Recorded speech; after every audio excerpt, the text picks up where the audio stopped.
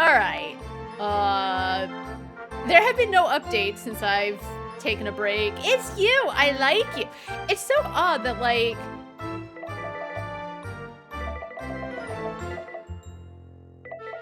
You can click on these and interact, but it doesn't do anything.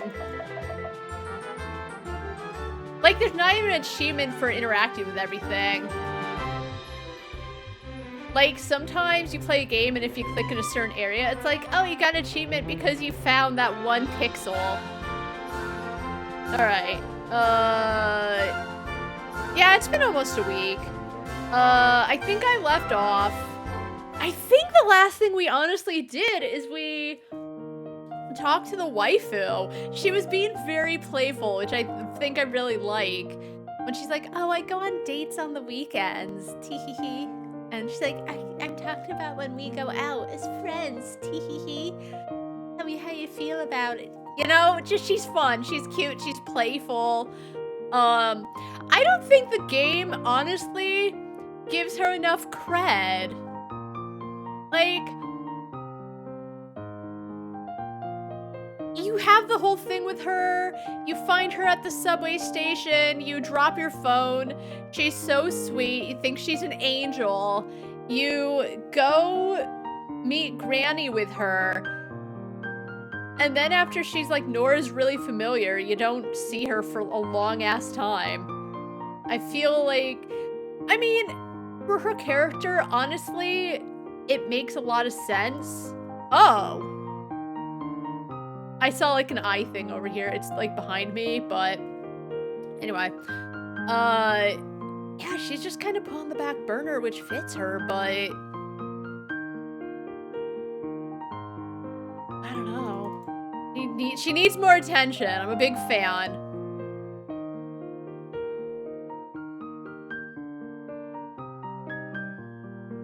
Alright, let's see. Any drama stuff lately? 48, I thought it was 38 days for some reason. I don't know what my newest work was. I always have infernal... Wait, it says I only have ending 1 of 13, but I thought I got 2 endings. Like, there's one that's bird in a cage, and then there was another one. Hold on. It was... Where is it? The willing one. When did I do it? Did I write it and then reload my save? I might have. I thought I wrote it to like 2 different times and everyone was getting upset about it. Alright, so the goddess is coming in a day. Her stuff is just... Maybe I don't interact enough with this game. I don't know. There's no wrong way to play it, but... I almost wish there were more story beats. Sometimes there are, and it's like fine. I guess it is a simulation game, right? It can't always be like super fun. Alright, afternoon tea. I do gotta be doing fanzines. I do need to do another widow story.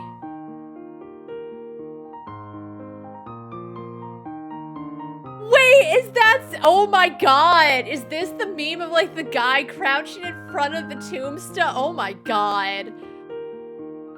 I feel like Sebastian wouldn't be doing that. Can I like switch it? There was like a way to switch the illustrations. No, where was it? I forgot where I found it, but you could like look at the illustrations and switch them around because that doesn't seem like a very Sebastian thing. Illustration manage, let's see.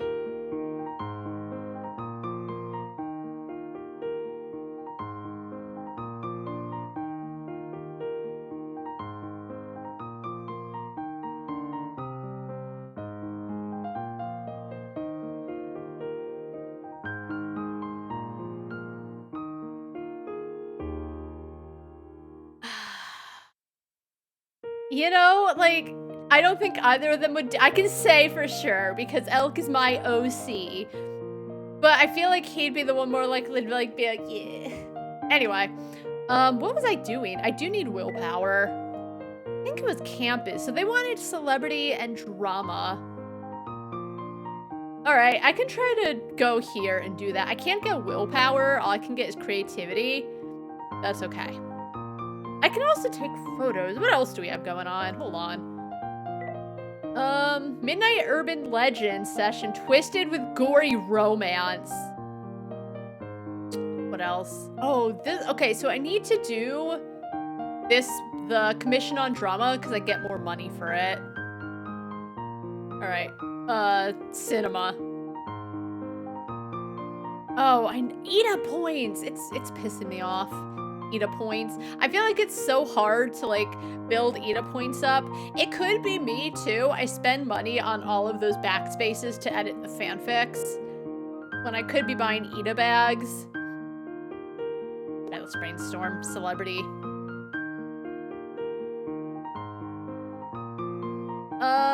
Oh, I've done all of them. Oh. Oh, this one. It's the other one where Elk is dead. All right, let's do it. Forgetting. We'll wander around. Let's rest and we'll take a picture or something. Oh, try resting like gets rid of your creativity. I don't love that. All right, what have we got? Oh.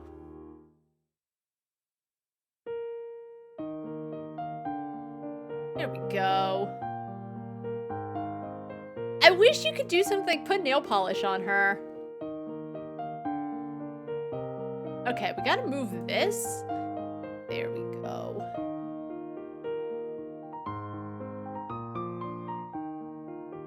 Let's post it. It seems like it's saying got 30 followers, but no one retweets it and no one likes it.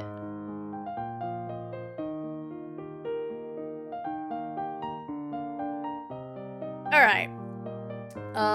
So we got that going. Yes.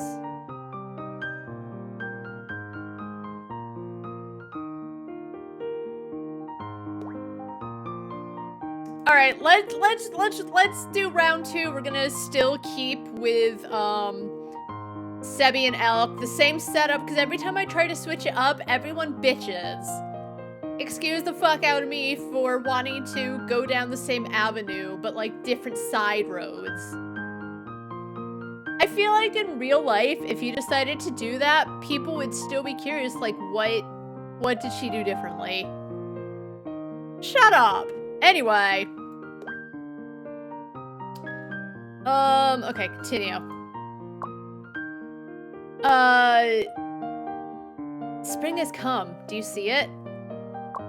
Sebastian stops walking, standing by a forsythia bush for a long time. Yes, I see it. Satisfied with the response, Sebastian nods and moves forward. He continues asking questions, pausing from time to time, and walking toward the next sign of spring. People cast puzzled glances at him, whispering among themselves. For all this time, Sebastian has been alone. That's him, the mad musician, because his lover... It was an odd thing where it's like, Elk died, and people started calling Sebastian, like, insano because he missed his lover and he would see his ghost and he would talk to it, which, as I said, fine, whatever. But it acts as if everyone has completely dropped him because of it. And my point was like, yes, some people would, but I think there were other people that actually be very moved by it, that he still, like, talks and thinks of his lover so much that I think that they would still be loyal to him because it could motivate him. Because I think the first ending was he commits suicide and he has like a post-mortem album that he was working on about his love for Elk. So yes, people do tend to gossip with celebrities. Not everyone's gonna go for what he's doing, and that's a-okay. But he's not just gonna be 100% abandoned by the fans. They never technically said that it affected his music. I'm sure it did, because that kind of thing would affect it, but it's just so very black and white 9 times out of 10 in these fanfics. What a pity. Love is fleeting, but forgetting takes a long, long time. Elk exists only in his memories. They've been like this for a very, very long time, but Sebastian doesn't mind. Sebastian. His lover hesitates, but he knows what he wants to say. You want me to forget and start a new life? You said it so many times before. You're a rising star in the world of music with a long road ahead. Don't you love music most of all? But now, people are close to giving up on you. He might love music, but he loves you more. A long time passes, and Elk asks the same question once more. By now, people consider Sebastian insane. No one appreciates his music anymore.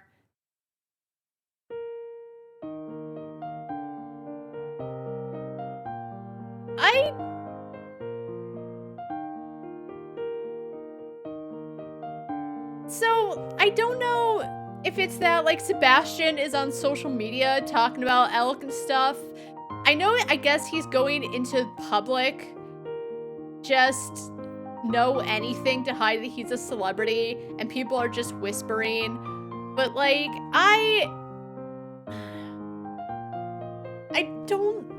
as I said, I do think some people would probably be like, he's insane, it's like gone in his head that his lover's dead and all that.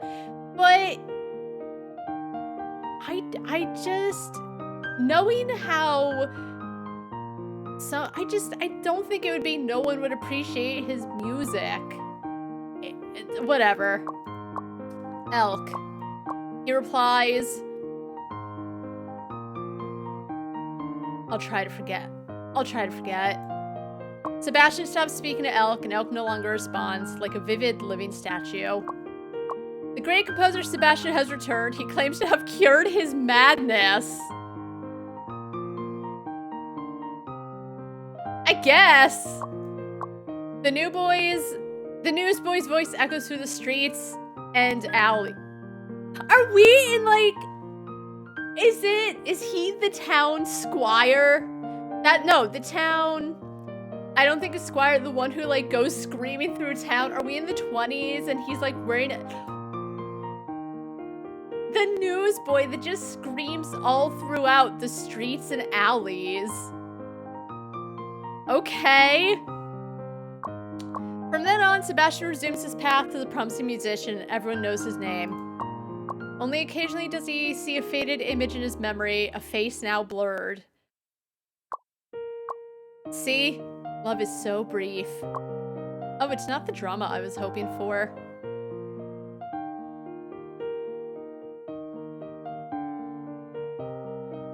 Well, whatever. It's fine. I cried. Good. What a harsh way to go down. I can't accept character death, with TheMischievousMoose Sensei wrote it so well. I'm eating this while crying. Yeah, they're really dead. Okay.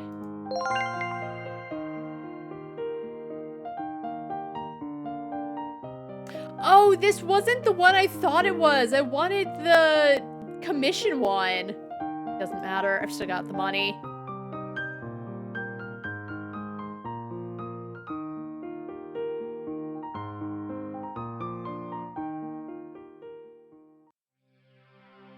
Alright, alright.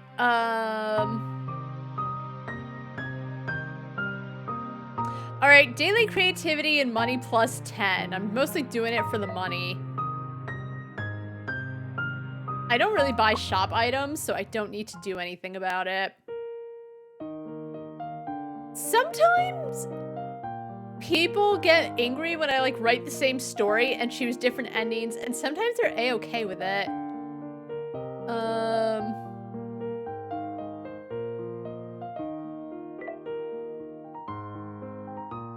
Alright, I still need to do celebrity stuff because they want drama.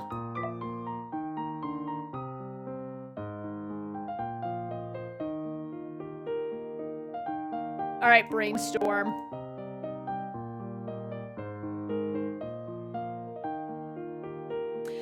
guess there's really no...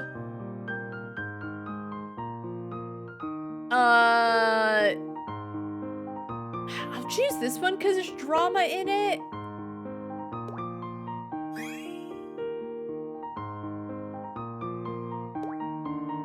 But there's really no, like, so I think I've gone through all the celebrity stories. All right, let's save because I think I remember what I chose the first time I wrote it. Hashtag value. Value. Elk ran panting around a corner. The mysterious thief ahead stood on the rooftop, their figure outlined clearly in the moonlight. Are you still going to chase? The other remained calm and composed, not even out of breath. Elk knew this was the limit. It seemed like they were going to lose this person again today. They always appeared softly, stole their target, and then calmly disappeared amidst their pursuit. Despite chasing Sebastian for years, Elk still couldn't catch their tail. It's cancel. I will definitely catch you. He can only use this line to end their encounter again. Sebastian let out a light laugh. And I'll wait and see you, hound. Mister.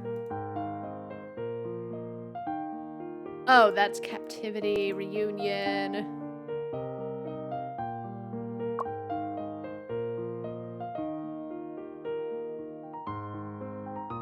Sure, we'll still do the permission because it's technically perfect post. Okay, so why are they not bitching about the fact that it's the same story but different?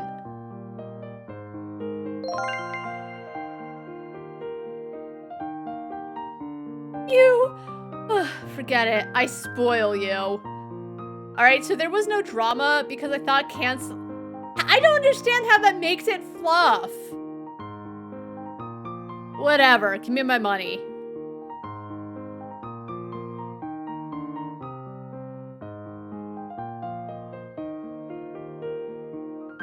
Give me some story beats.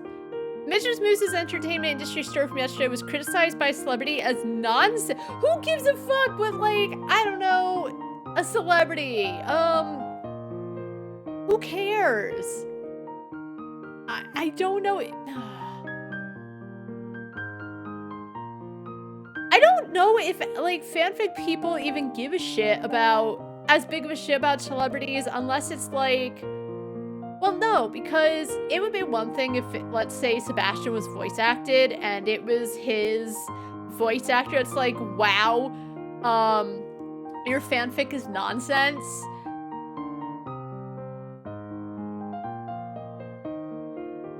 All right, let's see.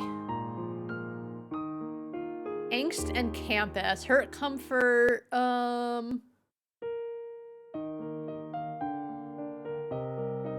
nothing's happening. I've got 6 days till the ultimate comic country, but I want more drama. I also need to give more fix to Blanche, but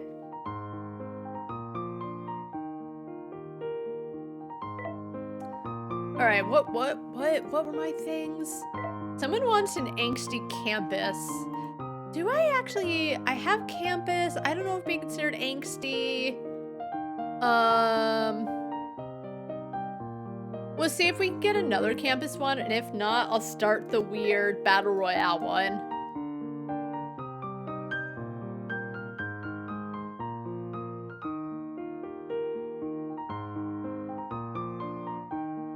Oh golly, oh,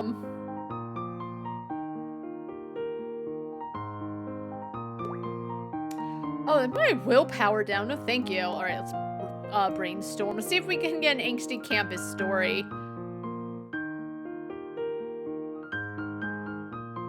Oh, it's the Hana Hockey one. Oh, that is angst, but I don't want to go for the sad ending. All right, let's do mistaken.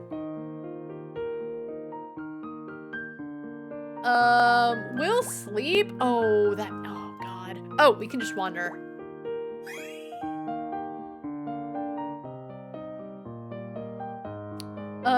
Alright, let's work on Battle Royale. Wait, hello students, the number of survivors. Okay, hold on. This sounds juicy. Wait, that's fine. Continue. Hello students! The number of survivors is now down to 2. The safe zone will shrink in 2 hours, so keep up the good work. A cheerful female voice played over the broadcast, jarringly out of place in this grim, death-filled island. 3 days had passed since that nightmare began.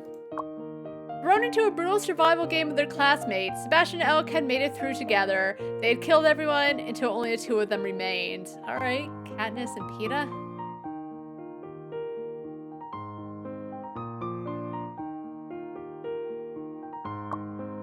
They were the last 2 standing, but it came at a cost. Sebastian's leg was injured, making him unable to move. Elk had gone out alone to search for food.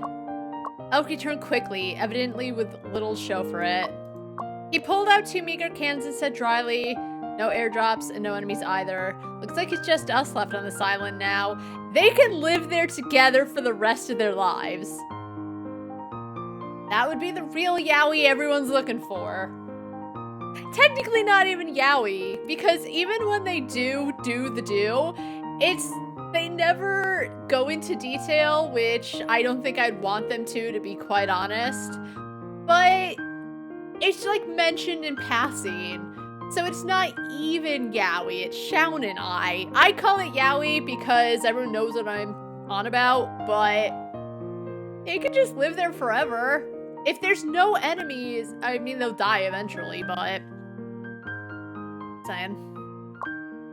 They'll force us to fight each other to the death then. So it seems, Sebastian murmured. Next moment, Elk suddenly drew a gun and aimed it at Sebastian. That was so fast. Did that not occur to him before? Sebastian, thank you for saving me yesterday, but I have to kill you if I want to leave this place. Elk's eyes were resolute, without a hint of humor. He had clearly been prepared to kill for some time. And he chose now! He could have waited until Sebastian was asleep. Sebastian reached behind him, fingers brushing over something cold and metallic. He gripped it tightly without a word. Yeah, if Sebastian's like, hold up, and then he's suddenly at his back, Elk knows he's on to something. Are you going to break your promise, Elk? He asked. Elk scoffed. I only allied with you to survive, but now I don't need you anymore. Goodbye, Sebastian. With that, he pulled the trigger. In that instant, Sebastian made his decision. Don't pull the trigger. Sebastian didn't move, and neither did Elk. The 2 of them stood there in a long standoff until Sebastian finally let out a bitter laugh and put a hand to his forehead. So, you're a coward too. Why? He asked, his gaze fixed on him. Sebastian found himself wanting to look away. To be with you! I never killed to survive. I did it to stay with you.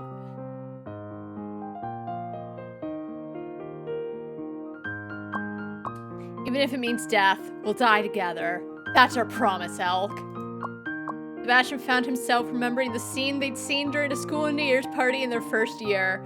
Fireworks had lit up the night, and Elk had turned to him, his voice wistful as he sighed, saying, I wish we could see fireworks like that again.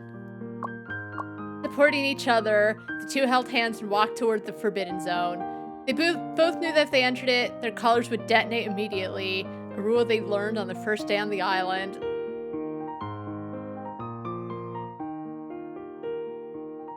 Yo, for real? I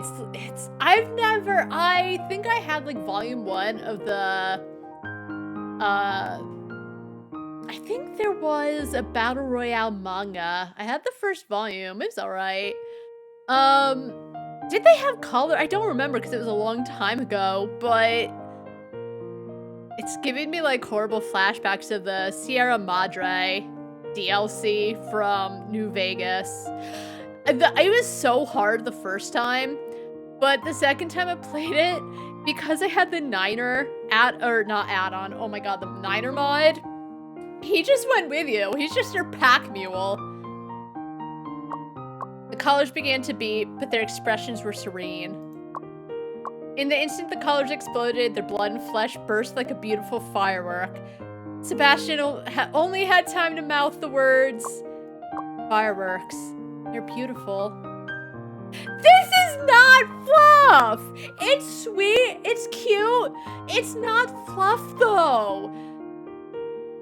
Like, in my opinion, probably the best ending I could get, but he didn't even say it, he just mouthed it.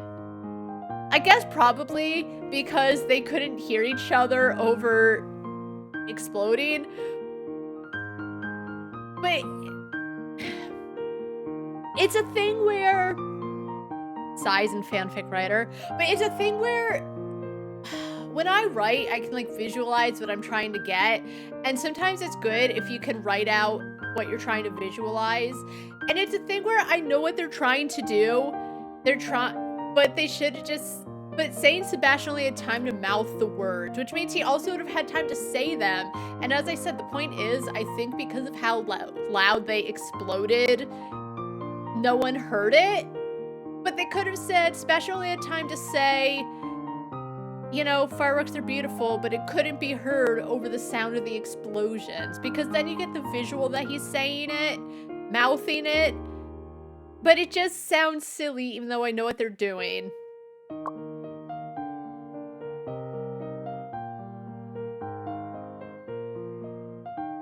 Also, that was more angst than fluff, and I think that's what upsets me too, is like, they technically weren't angsty about it because they knew that this was coming. Like, no matter what, they would have had to, like, kill each other. But it still is angsty in the fact that even though they're okay with that decision to die together, there was no real way to win. Technically, they died on their own terms, which is the biggest win they could have, but calling it fluff over angst is so annoying. Let's gift it to Queen of My Life, Ethereal Snow.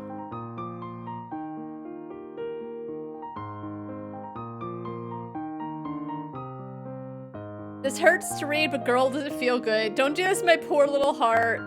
All hail TheMischievousMoose for being with us. Yeah, that was pretty good. What are they called again? Attempt of Our Own.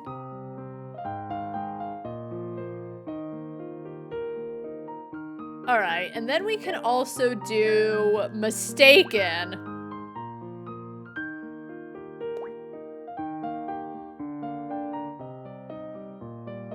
Mistaken affection. In this world, most people retain fragments of memories from their past lives. A blurry face, a stray sentence with no known speaker.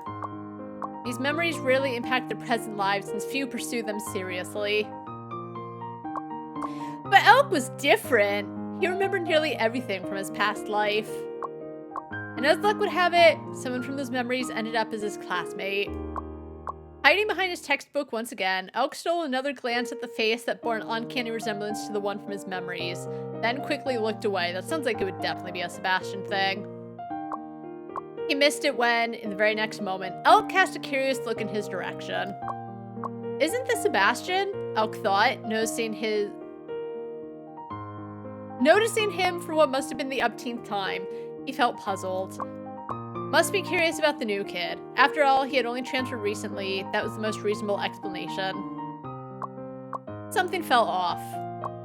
After several days of feeling a subtle, lingering gaze on himself, Elk decided to take action. Whatever Sebastian's reason was, he figured becoming friends couldn't hurt. Oh no. As Elk walked towards stop. Alarm bells went off in Sebastian's head. When he simply asked if they could introduce themselves, he sighed in relief. So he hadn't been obvious about... No, you have! He couldn't help searching for Elk. Too many things from his past life lingered. After everything that happened back then, it was possible to see him as a stranger. But they got along well and became friends naturally. Now, Sebastian no longer had to sneak glances. He could look at Elk whenever he wanted. Even so, he would flinch at any accidental touch.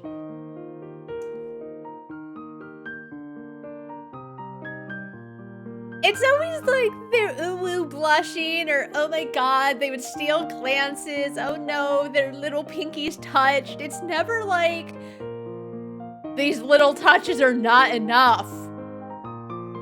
They act like 15-year-olds about it when I think they're... well, it said textbook. I think it's college because... Do they do textbooks in high school? I feel like... I don't know, like, when I was in school, we had, like, these big, like, tomes, but do they do textbooks in high school? I don't know if it's, whatever, campus, so it's college.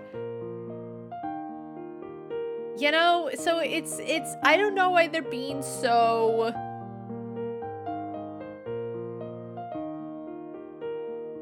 I don't know the word I'm trying to think of.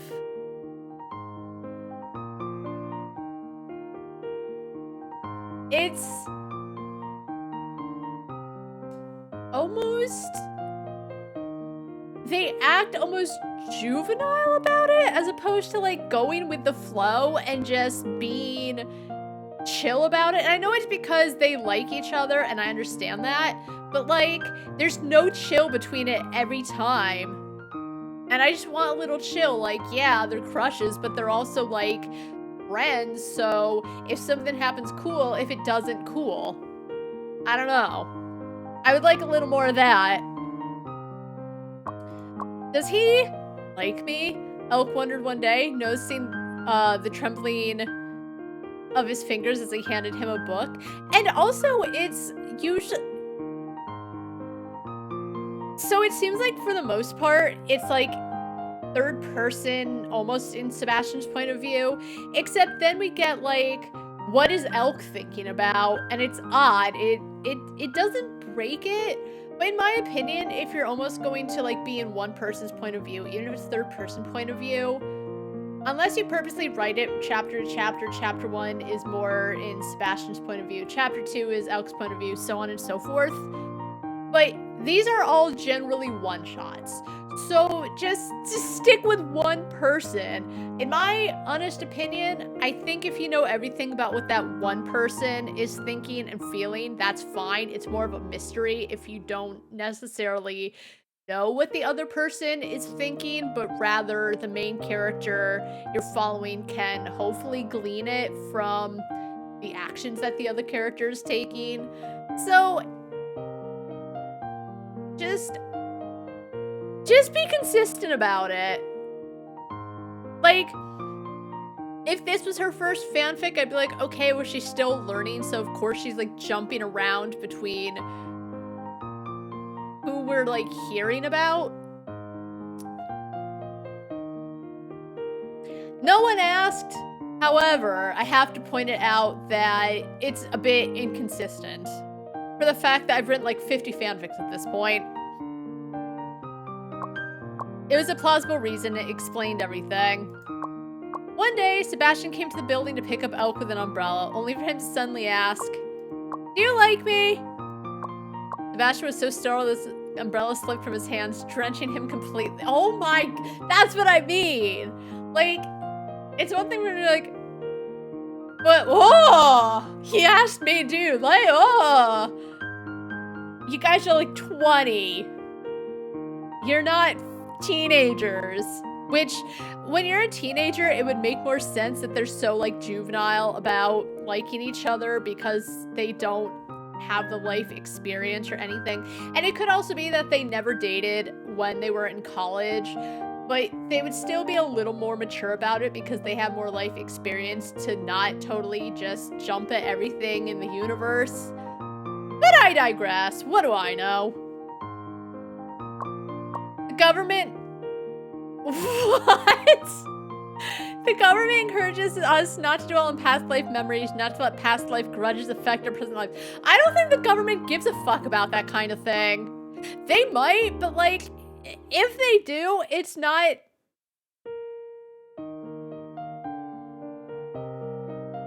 They're suddenly talking about the government now. After about half a minute of scrambled thoughts, Elk picked up the umbrella, holding it over both of them. Resignedly, Sebastian replied, Yes, I like you. One day, after they'd moved in together, Elk, bored, picked up a graduation photo of Sebastian and himself from the bedside. How much time has passed? They moved in together. I assume they're out of... Yeah, well, they are, because the graduation photo. Is that why you kept asking if I had any past life memories? Were we lovers in a past life? Do you just bring that up with random people? I sure don't. Drinking water, Sebastian suddenly choked, looking away evasively from Elk's knowing expression. Bro, you're like 25 at this point.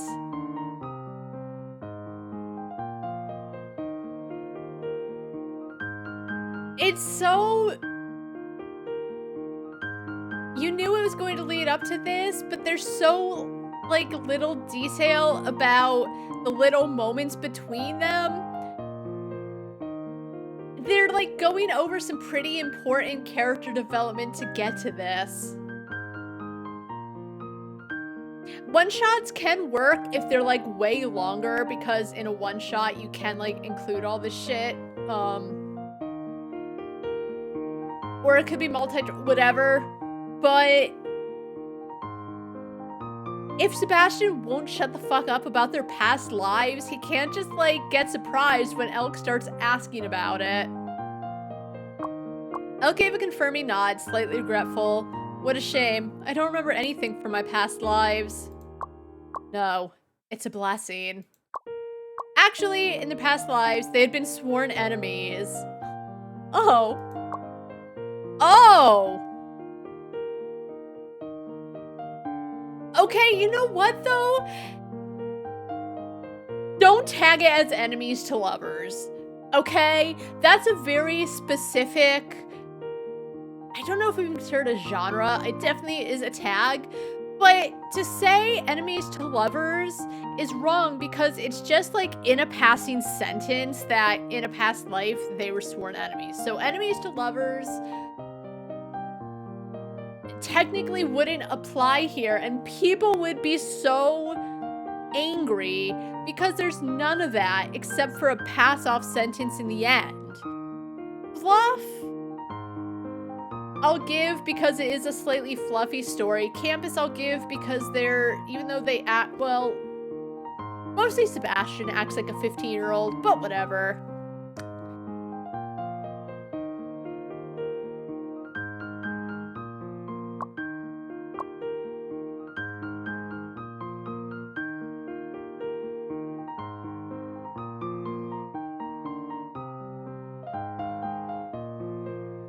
Okay, there's no angst, but they can have it. Here's your stupid campus fluff enemies to lovers, even though that's only brought up in the very last sentence.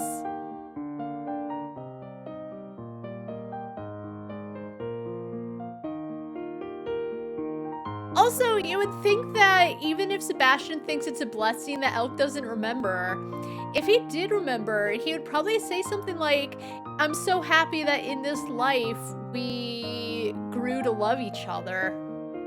Because that would be very sweet. Like, they were enemies, but... Here. Woohoo! I'm famous. What is satisfying? It's not, though. It's really not that satisfying. If they went on about... in the past, they were enemies. Maybe Sebastian secretly fell in love with Elk, but because they were enemies, nothing could come of it. But no, they were enemies. Okay.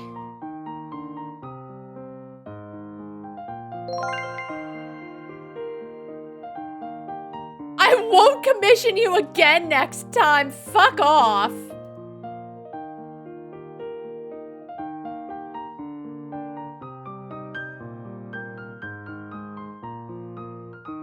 If it was 1 star, maybe it was 2 stars.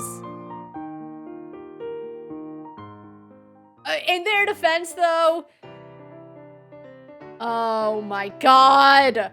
Can we stop and hang out with anyone else?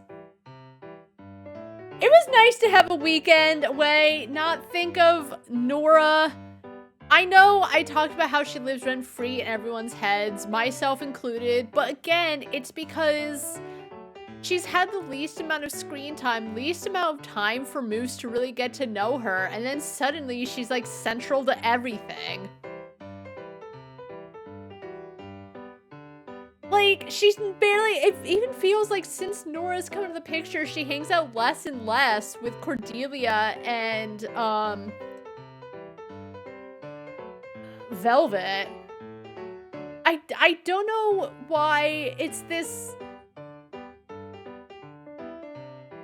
Nothing has really happened with why she's like so attached to Nora. I know she explains that she feels like it's her job to like make sure Nora has a nice transition into the fandom, but it's really not.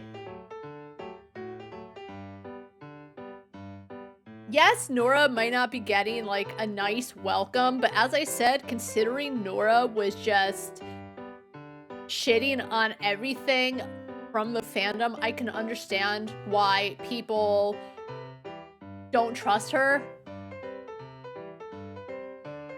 How come we can't just have a day with literally any of the other girls where there's no mention of Nora? I stand by, I can't stand her, and she is apparently the favorite. God. Hang out with Cordelia, hang out with Velvet, hang out with Blanche. Just... it's too much.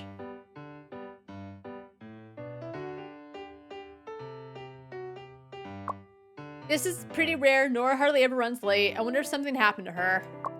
I should probably message her and find out. I'm here now, you can take your time. Me. I'm already here. I'm at the intersection just ahead of you. But... I just saw Ethereal Snow Sensei. Why is she, like, sending a million texts as opposed to, like, I'm already here, I'm at the intersection, and then the next is, like, I saw Ethereal Snow Sensei. What? Are you together? No. I didn't go to greet her. She seems to be with her friends, I think her coworkers. Stay where you are and don't go anywhere. I'll come to you. I hope I run into her and I feel like I love Blanche so much. Okay, I'm sick of the peeking eyes, peeking eyes, peeking eyes. I know it's, I assume it's like the eyes emoji, the two eyes looking to the side, but it's awkward when it just says peeking eyes, peeking eyes, peeking eyes.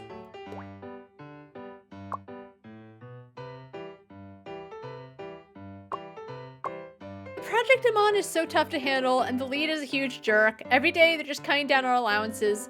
Neil, how's it going on in your team? Oh god, male jump scare, holy shit. Same here, completely exhausted. Given the current circumstances, our department barely has any good projects. But I heard from Stephanie that this year's promotion slot is supposed to go to someone from your team. And the only juniors in your team are you and Blanche, right? Who's your boss leaning toward? Heh, is that something I can ask? I'm leaning towards Blanche because she's a professional and she does everything right. Not stupid fucking Neil who probably drools. And breathes with his mouth. Haven't got a clue. I think he does have a clue. Promotion? What promotion? Don't listen to her nonsense. She was just telling us that you were the one up for promotion. Huh? No way. I didn't say that. Is someone spreading that rumor to mess with me? You guys, please don't pass it on. Ouch, don't hit me, please. You'll knock the coffee out of my hand.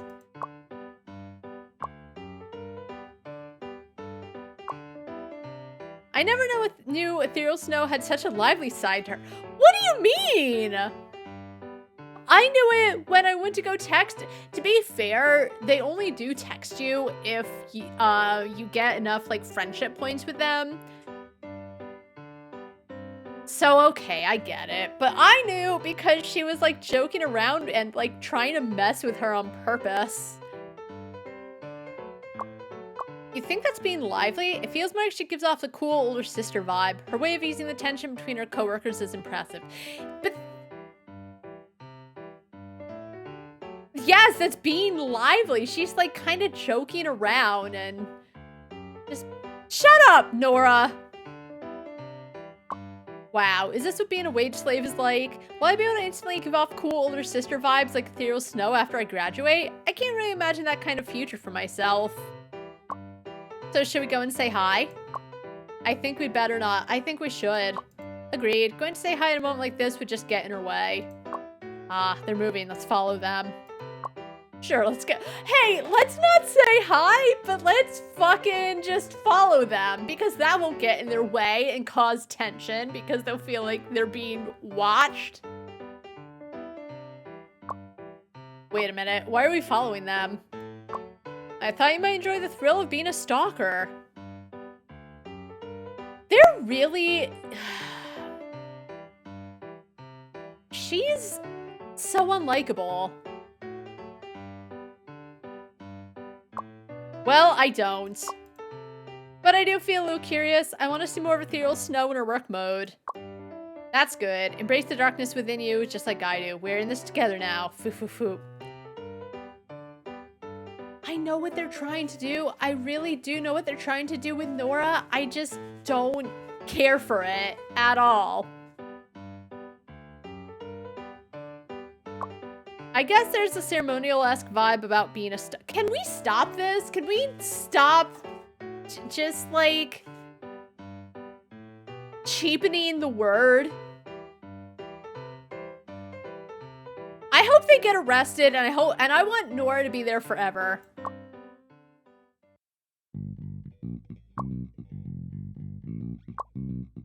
Neil, you're such a buzzkill. After working an extra month, I finally have some free time to go for a walk in the city and relax, and you're just sulking.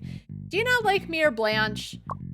Maybe he just doesn't like having to go out and meet with coworkers on a precious weekend? Then he doesn't have to! Like, even if they say, hey, Neil, do you want to go out and, like, hang out? Neil could say no. It sounds like a Neil issue. If it weren't for that hard-to-book bar tonight that requires a guy to bring a companion, I wouldn't even bother giving you a look. Get him! Hey, don't put the blame on me. Maybe I just didn't have enough coffee today, which is why I'm feeling a bit dizzy. And unlike us overworked folks, Blanche really knows how to relax. What do you mean by that? Yeah, what do you mean by that? Because when he says, unlike us overworked folks, Blanche knows how to relax, it sounds like he's implying that Blanche isn't overworked. We barely get time with her because when we did text her about like her itinerary, it really seemed like she was mostly working or going out on business trips, and like sometimes she gets to relax on the weekends. Neil sounds like he's gonna gaslight her. Last time we were on a business trip together, I saw you typing away on your laptop in the lounge on the first floor. That was clearly unrelated to work, right? First of all, mind your business. Second of all, so what if she was working on her fanfics? But most importantly, mind your business, Neil. Do I need to remind you that it was 5:20 p.m. back then? It wasn't even after work hours yet. Okay, but unless he was right there snooping and seeing that she was working on her fan fiction, he can't just magically know what she was doing. I'm saying she was working on her fanfics, but truth be told, I just imagine because this is fandom land. But like, he's getting up her butt when... What were you doing then, Neil? It didn't sound like you were working. It sounded like you were creeping on Nora. If you had been working, how could you have seen me? If I remember correctly, you had just come out of the hotel gym at that time. Yes, get him! Get him! I'm so glad he's not he can't gaslight her because she is in the same thought process. How can you claim that I'm not working when you're the one bugging around, checking it up on me? Get him!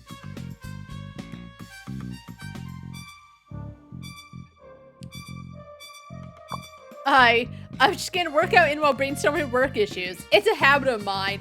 And she was just getting some fanfic in while brainstorming work issues. Shut your mouth.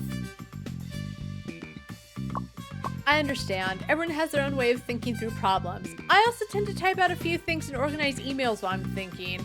You know, kind of like a habit too.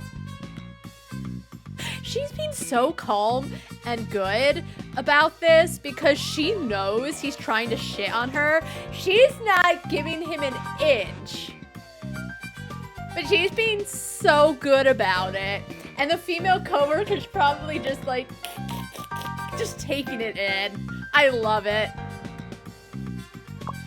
It's a great way to unwind. You should try it out sometime.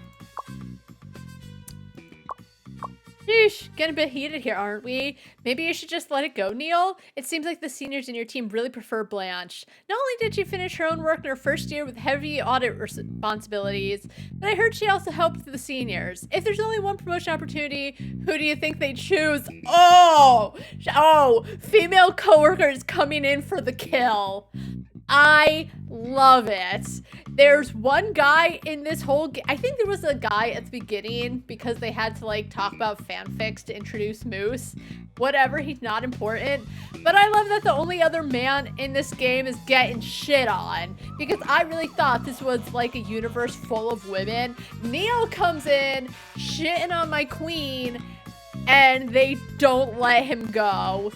Golly, what? That is some good team building, these two. She's just good at getting close with the higher ups at the water cool. Wow, Neil. See, you're getting flustered again. No need to get upset. Calm down. I'm sure they have their reasons for wanting to chat with her. It can't just be because Blanche is prettier than you, right? Don't feel insecure. I think you still have your charms. Oh, Neil deserves it. Neil's getting uppity. Neil's... Oh. See, this is why I love when there's story beats, because you get all this juicy, juicy drama. Why you? Amanda. Okay, I was gonna say, how come she doesn't have a name? Get him, Amanda. Amanda, can you tone it down a bit? We're old classmates, so I know you're not trying to bully Neil. But since we go way back, there's something I'm not sure if I should say or not. I think she is trying to bully Neil, but they're being very sly about it.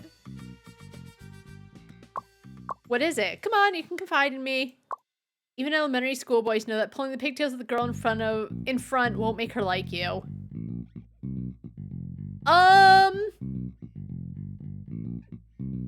No, I still think they think that that's cute.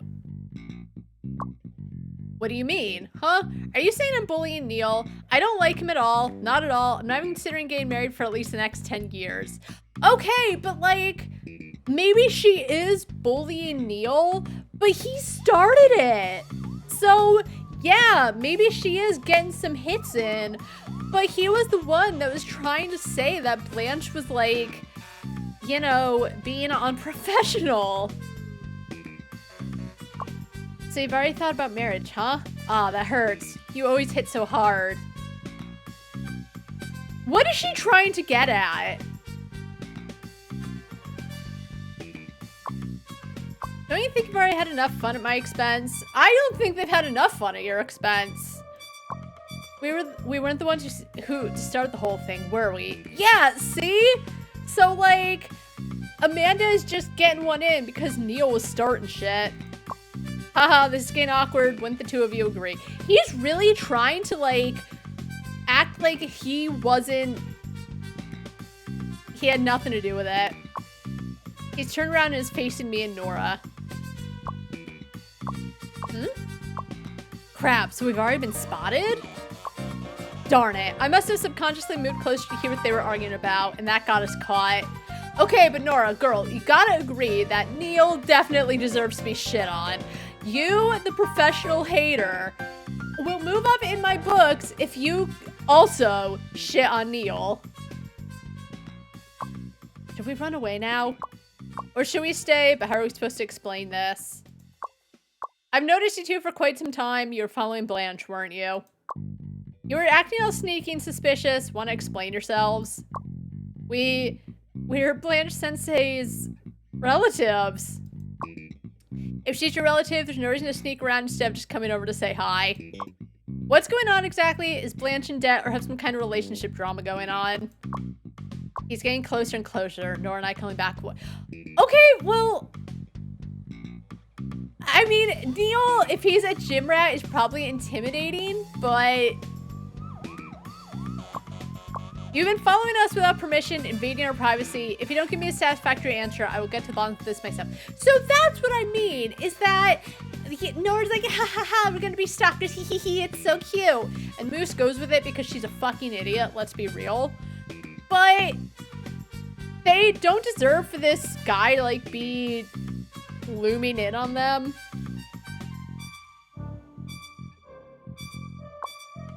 What do we do now? Neither Nora nor I have ever been in a situation like this. We exchange anxious glances at each other. So, this guy is in a public area. I'm shocked Blanche or Amanda hasn't said, like, you can really stop, like, going towards them. Because he does seem a little threatening if he just keeps getting closer and closer as opposed to sitting there and be like, hey, you want to explain yourselves? Neil is definitely the bad guy here. Even if I don't love that Nora's like, let's go be stalkers, even though she, as I said, they're cheapening the word. I know they're following them, but it's whatever. What's Neil doing? This man is in a competitive relationship with Ethereal Snow, and if I expose her as a fangirl without her permission, it will only cause her trouble. You can say you're friends. You don't have to say you're part of a fandom. You could just say we're friends and we wanted to see how our friend was doing on the weekend. So what are we supposed to do now? That's quite enough. Oh my god. Oh, is that Amanda over there with the bob? Look at her, she's so cool. I have to even admit, Nora, I mean, Moose looks scared, but even Nora looks actually pretty sick in this picture. Okay, but also Neil, he looks like I could push him over. He looks like Nora could push him over. Anyway, that's quite enough. Ethereal Snow, I mean Blanche. Even though secretly following me is kind of cute, you should have come and said hi so I can introduce you two to them properly. This is Amanda and Neil. They're my coworkers, and these girls are my online friends. Oh! Online friends? Do people still make online friends in this day and age? Did y'all meet through a game or something? I don't know if it's Neil or the female coworker talking. We met through our shared interest in fan works. Ah, those fan fiction things, I see. So this means you've been sneakily writing that stuff during work hours. Those fan fiction things.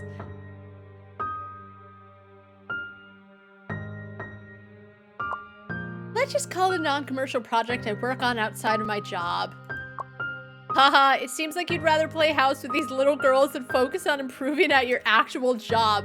He's still so mad that no one was giving him a chance to get a jab in at Blanche. I'm not shocked he's acting like this, but even Blanche was like getting on Amanda's case about taking jabs at Neil. Like, oh, even elementary school boys know not to pull the hair, which...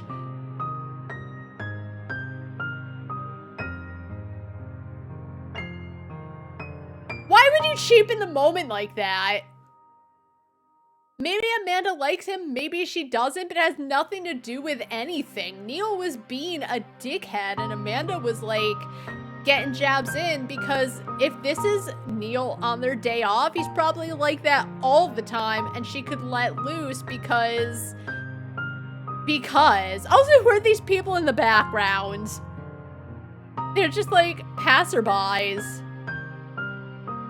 Yeah, Neil seems like a grade A asshole. Too bad you haven't experienced a game of house as fun as this. Get him! company has bought my working hours. I believe my output during work hours hasn't caused you any trouble, right? I admit your output hasn't held our team back, but if you fully dedicated yourself to your work, you could definitely do better. If I were to lose to you in that state, I would accept it wholeheartedly. And it seems like you are losing to her in that state. Oh, the state of... Okay, but if you lose to her in any state, it doesn't matter if you accept it or not. You've lost. Shut the fuck up, Neil. You're not winning in any capacity, and no one's into it. But you also know that you're distracted. At the age when you should be striving the most, you're letting trivial matters take up a huge chunk of your time. I'm different from you. I work the most overtime and report it the least. I'm also the one who takes on the dirty and exhausting tasks with low input-output ratios to cover for the entire team. Okay, also, they were just saying how she was great at her job, and he's just going off about, I'm the most best worker and I work 300 hours a week and because I have no outlets. You were writing fan fiction while I was going to the gym, but I was going to the gym because I had to think about work, and he sounds like a grade A dickhead. I'm not saying that because I love Blanche, I do, but that's beside the point. He's just going off about how great he is because even if Blanche isn't 100% working all the time, she still gets her shit finished. You know, it's good to have a work-life balance. He's just mad that she is, like, being considered for the promotion, because I think what he's also not thinking is maybe he does take all of the work, but is he taking so much work that he doesn't have the energy to do any of it properly? Sometimes you can't help it. Sometimes you get all these hours of work and there's nothing you can do about it. But it kind of sounds like he's taking all the overtime and thinking it makes him a better worker. Which, yeah, maybe it does because he's working more, but as I said, maybe he's just not getting the work done thoroughly because he's trying too hard to, like, you know, this dick measuring contest that only he's a part of, and somehow he still loses. Your passion might be poured into your little game of house. Unlike you, I truly love this job. It's been my dream since I was young. Even if the environment isn't as good as it used to be, as long as the clients see me, I feel fulfilled. And that's good for you, but who fucking asked? Don't you think I should be the one promoted to a higher position instead of you? Yeah, he's trying to hold this over her head, and I'm not about it, and I really hope she doesn't, like, bow down to his whatever. Because he's trying to lord it over her. It's not about who any of them think should get the promotion. It's about who the higher up thinks is a better fit for it. And I don't think someone who goes after their colleagues because they have this thing in their head that they're not doing enough. That sounds like someone who has too much time to see what the others are doing rather than someone who sits and focuses on their work. Shut up, Neil. Is that so? I'm glad you're able to say all of this today.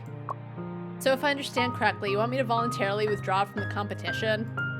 What? You intend to just stick around forever? It seems you've misunderstood. Finding something I'm passionate about doesn't mean I'm giving up on my career. Get him! I'm so glad. You know why? Because it was Cordelia when there was this Truth or Dare thing, and the thing was like, have Velvet tell Nora how she felt about her when they first met. And Velvet was doing exactly what the thing was. And Cordelia was like, do you have to be so blunt? I was so worried that Ethereal Snow would just kind of not quite bow down because she does seem like a strong character. But I was also worried that she would, like, vaguely give in. You know? But she's holding strong. In a very mature way, and I'm so happy about that. Fan culture isn't a new phenomenon. At this moment, in every industry and at every level, there are already fangirls there. They don't make their hobbies obvious, just as they don't for their ambitions. They can wield power and occupy high positions. Of course, achieving all this comes with a price, but many of them always choose not to sacrifice their passion as part of that price. Because they know very well that this passion has given them strength during countless moments of weakness, exhaustion, and self-doubt. It's like a miracle that allows her to connect with many wonderful people. Oh, yep. Get him, get him, Blanche. Polar bear attacks, my best goddess forever. As she said this, Ethereal Snow turned around and smiled at me and Nora. It seems she said too much too passionately in one go as her cheeks turned slightly red. No! It's good to be passionate when this dickwad is trying to say that he's the better worker because, oh my god, I work all the time. I'm just a little worker bee and they should promote me because I do all the work all the time and there's nothing else I do and I take all the overtime and...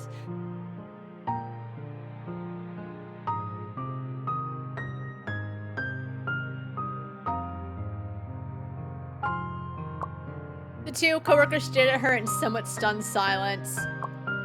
Well, I suppose I know where you're coming from now. There's not much more to say, is there?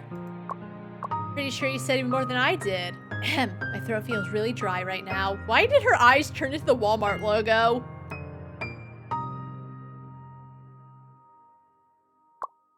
There's a pretty good tea shop nearby that serves healthy drinks. Blanche, I might have been a bit rude to your friends just now. Let me make it up to you by treating you all to afternoon tea. You were rude to her friend. Well, no, you know what? Well...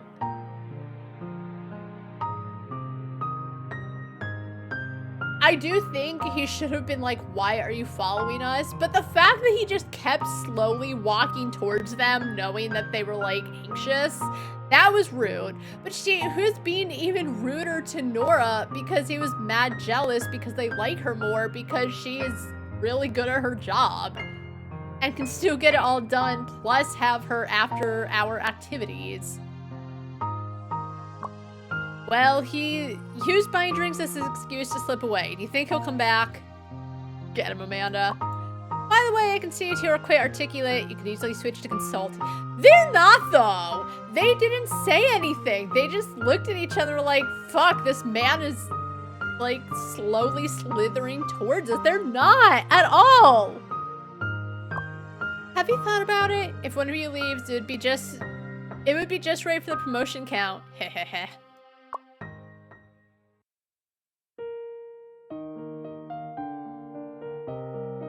Okay. I'm back at school now. Lantern Sensei has also gotten home too. Please don't worry about us. Also, please thank your coworker for the drink he bought us. Yeah. Me. I'm still eating with my coworkers. Ah, you're still eating. At 10 at night. I've got a meeting across time zones later tonight, so I've got to get back to the office later. Oh, you really have it tough. I have to say, it's the first time I've realized that Ethereal Snow Sensei is a fangirl in such an unforgiving environment. Managing both your main job and your fan work so well, it's truly impressive. Nah, not really. I let my emotions get the better of me today. I should have reacted in a more mature way. Things would probably be a bit awkward for a bit. Not to mention that Neil definitely hates my guts even more now. It really seems like one of us would really have to leave, given how things have turned out. I suppose I'll worry about this on a weekday. Will one of them have to leave? Like, yes, she let out, like, I write fanfics in my free time. But she was so mature about it. She was just saying, like, yes, I'm part of a fandom, but you know what? A lot of people are. She was very mature about it. Okay, maybe Neil hates her guts, but I don't think she'll be the one that has to leave. The life of a wage slave isn't a simple one. That's one of the things I love about fan culture. Many things are imperfect, but at least everyone shares the same passion. At any rate, I learned a painful lesson. And what would that be? Don't you ever go to the mall with coworkers? I think it would have been fine if it was her and Amanda, honestly. Alright, we'll go to sleep.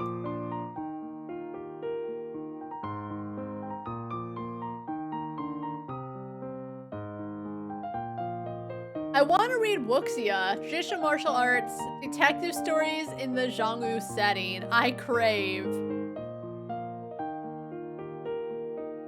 Okay. The gachapon machine refreshed. I haven't used the gachapon machine in so long. We've already been through 4 days. Let's see. I can get so much more in my eater room now. All right, let's see.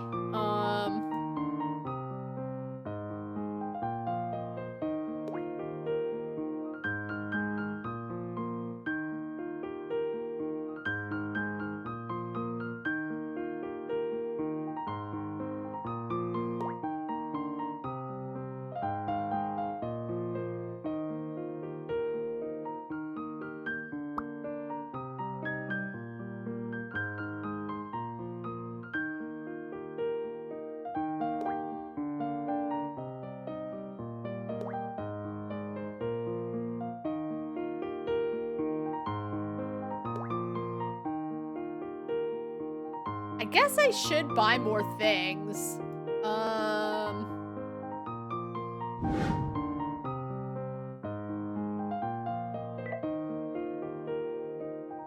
Do I have any more books I can, like, put up? I don't think I do.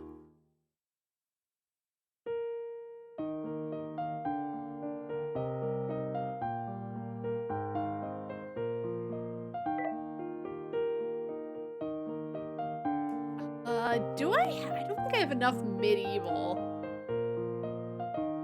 Oh, I do. Oh my god, I have so many. Okay.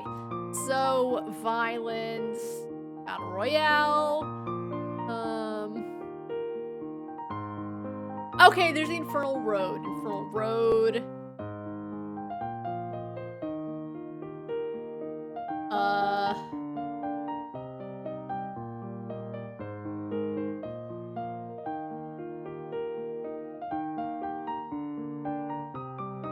What else? We do need medieval. I don't like the path. The 7th, whatever. The willing one. Secrets of whatever. The willing one, the willing one, the willing one, the willing one. Willing one.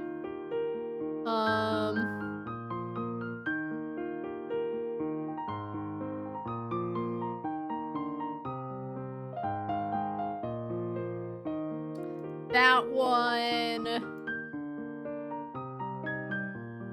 Unlucky. After 24 hours is kind of lame.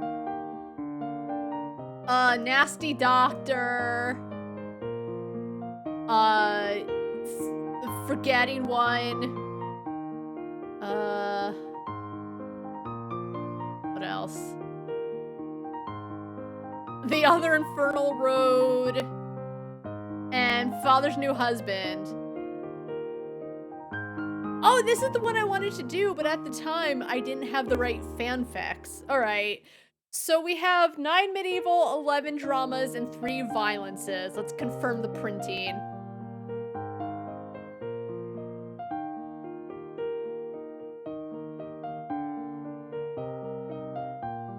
All right. Can I put this in the booth? Hold on. Oh, because I'm a visitor, I can't add it right now. Although I think I can still add it, even though it technically doesn't count, because I've done that before. Nope. Oh, it's not here.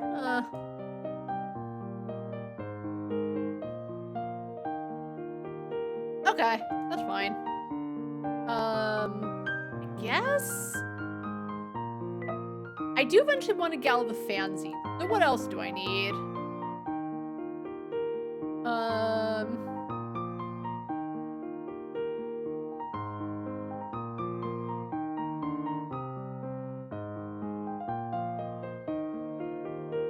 Let's add both Infernal Roads. It'll be funny.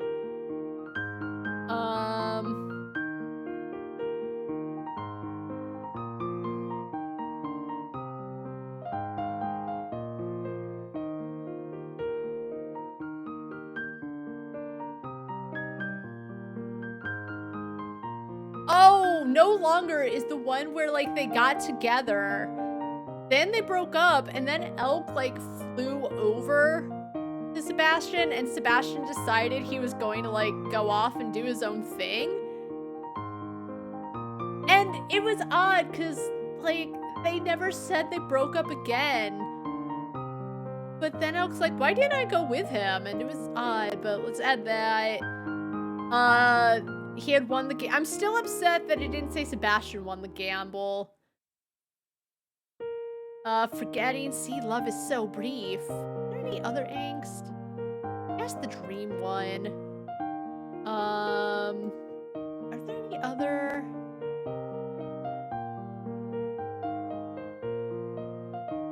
Oh, One Time Stops. Oh no, I'm surrounded by elks or something. I think we're good with that.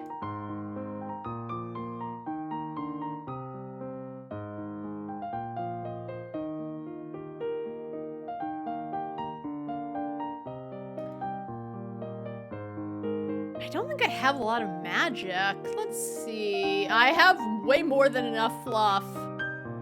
1, 2, 3, 4. I need one more magic.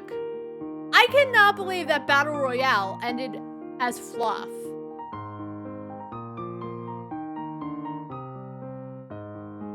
Okay. So where do we get magic? Not there. Nope, that's... No. I don't think it was campus. It was either the book... Yep, it was the bookstore. Alright, let's go.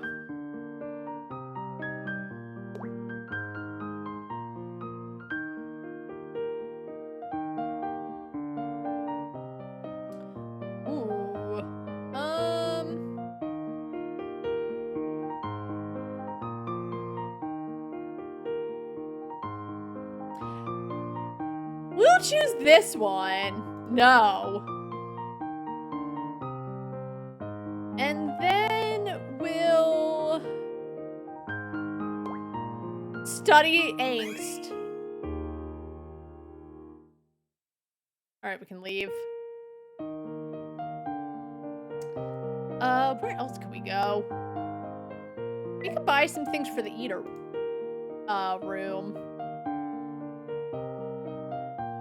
Do I really not have a copy of my own fanzine?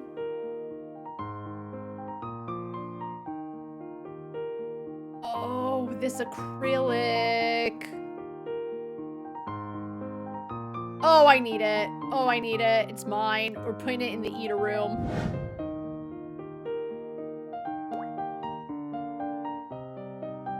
How do I move it? Can I not? Whatever, it's still good. Oh, I have all these, that's right.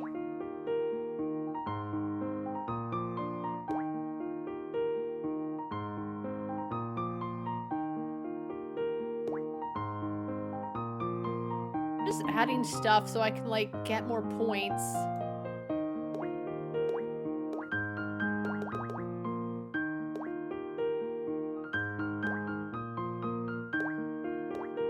Okay, beautiful. I'm now up to 328 ENA points. Alright. So, is there anything else anyone's looking for? Someone's looking for some hurt comfort. Oh, and they want medieval as well.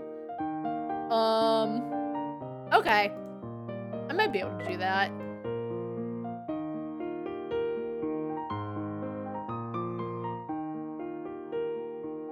Oh, isn't medieval at, like, the exhibition hall? You know what? I can do it, and then I can do a bunch of writing tomorrow.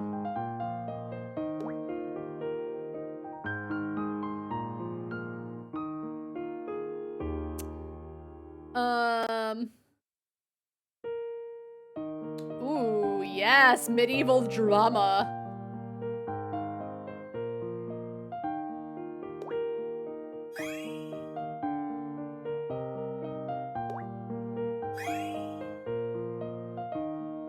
And then we'll go to bed early and we'll do some writing tomorrow. I think I still have time for that commission. Right. You don't write fanfic for one day, and everyone's like, oh god, she died. Okay, let's see.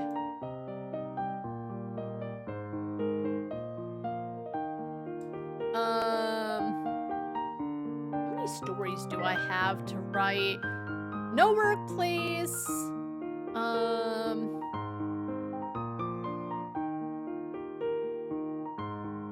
Yeah, let's just do a bunch of writing.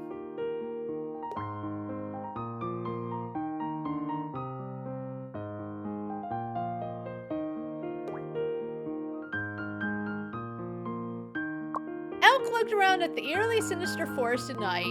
Ghostly winds blew through, creating creepy sounds, and he gripped his staff tightly, even feeling the urge to turn around and leave. The new president of the Magic Association, that old woman. He didn't actually know if that person was an old man, but it didn't matter. He simply wanted to curse that unseen leader. What really mattered was that this person had specifically ordered him, a newcomer to the magical world, to handle a cursed forest. He had spent the entire day racking his brain trying to figure out how he could have possibly offended the chairman. But Elk skillfully took a few turns in the forest and recited some quick spells, causing certain obstructing vines to obediently part. He repeated this process a few more times till a small wooden cabin came into view. So he's a newcomer, but he's so skillful and beautiful and perfect that he can cast spells and get himself out of any trouble. So if that's the case and he's so good, then why is he so mad? Even if he doesn't want to go, like, if he was... It's odd because if he was a newcomer, I feel like he might not be as skilled, even if he has, like, pure talent to magic or whatever. He wouldn't necessarily know how to, I guess, attune to it properly. But no, he's just, like, literally the best. Hi, this is my OC Elk, and he's perfect at everything. Satisfied, Elk nodded and pushed open the decayed wooden door. He was glad that he had lived in this forest as a child. Later, his family had moved away. Not long after, this area had become known as Forbidden Cursed Forest, and he hadn't returned since. So...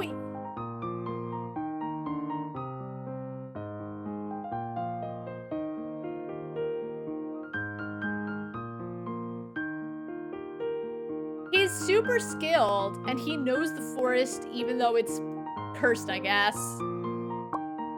Where's that book I wrote?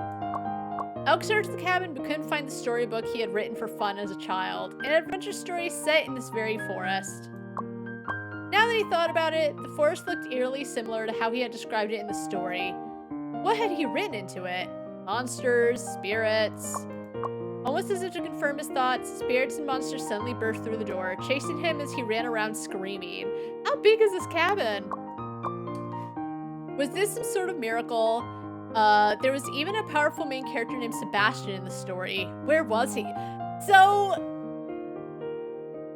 Elk as a child, wrote his dream husbando into the story. This way. A pair of hands, cold as though they'd been dead for 3 days, seized Elk's wrist. The figure's silhouette gradually emerged with the image in his mind. The entire story kept matching up with what he remembered, until they managed to escape and stood in the moonlight, exactly as in the last scene of his tale. What? Did they kiss and live happily ever after too? If they didn't, they will now. I'm actually the source of the curse. Will you stay here with me? Of course, he knew it. This was exactly the line the male lead said to the heroine at the end. Yes, I will stay here with you. Fine, I'm willing. Saying that couldn't go wrong, right? That's what the heroine would say after all. Satisfied, Sebastian nodded and then clapped his hands, and suddenly the forest transformed from sinister to lively, with all the monsters and specters disappearing. He tricked me! He just wanted a hot husband, and he tricked me. At least you have a conscience. You created me and then left me here for years. Fine, I'm sorry. Can I return to complete my report? The chairman is still waiting. Sebastian is the chairman. That's why he sent him into the forest. He did say specifically he didn't know the chairman and he didn't know what he did to piss him off. That's gonna be the plot twist.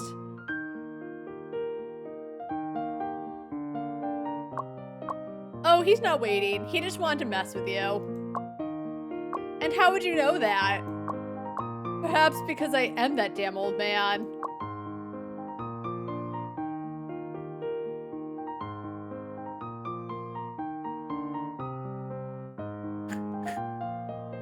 It's called no workplace harassment? Again, there wasn't really any fluff. I know I said I was gonna live happily ever after because it's my yaoi pairing and I'll do what I want. But like, it was barely silly. Yes, there was the plot twist that Sebastian was the chairman, but it wasn't silly and it was barely fluff. It is sweet though that he created Sebastian.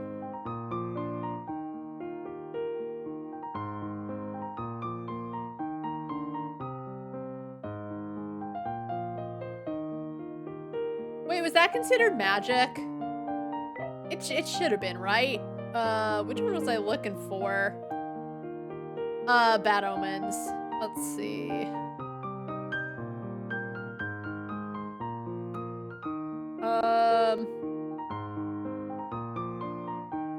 Father's New Husband. Star Dream. Hanahaki. The Path. A Typical Morning.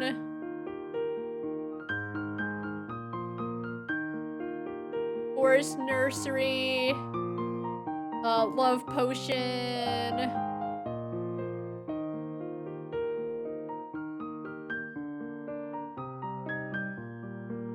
When Time Stops. Nasty Doctor. Oh no, I'm surrounded by elk. Truth Serum.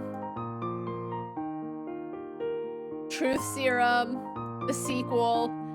No Workplace Harassment.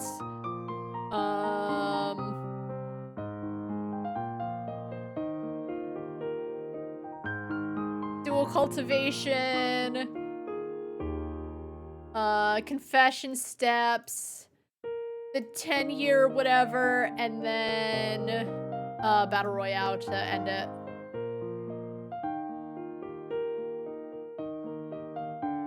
I need the tale of an angel and a demon, please.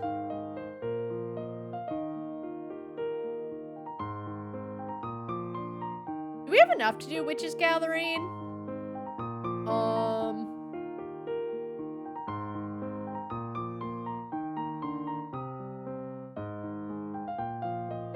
Apparently not.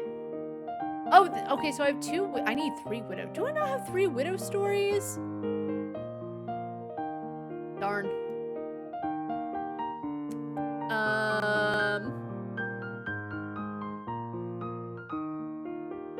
Oh, I don't have Heart Fluttering. Can I do Rebellious Note?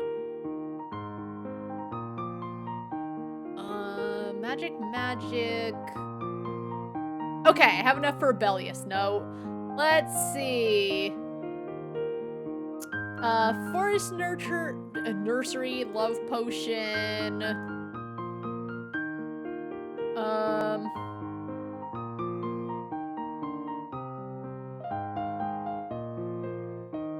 Truth Serum and No Workplace. And then what dramas do I have?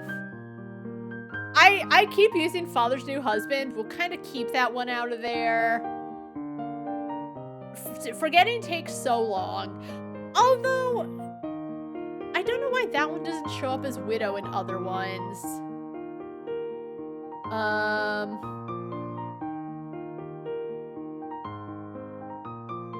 The Willing one, I'm always gonna... Oh, I can only put so many of the Willing ones. Oh no, I'm surrounded by elks. And then, I think that's fine. I can't think of anything else I want to put in there. Oh, I love that little cover. It's so cute.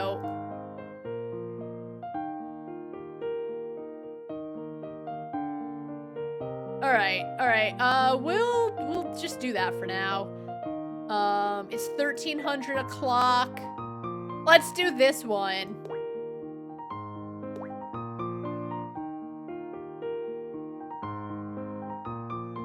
Yet, they start with yet. Why? Yet, there were already rumors spreading throughout the palace about a haunting. At night, sobbing could often be heard. Some said it was the spirit of the previous dynasty's emperor. Others whispered it was a brewing conspiracy. Witnesses claimed the ghost in the harem. What? Wore white robes, its figure bearing uncanny resemblance to the late ruler. Surely it had come back for revenge. The emperor, however, scoffed at these tales. He had once been the highest-ranking minister under the former regime and had orchestrated the rebellion that brought down Elk, annihilating his entire clan. Sebastian had climbed to the throne, treading on the bones and blood of others to claim the position of supreme ruler. That's not Sebastian. It's not Elk either, but it's more likely to be Elk. That's...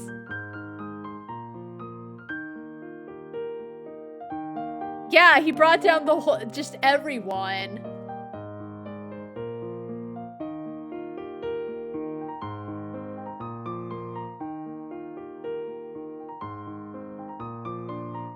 Damn, what, just...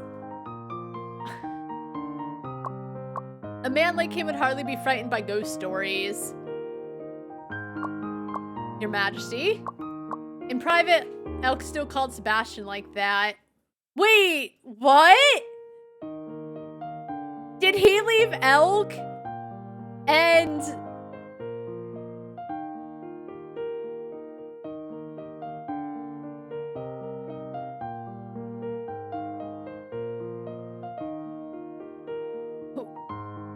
Is Sebastian just chilling in the room?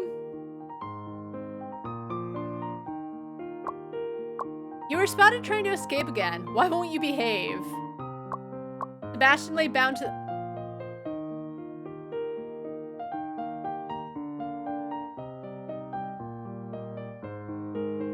Sebastian lay bound to the bedpost, turned his head away in defiance, avoiding Elk's touch. Isn't it enough already? When will you finally kill me? Caress him. Elk embraced Sebastian, gently stroking his hair. His touch was not what he'd expect for a captive, more akin to someone treasuring a prized possession. Maybe I shouldn't have done that. I won't kill you. I want you to stay by my side forever. I shouldn't have done that. Sebastian let out a raspy laugh. You've conquered the world. Isn't that enough? Elk's eyes held a deep, unfathomable look, like a still, dark pool. He held Sebastian close, his low sigh reaching his ear with a warmth that was almost tender. This isn't fluff! You killed everyone he knew and loved. This is my fault because I said caress him. Don't get me wrong, but I also didn't want him to kill him either. This isn't fluff. I conquered the world so I could have you, Sebastian. That's not romantic. Oops. Can I give this to anyone? Yes. Precisely what I loved. No, Blanche, don't encourage me. This is wonderful. This is so beautiful. I loved it. Thanks for the wonderful work. You're under arrest, miss, for stealing my heart. I got more fans, but at what cost?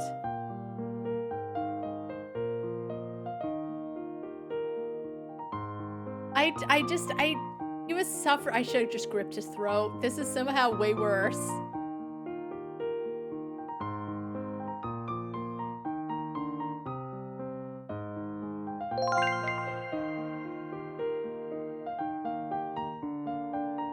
Thanks. Yikes. I already, like, let's go somewhere. Let's go.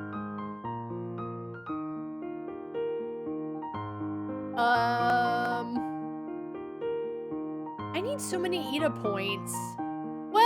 Okay, I can technically do more with the Eda bags.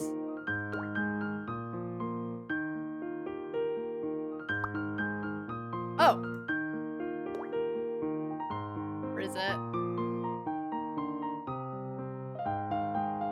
Yes.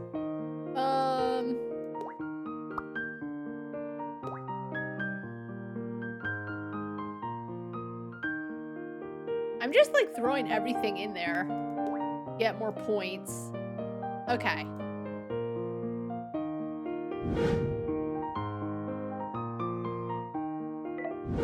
Nope.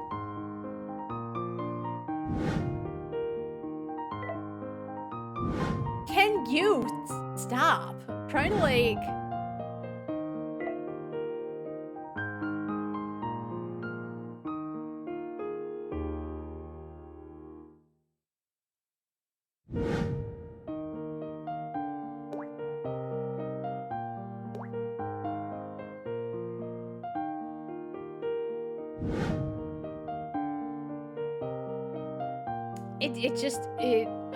all right. Let's...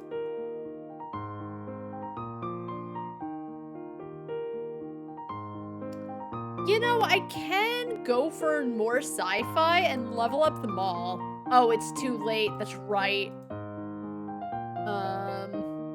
We'll just go to... No,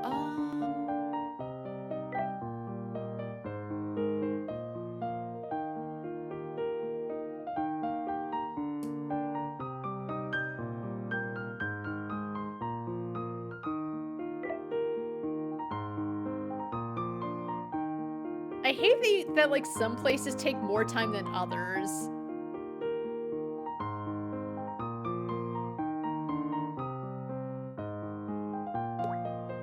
Let's get some fantasy.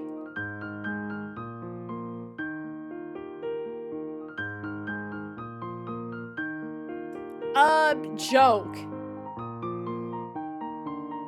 Whatever, let's go to bed.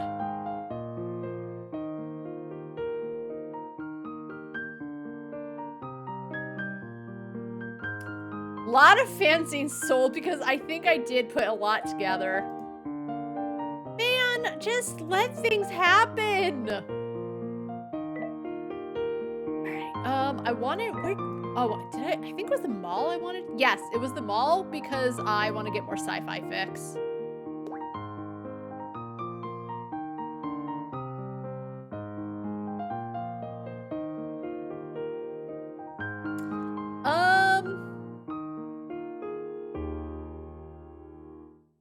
Sebastian, have some cake.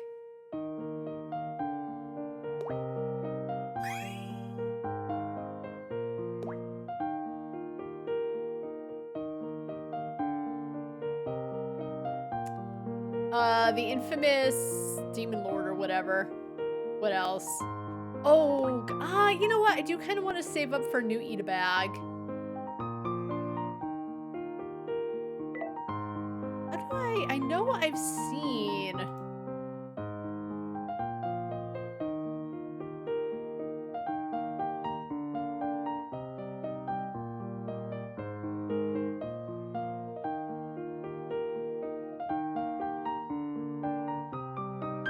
Oh my god.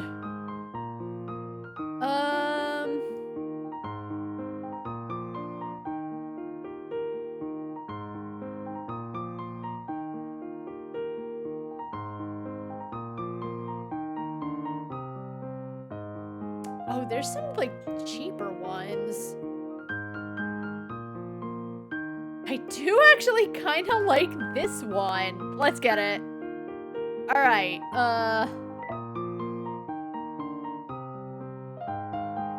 Alright, we'll start raising money. Alright, so... Cafe/fork. Alright. Sebastian, have some cake. No, thank you, Sebastian replied, trying to dodge the offer, but he noticed the curiosity and concern in the gaze. But you haven't eaten anything all day. To avoid suspicion, Sebastian reluctantly took the cake and began to chew slowly.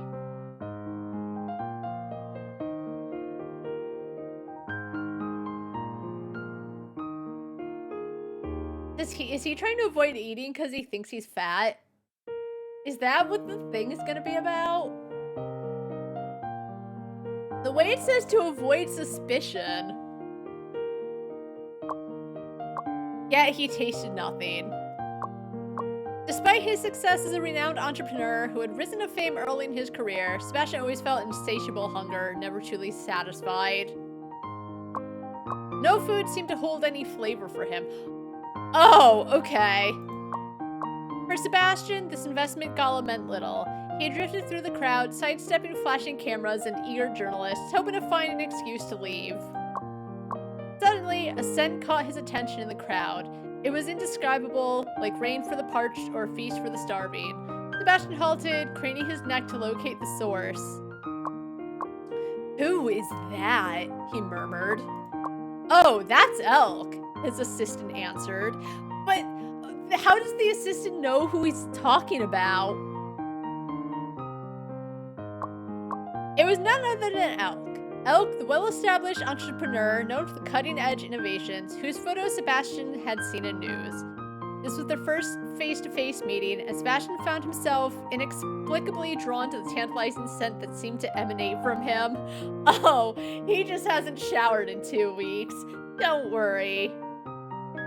Though I don't think that would make him smell tantalizing, but, you know, maybe Sebastian's a freak. Elk was deep in conversation with the reporter, radiating charisma in a quiet, magnetic way. Yeah, that's what that means. Whatever. Seemingly sensing Sebastian's gaze, Elk turned, meeting his eyes with a hint of surprise. At that exact moment, a server tripped nearby, sending a flurry of glasses tumbling. Caught off balance, Sebastian was thrown forward, colliding with Elk. Oh my god. Ugh. Oops, I accidentally fell into it. That's such a fucking cliche that I'm so sick of seeing. It's not like, hey, is that server okay? Because he'll probably honestly get his pay docked for doing that. He could hurt himself, glasses tumbling, he could cut himself. Fuck him though. All about the owie. The gasps and murmurs from the crowd barely registered as Sebastian landed, pressing against Elk. In the chaos... I'm sorry, I looked down. In the chaos, Sebastian found himself close to Elk's neck, inhaling the delicate, captivating scent. An alluring mix of light, sweat, and sweetness, like a vanilla latte on a cold day. Fuck it, we're licking this guy. Sebastian couldn't resist and took a small lick. The taste was beyond expectations, an explosion of flavor, as if every fine dining experience he'd ever known had been eclipsed by this one primal taste. For a fleeting moment, Sebastian's mind was blank with the sensation. When he finally looked up, he saw Elk's shocked expression, a hand flying up to his neck, his face flushed with a mixture of shock and indignation. Excuse-moi. With a mixture of shock and, lust. Get it right. What are you? An apology spilled from Sebastian's mouth as he scrambled for any semblance of an explanation. That's the taste of a lie. You smell amazing. An unflappable business person, Elk gritted his teeth in a tight smile, unable to mask the irritation. Are you alright, Mr. Sebastian? The rest of the group snapped back to attention, helping them get up. Invest? Invest? That night, Sebastian demanded all the reports and records for Elk's business ventures. As he reviewed the files, Sebastian acknowledged that Elk was no ordinary target. There was something about him, something alluring, yet even more enticing with the allure of the unknown, of finally finding someone that could quell his unending hunger. Damn. Yeah, that was just alright. I didn't get the lie thing. That's the taste of a lie. I might choose that if I get the story again.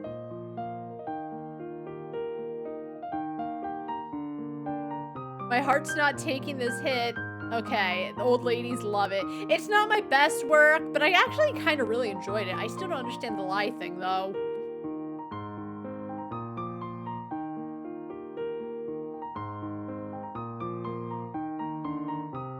A lot of fanzines are selling. The plot in TheMischievousMoose story is used by the official creators. A plagiarism scandal involving Sebastian emerged. Uh-oh.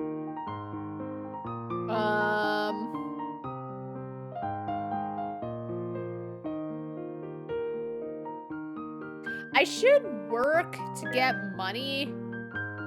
You know what? I'm making money by the fanzines. I need celebrity and angst for afternoon tea. Do I not have enough of that?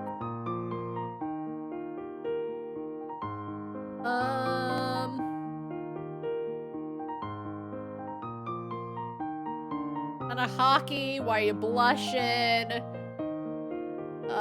Forgetting takes so long.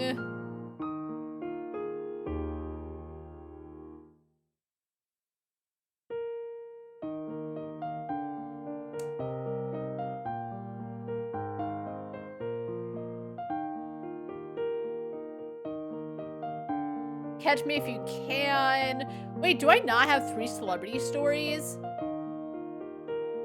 Oh, stop the fan. Okay, I missed all those. No, Star Dream. Yeah, stop the fan. Catch me if you. No, I'm gonna add just 1. All right, so we need angst.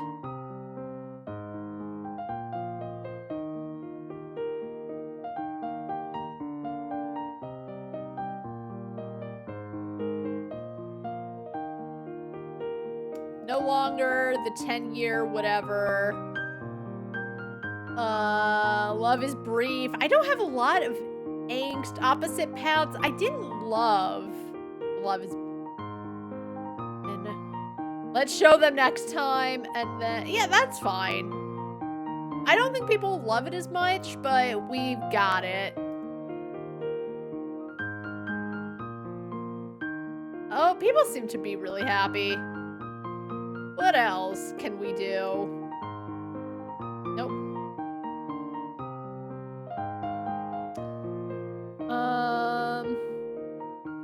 I could put in forgetting twice, and then... There. I don't understand how have some cake with sci-fi, but we got Disco of the Ghosts, so we're fine.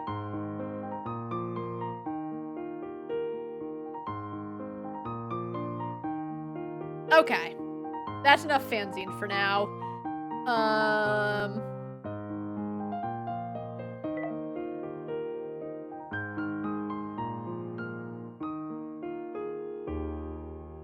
I will make a lot of money working at the bookstore. Alright, let's go here.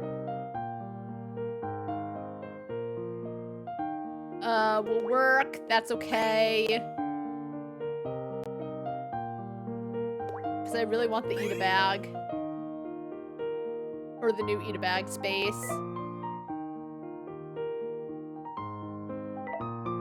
Okay, how do I change the bag, though? Oh, here we go.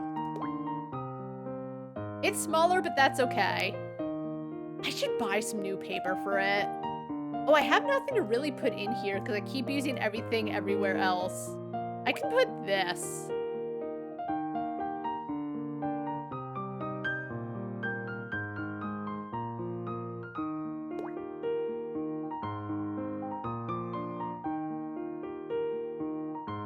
I have 2 of these for some reason.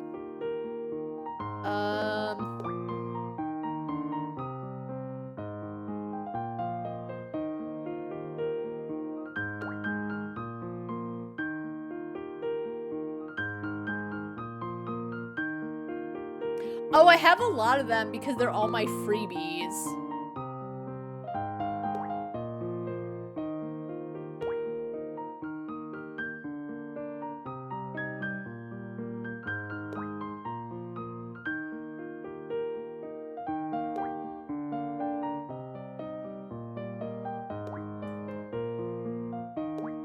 Alright, I think that's all I can really do.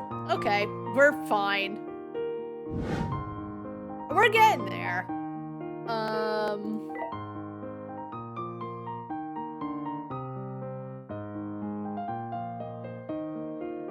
Do joke 6 or telling truth. Let's do joke 6. Sebastian and Elk got lost during their adventure. Where are we now? We are in the embrace of nature. Your joke is not funny. What?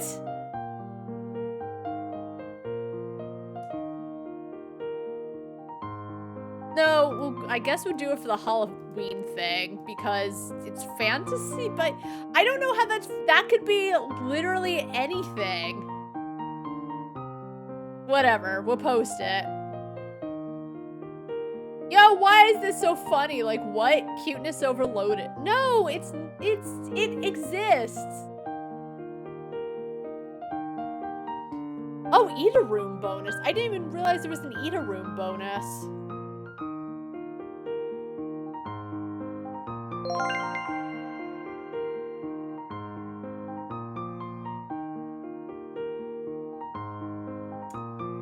Sure. All right. So tomorrow is the ultimate comic country.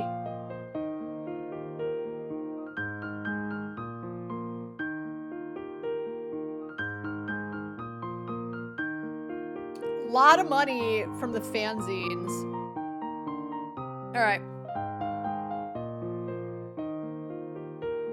Oh my god. I do like Booth C.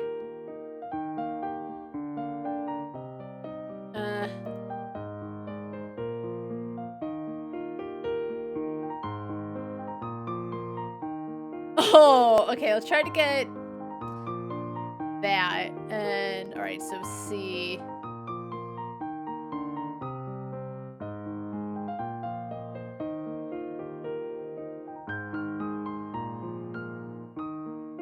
Okay.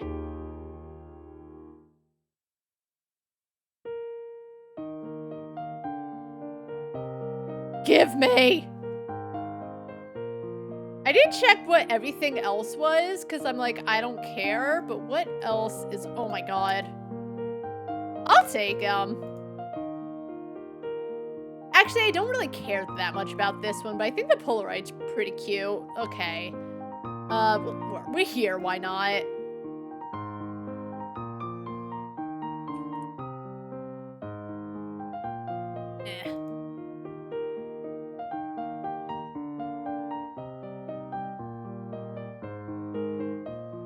I don't know what that cutout is, but I'm taking the both of them.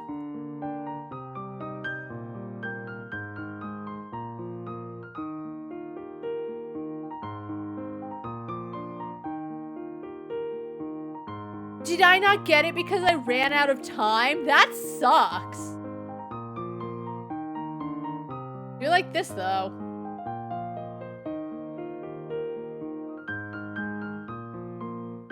Have you seen my cat not lost, showing how cute it is? Okay, you know what? I'm glad I got it. Let's go. Alright, well that is my fault for not checking more. Who cares? Alright, Comic Forum 24 in 10 days.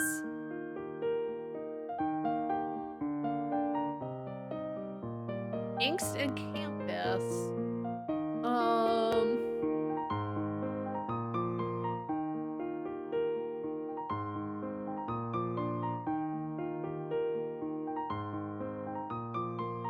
Let's see if we can get an Inksy Campus thing going.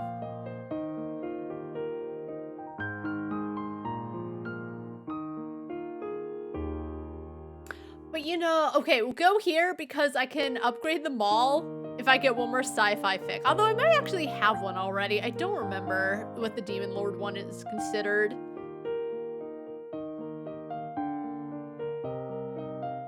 Ooh.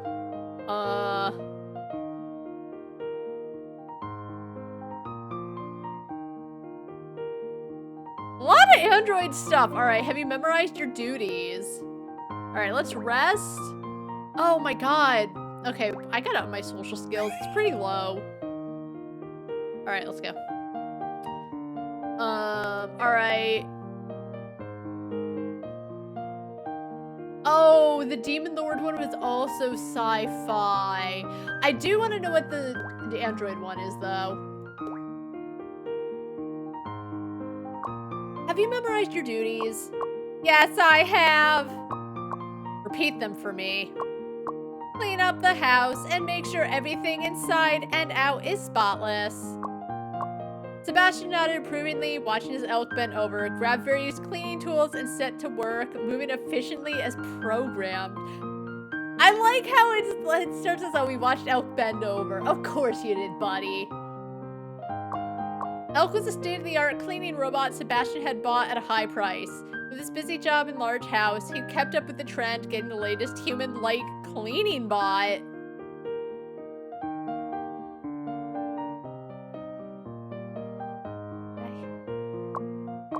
But that day, after work, Sebastian stepped into the perfectly warm bath, ready to relax. And Elk accidentally busted in. And he did the robot in front of a naked Sebastian. But steps echoed rhythmically, stopping just behind him. Sebastian waited, but Elk said nothing. Unable to contain his curiosity, he turned around and asked, "So, what are you doing here?" "I'm here to clean you. I will ensure you're spotless, inside and out."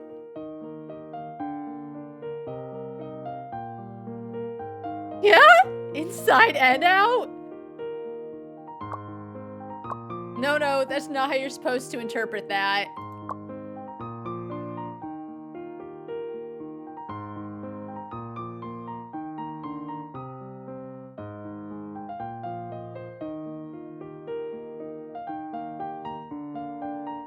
Cleaned his insides alright.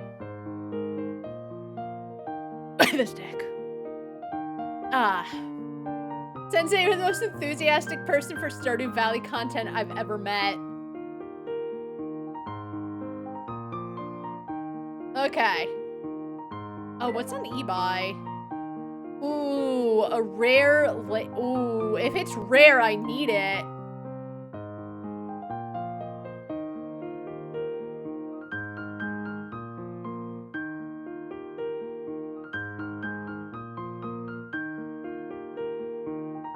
Oh, that's cute. I can make better cards, though.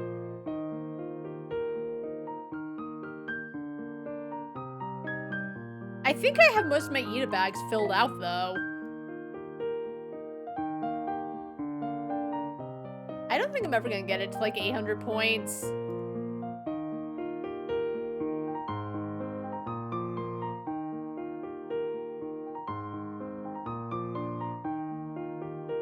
Why do I always not wash my hair when I'm going somewhere with, like, 1,000,000 people? As I said, like, I don't wash my hair every day. I'm not generally in situations where I need to be washing it every day, and I don't think it's good for you to wash your hair every day anyway. And as I said, in fandoms, let's be real, there's gonna be smelly ass people. How dare they use it or, like, hold it against me? Okay, how many stories we got? I have one, but I only have one, so we need to write a... Oh, actually, we can level up the mall.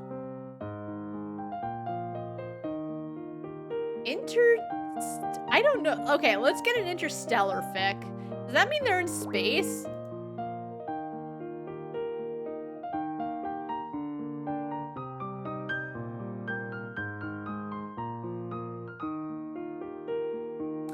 At the end of year party, Sebastian drank a lot and eventually blacked out. Okay. King.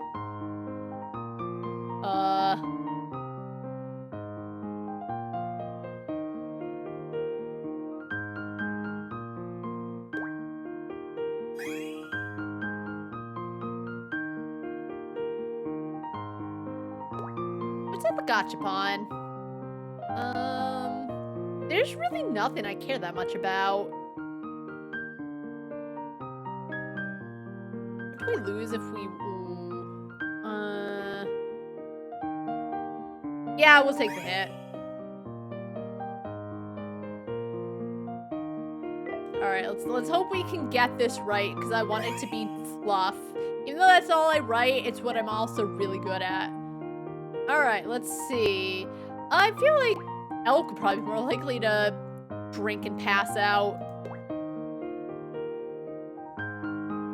At the end of your party, Elk drank a lot and eventually blacked out. The last thing he remembered was grabbing on Sebastian's collar. Then, nothing. So, what's happening now? Elk bolted upright in an unfamiliar bed, staring at the still sleeping, very naked Sebastian beside him and the red marks on his neck. Ooh.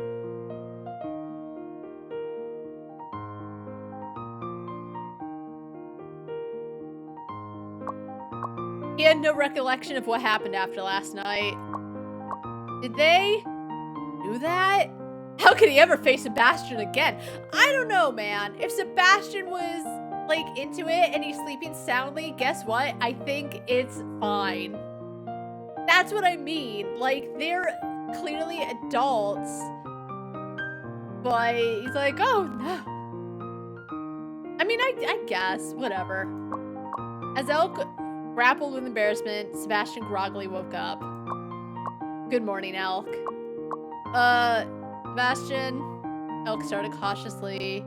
Did we, yesterday, reassure him? Sebastian reassured him, I'm fine, but you were rough last night. My neck's sore. Elk's eyes widened in horror. Before Sebastian could explain, he blurted, I'm so sorry, Sebastian. I'll take responsibility. For what? You guys slept together and he's fine. What? Wait, so we didn't... Sebastian took a deep breath. You threw up on me. I couldn't wear my clothes afterward.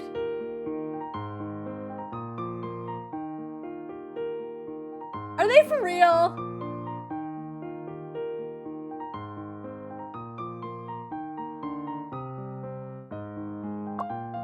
You also choked me and insisted on singing to me. Sebastian shook his head in disbelief. He had been fine while drinking, but the aftermath was a different story. This is stupid. Oh, I see.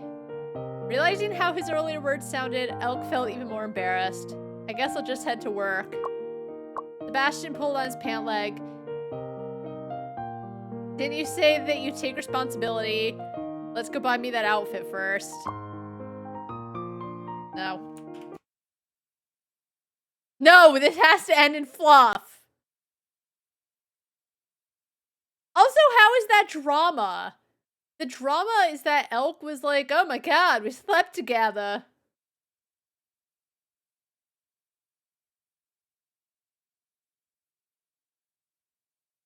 Okay, anyway. That's why we saved.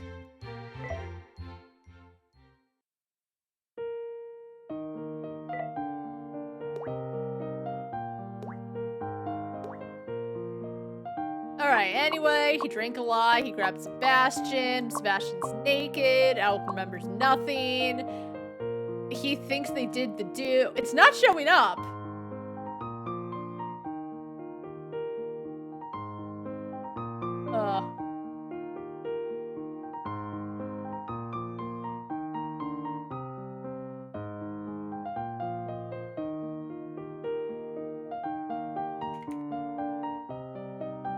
Game, please.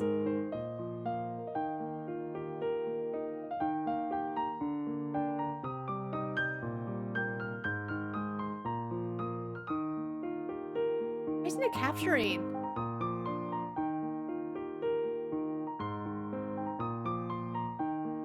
Alright, I guess we'll do display capture. Sure. Anyway, Sebastian naked, they did the do, or so Elk thinks. Sebastian wakes up. Good morning. Alright, stay silent. Sebastian sighed but said nothing. Elk took the silence as confirmation and hastily added. I'm really sorry. Let's just pretend nothing happened.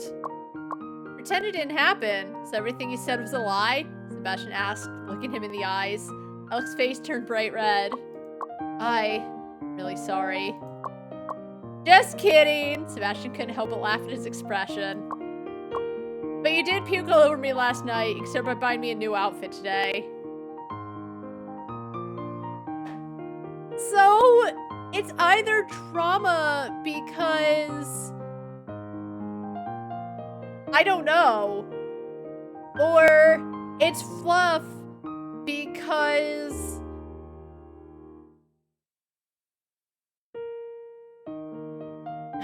This is stupid.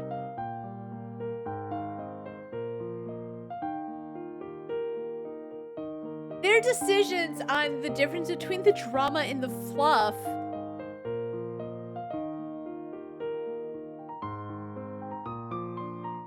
Hold up, okay. I'm gonna look up. It says interstellar, but I don't think I actually understand what the tag means. Interstellar tag meaning.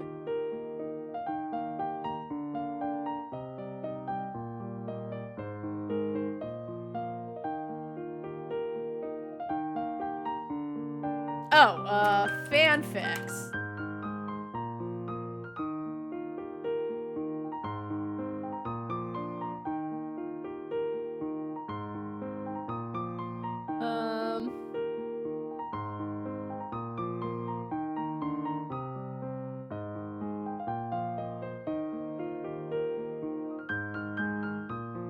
It refers to the settings of the events take place in outer space and or different planets. Okay, that's what I thought Interstellar was.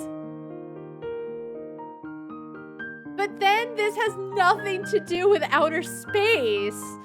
So why is it in Interstellar?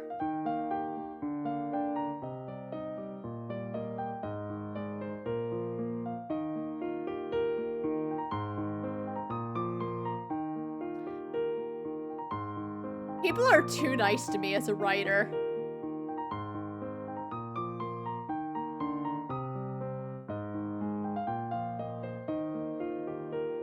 The fanzines just keep selling.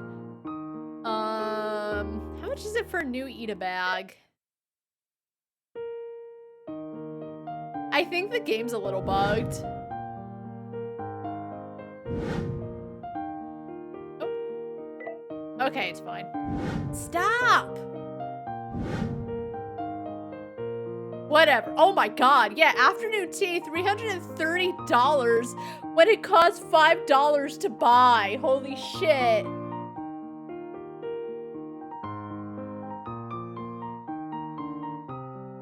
Almost 50 copies.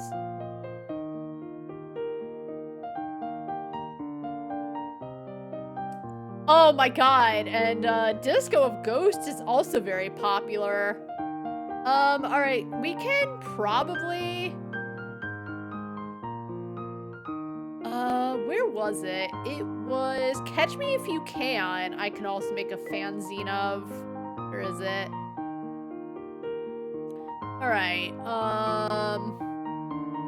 they definitely want the Catch Me If You Can store, so we'll start with that, and it will also make it a typical morning. I'm gonna add it to everyone. Forgetting takes so long.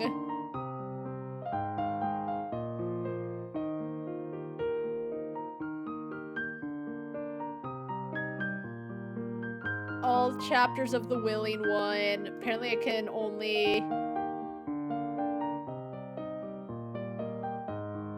They only let me use so many.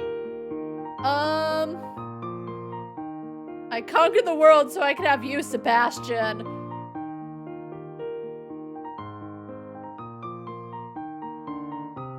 Battle Royale. The first Nasty Doctor, which is considered drama, but it's really not.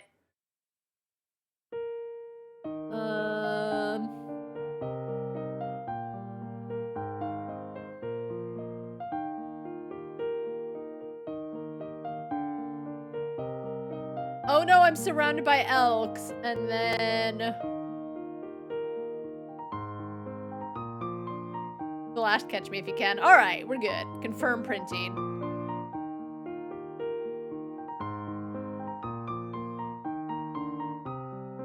Your typical burnable. Alright. Alright. Yes. Anyway. I really need to... Where do I increase my creativity? Wander for 25. Cat cafe. It's more for social.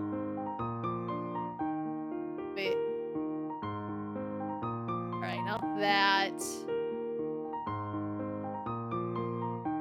Yeah, I guess we'll go to the cinema and just wander around a lot.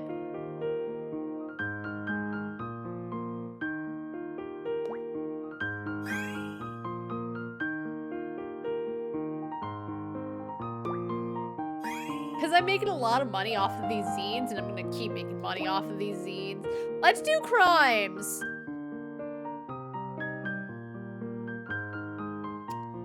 Oh.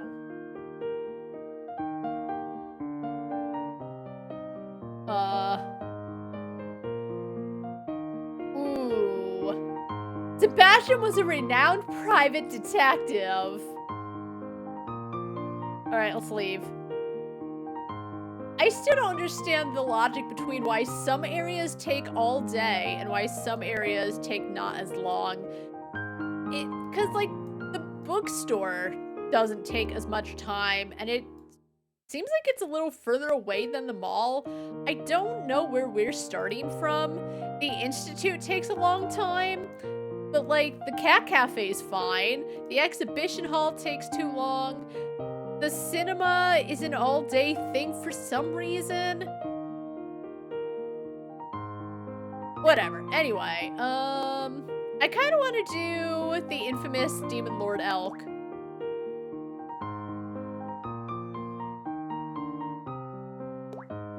Alright.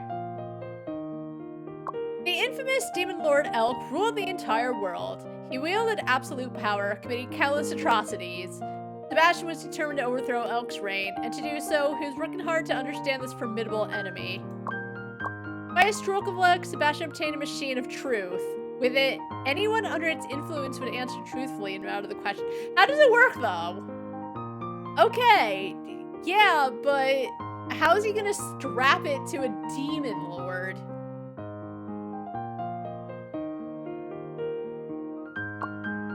Looking at the great demon lord Elk, who now sat obediently like a school child under the machine's influence, Sebastian was delighted. Alright, they're not gonna get into how it happened. Excellent. Finally, the day I've been waiting for has arrived. I have so many questions to ask. Where should I start? The Army's deployments, the Empire's secrets, or perhaps... Sebastian carefully observed Elk's features and decided to ask... Your deepest desire. What is your deepest desire? Tell me, no lying. That's so stupid to... Okay, I'm gonna edit this so it doesn't sound so stupid. It's gonna sound stupid, but in a different way. Tell me, no lying. Not that you could. Wrapped to my truth machine and all. Weh.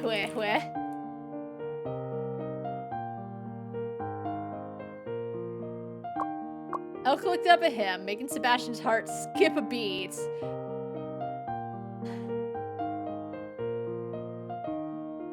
The demon lord was so fine. Sebastian could... Okay, I don't know where I'm going. And he replied, oh. I want to kiss... Okay, I want to kiss Sebastian. I want to kiss you, Sebastian. Open mouth. Smooching and all.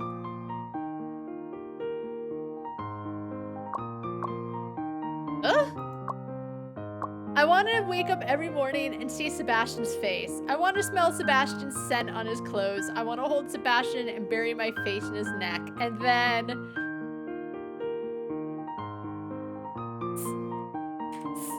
Oh, the things we could do.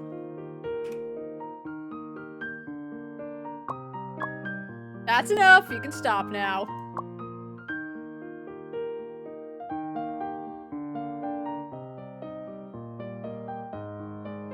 I'll go into the love of my life, ethereal snow.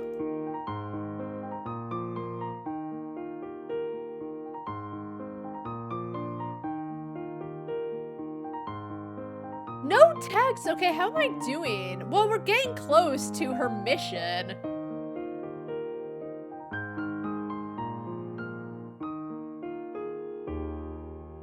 Alright, let's get rewards for all these stories. I don't know what to do. I guess I could buy more Eda bags.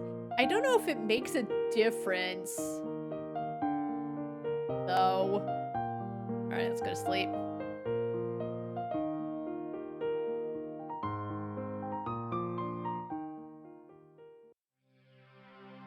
Alright, hey girl.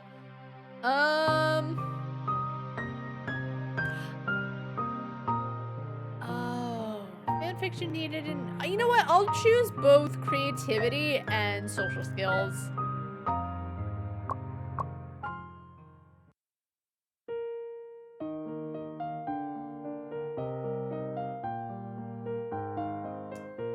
Still nothing, huh? People do be wanting hurt comfort. Shut up.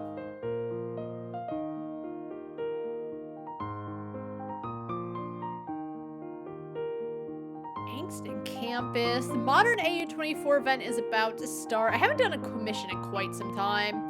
I don't need the money is the thing. That's why I haven't been doing them.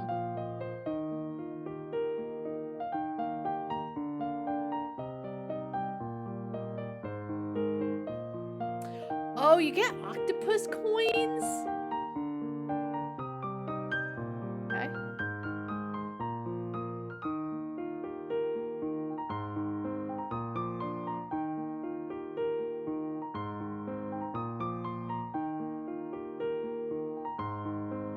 Bring it together to the goddess in thick fog.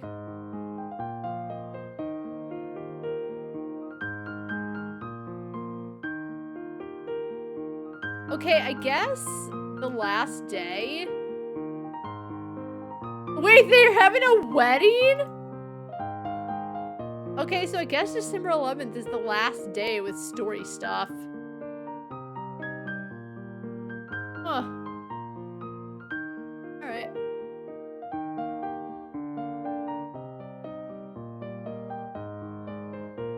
I should probably get another Eda bag. Though, oh my god, I'm trying to like scroll through.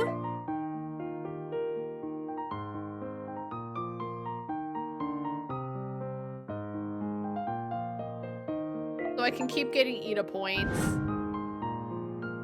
Okay, 6 Eda bags. What do I got? Yes. Eda bags aren't as captivating to me, but oh, I could put these in. Wait. Oh, can I not? Okay, so why are they here then? I can't bring my fanzines into the bag? That's stupid.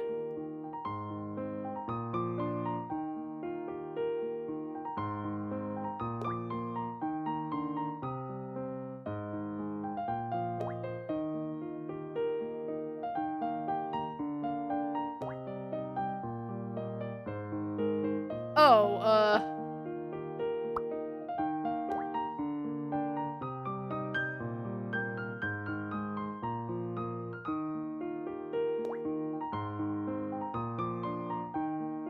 and then, yeah. Oh, how much is that? I mean, it gives 5 points. Sure, we'll just keep putting them in.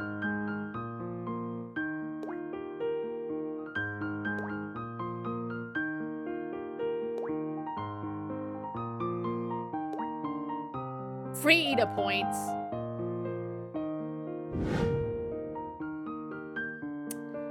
Alright, what do people want? They want drama and they want modern.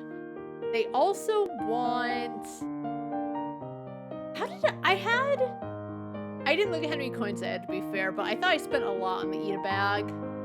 Though that does mean I can buy a new one. Although I don't think how it looks really matters in the grand scheme of things. I don't actually know. Anyway.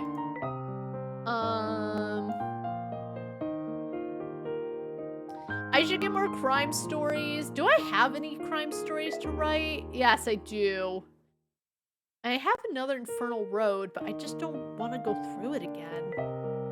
I could probably see if there's a walkthrough so I could see how to get past it.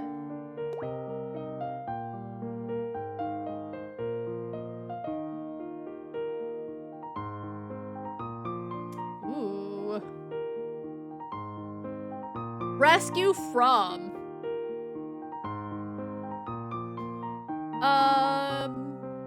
We'll leave. I don't really need the money. I should, just because... Oh, I should do a fanzine, too, if I can. Start just getting them out of the way. Do I have enough, Jean? No, I don't.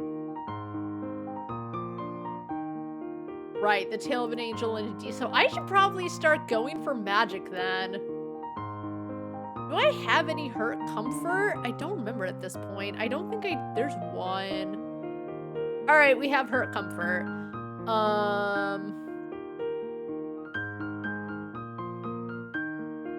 A typical morning, forgetting.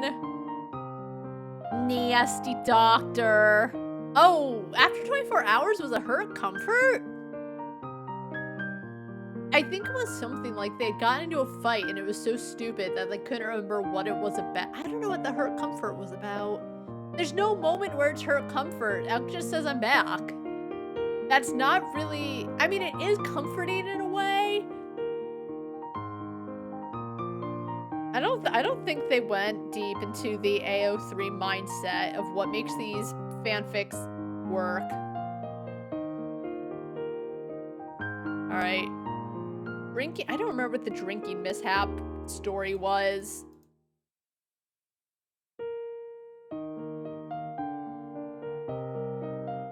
I'm surrounded by elks. This one is pretty dramatic. Because you're here, I don't remember what that one was either, but we're printing it. Crime investigation turmoil. This is stupid. I don't have witch's treasure. Nope. Do we? I don't think we have 2 sentinel stories. I should get more. I think we have enough angst.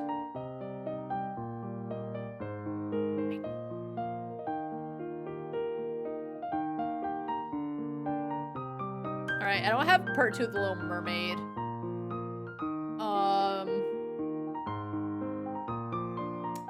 I don't know if I even have enough for this either. I don't have any violent stories. Oh, you know, I actually might have enough violent stories. Yeah, because Battle Royale. Alright, we're going to start with the willing one. Because sometimes you can't put all of them in there, and that sucks. Father's New Husband. Infernal Road. Forgetting. The 7th Day. Nasty Doctor. Do I have enough angst? Opposite paths. I might not have enough angst. Yeah, I definitely don't have enough angst. How do I not have enough angst?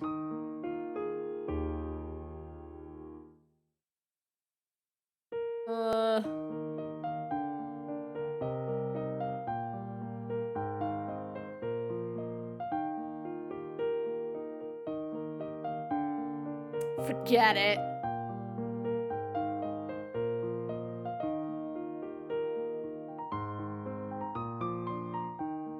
Do I have enough for Merry Christmas? I You know what? We'll put our first one in there, even though it's kind of shit. Put father's new husband.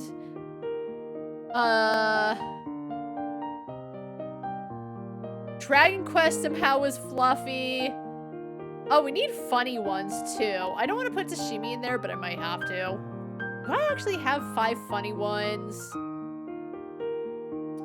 2, 3, 4. Yes, I do. Okay. Hanahaki. Last kiss.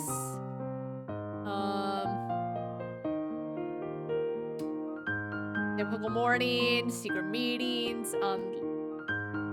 Lucky. And fantasy. The Little Mermaid.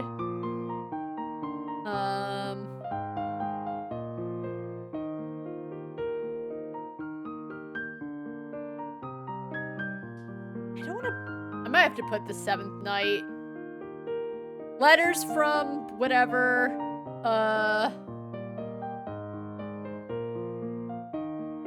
Secrets of something.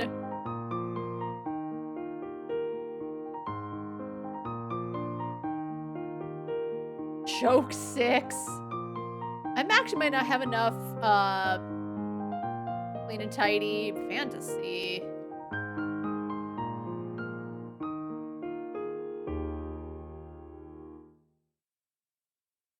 Yeah, I don't think I have enough fantasy.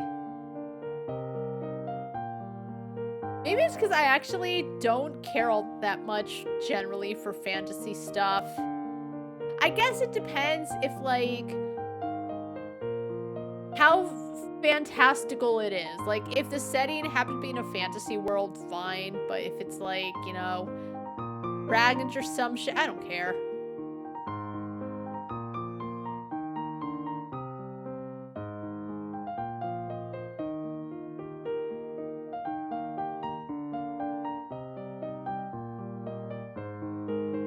Yeah, I don't have enough fantasy. All right.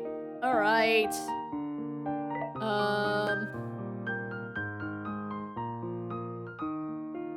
All right, let's see.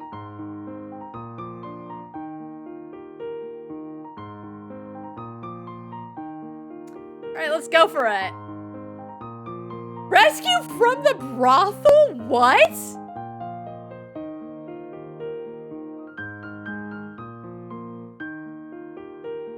All right, we're gonna rescue Elk from the brothel.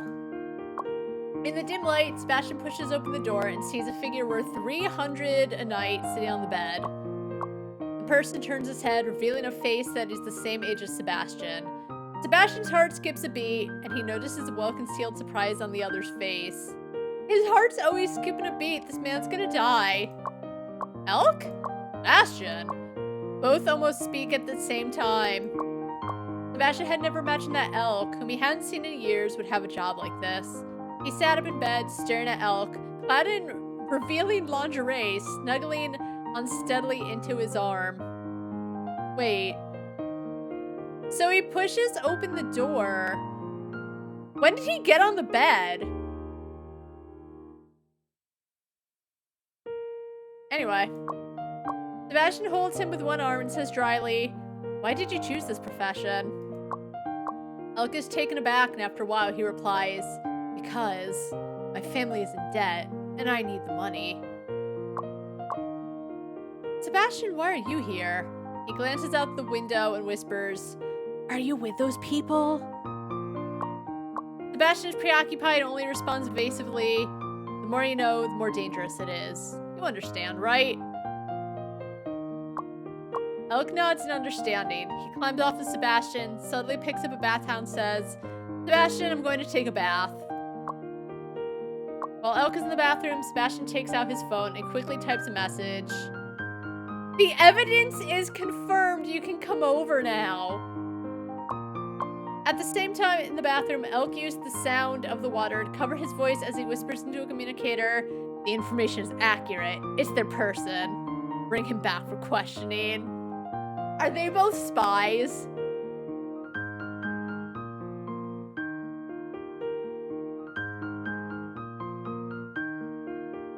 They don't have to say at the same time. If they just said it wrote like in the bath while Sebastian was on the phone, Elk had turned on okay, you know, I can edit this. I'm saying they could have said, but like I can buy backspace keys. We have technology. Okay. Alright. Okay. I'm getting pissy when I can change it. Alright. While Sebastian was on the phone in the other room, Elk turned on the water to, oh my god, how do I type? Water to start filling the bathtub.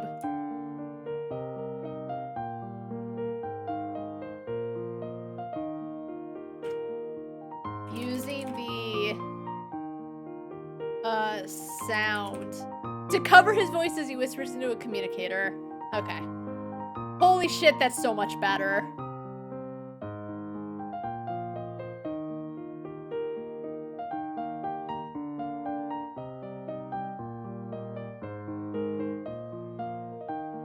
Actually, don't even need to say while Sebastian's on the phone in the other room, because Elk doesn't even know. I'll just say meanwhile.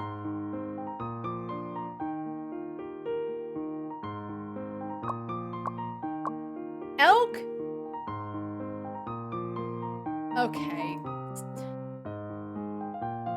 Elk. His hair wet from the bath sits in Sebastian's arms. They look at each other, both with complicated emotions. Knowing what is about to happen, the atmosphere is so ambiguous, yet the air in the room is as frozen as ice. Sure. I don't know how to fix that mess. In Sebastian's indescribable gaze, Elk takes a deep breath and stands up. Active? Oh. Sebastian, shall we? Elk leans in, getting very close, and Sebastian's breathing momentarily falters. Elk. His hand suddenly clasps Elk's wrist. Both count down in their minds. 3, 2, 1. Don't move! With a bang, the doors kicked open. Sebastian and Elk look out at the same time, only see 2 groups of police officers standing outside the door. 2 groups confront each other, looking at each other in surprise, and for a moment, the room is so quiet you can hear a pin drop. No! Shut the fuck up! And for a moment, the room is quiet. That's such a fucking cliche. You are from the Vice Squad? You are from the anti-gang unit? We're here on a mission. What are you doing? We're also here on a mission. Next day. Let me introduce you. This is the new colleague from the anti-gang unit, Officer Elk. Elk, this is the ace from the Vice Squad next door, Officer Sebastian. No, what are you doing? Trying to show off? Are you going to give me any respect? Sebastian is my word, you— What? Sebastian and Elk, who were in the same bed last night, now dressed in police uniforms, look in opposite directions. Acting deaf and mute, letting superior lecture non-stop, only pretending to be 2 quails who don't understand. Wow, stop it.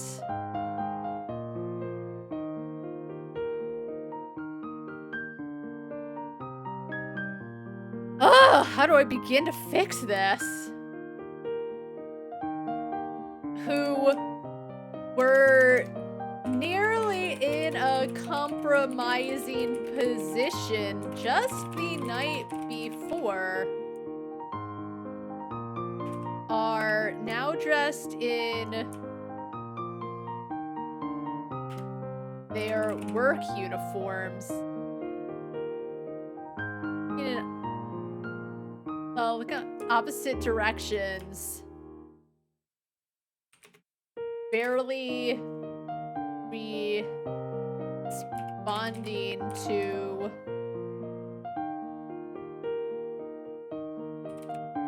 the man.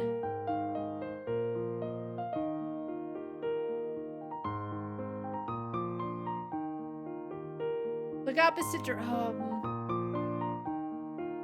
barely listening to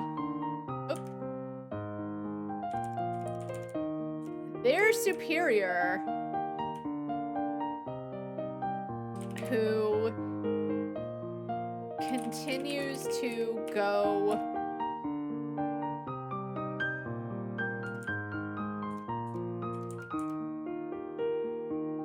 on in his rant. Because, like, only pretending to be two quails who don't understand human language is such a mouthful and comes off awkward and, but, like, very specific. So, not any better. Sebastian and Elk were nearly in compromised position just the night before are now dressed in their work uniforms. Looking in opposite directions. Barely listening to their superior. Who can it's not the best, but oh my god.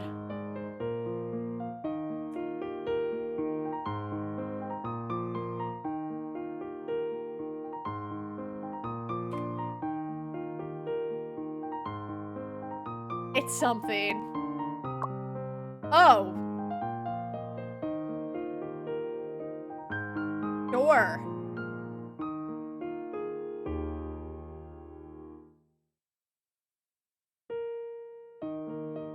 Yeah, why not? We'll give it to commission. Feels like it doesn't though. Alright, whatever. 3 stars. You know what? It could be considered modern. Alright, I gotta take a break. I'm getting heated. Sometimes the like, I've been saying the past few days how her writing has drastically improved.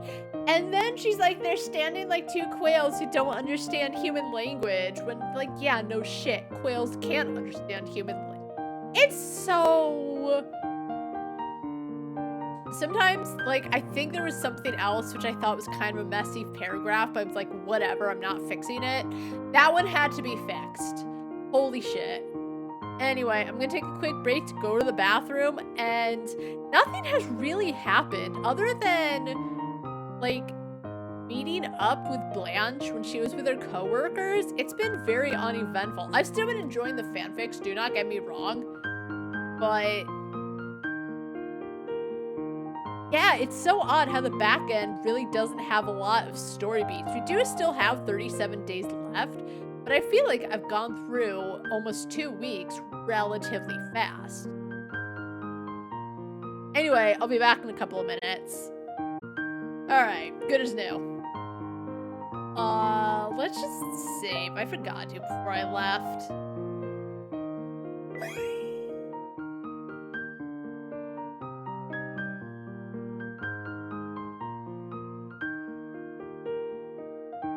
Alright, next day. Absolutely nothing's gonna happen, probably. Oh, what did I say? I needed more fantasy. Okay. We'll set out and we'll see if we can get more fantasy ideas.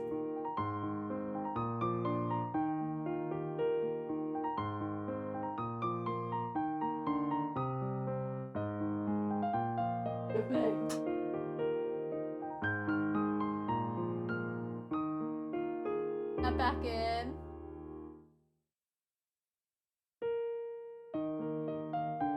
I can't play if you just keep all your toys out there, buddy. His intention is to get me out there, but he won't.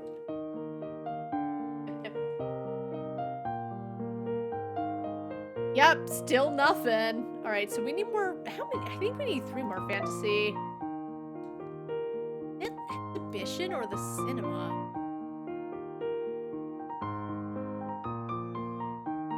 Neither. Right, the bookstore. Okay.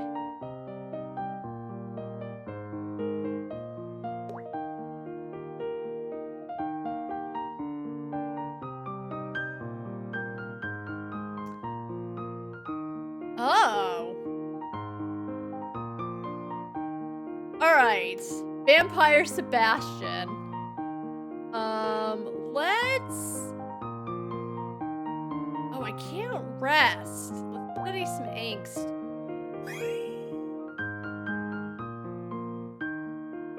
Leave. And we still got some time, so let's see if we can get another fantasy story. I think I hit fantasy. I might have hit magic. No, we're good. Oh.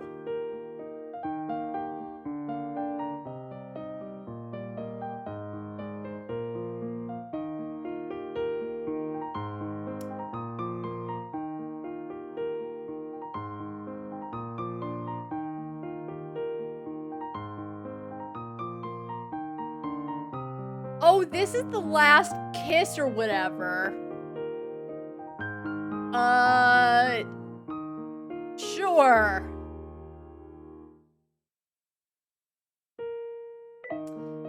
All right. I want to do the fluff option if I can. I mean, there's two endings. I'm gonna have to get both anyway, but I want the fluff one right now. All right, so Sebastian's a vampire. That tracks.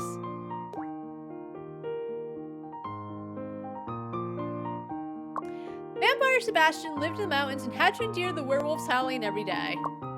In spring, the werewolf howled. In summer, he howled. Autumn came, and he kept howling.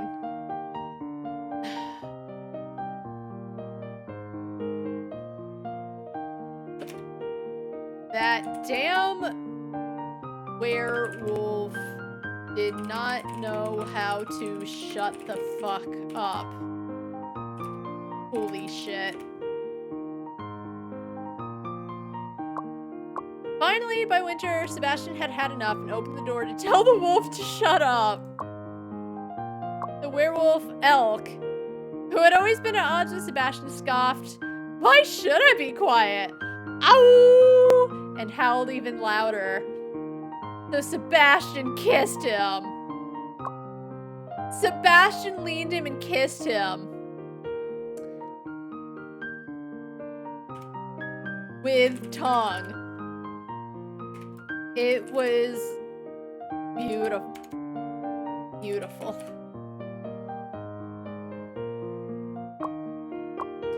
If you like howling so much, then I'll make you howl all you want. After that, the wolf was never... Nope! Nope. Nope, stop. No, delete.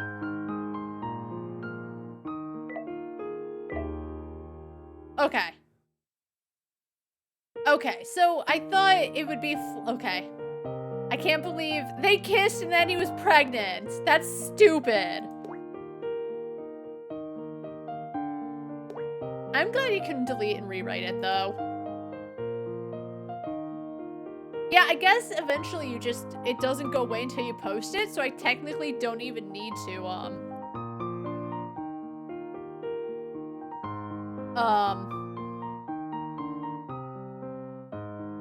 save. Alright.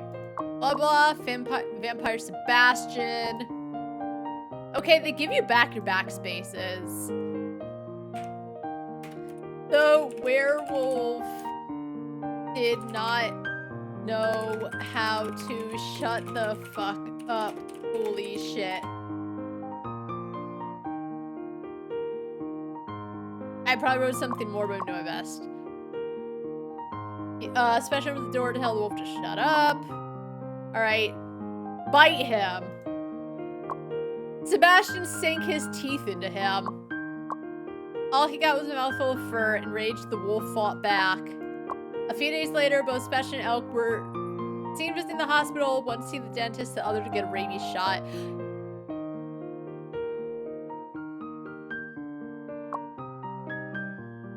They're both so stupid. Delete. Alright, you know what? I wish I had kept with the first one.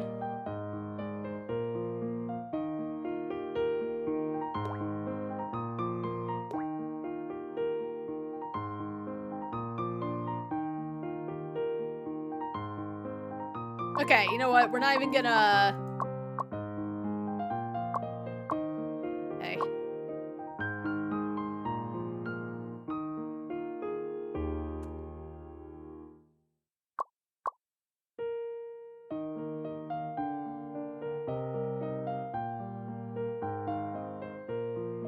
If you... Okay, I don't like the sound of that. If you like howling so much... First of all, I'd start quotes. He murmured. Then, at least...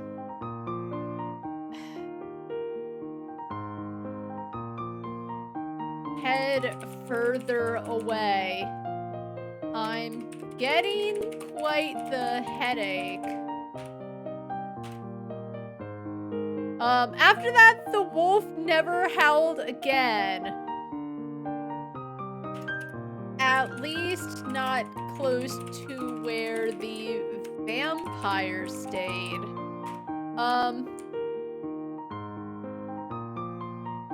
As time went on,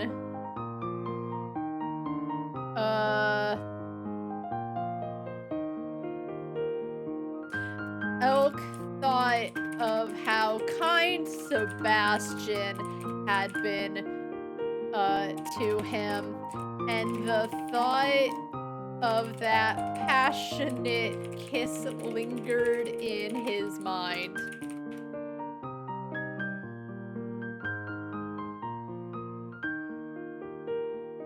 He considered perhaps howling once more just to feel the touch of Sebastian's lips once more. End scene!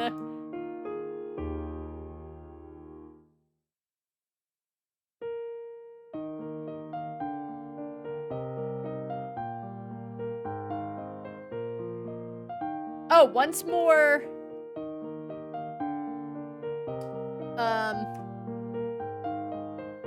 Near the vampire. Yes.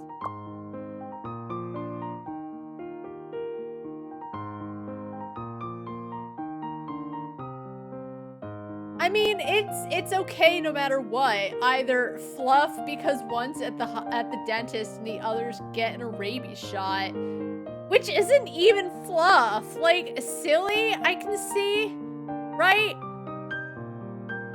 The drama is that Sebastian says the creepiest thing and then the wolf is pregnant. So...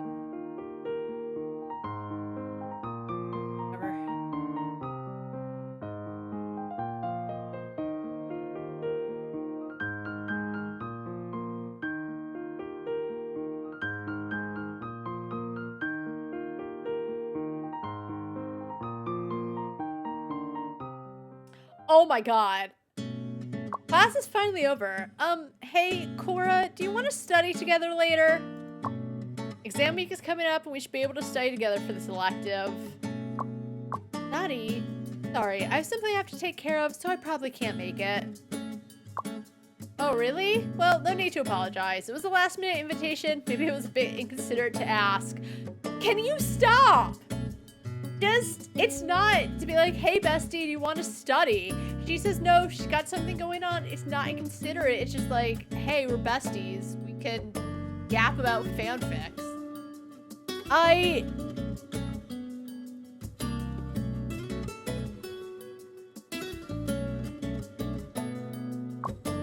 Come on, don't be like that. Here you go. These are the notes from class, and this is a textbook with the review topics highlighted. Down a little more. Are you sure it's okay for me to take these? Don't you need to study too, Cora? Oh, I have plenty of time to prep for the exam. Just bring it to class next time. Well, I'll get going for now. Oh, right. See you around. Just bring it to class next time. Does that mean I won't get to see you again until our next class together? Hey, Moose, you're on your own again? Usually leave with Cora. Did something happen between you two? I mean, Moose wouldn't shut the fuck up about Nora for like 3 weeks. So, I mean, it could just be Cora has other things going on. However, to suddenly be besties with someone who used to be the hater, when Cora even said herself, she's still gonna kind of keep an eye on her because of how much of a hater she was. Yeah, maybe Cora has other things to do because just Moose was all about Queen Nora.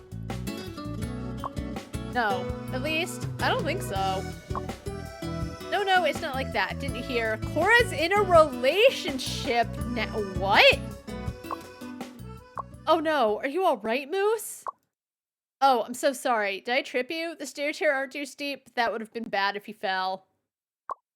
No, I'm fine, really. I was just shocked for a second there.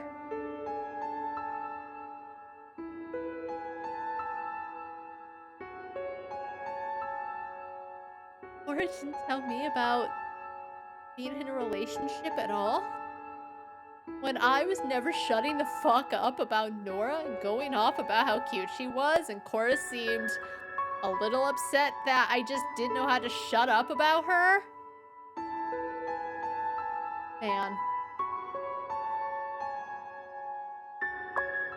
About Cora dating? I hadn't heard anything. But since you and Cora are so close, if she were dating, she'd probably tell you first, right? I thought so too. Cora wouldn't keep something that's important for me without a reason. Oh. Sorry, it's actually only rumors that I've heard so far.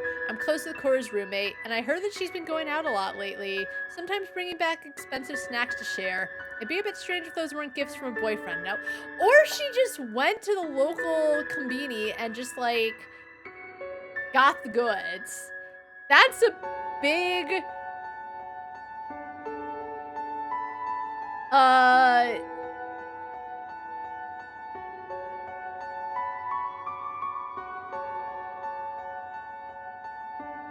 That's a big assumption to make there. Just, oh, she has expensive snacks?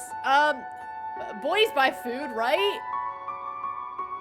She could have gone to karaoke, came back with snacks. I don't know. That's...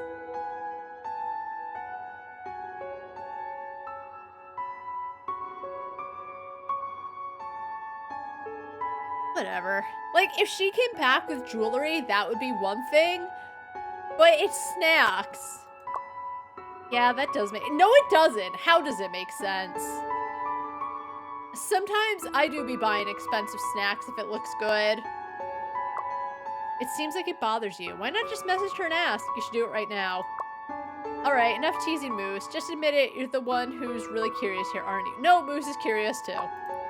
Oops, you got me. But seriously though, Cora is so gorgeous and kind. I just can't imagine what kind of person could ever be worthy of her. Oh. She is actually really... Visually, she's my favorite. Blanche is like really pretty. Ethereal Snow is quite fitting. But visually, Cora is definitely like the cute. Way to make things weird. Don't mind her, Moose. I heard you mentioned studying for the elective. Want to join us for a study session? Sure, but we got a bit held up here. The study room's probably full by now. Then let's try our luck at the library. Come on, let's go. And we're gonna conveniently run into Cora, I bet. And with that, they kindly pulled me along towards the library, and yet my thoughts remain occupied with the rumors about Cora.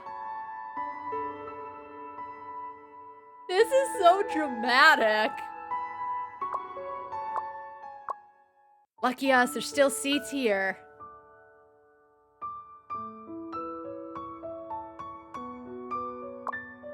Let's try to keep it quiet. Why did you suddenly get up, Moose? You almost knocked over the cup. That person over there, that's Cora, right? That girl over there? Oh, that's Cora for sure. Cora has a very distinct look. She has pink hair. Real or not, I don't actually know. It's anime. But how do you not know what your best friend looks like? Oh my god, oh my god, oh my god. That girl next to Cora, she's absolutely gorgeous. Why does she seem kind of familiar? Oh, I remember now. She's our junior, and someone told me she's known as the belle of her department or something. Wow, Cora's whispering something right in her ear. Do they really need to be that close? This is the library. Of course they'd keep their talk quiet. You two should keep it down, too. But I don't wanna. Not unless you whisper in my ear and tell me to sit down. Whoa! Enough already. Don't make me smack you in the one place we should be studying seriously. Are you leaving, Moose? Yeah, I just remembered. I've got something to take care of. Haha, sorry about that. I know we just got here, but I have to go. I don't want to go too quiet because I actually want the microphone to pick it up, but, you know, I could do a real, like, ASMR type thing.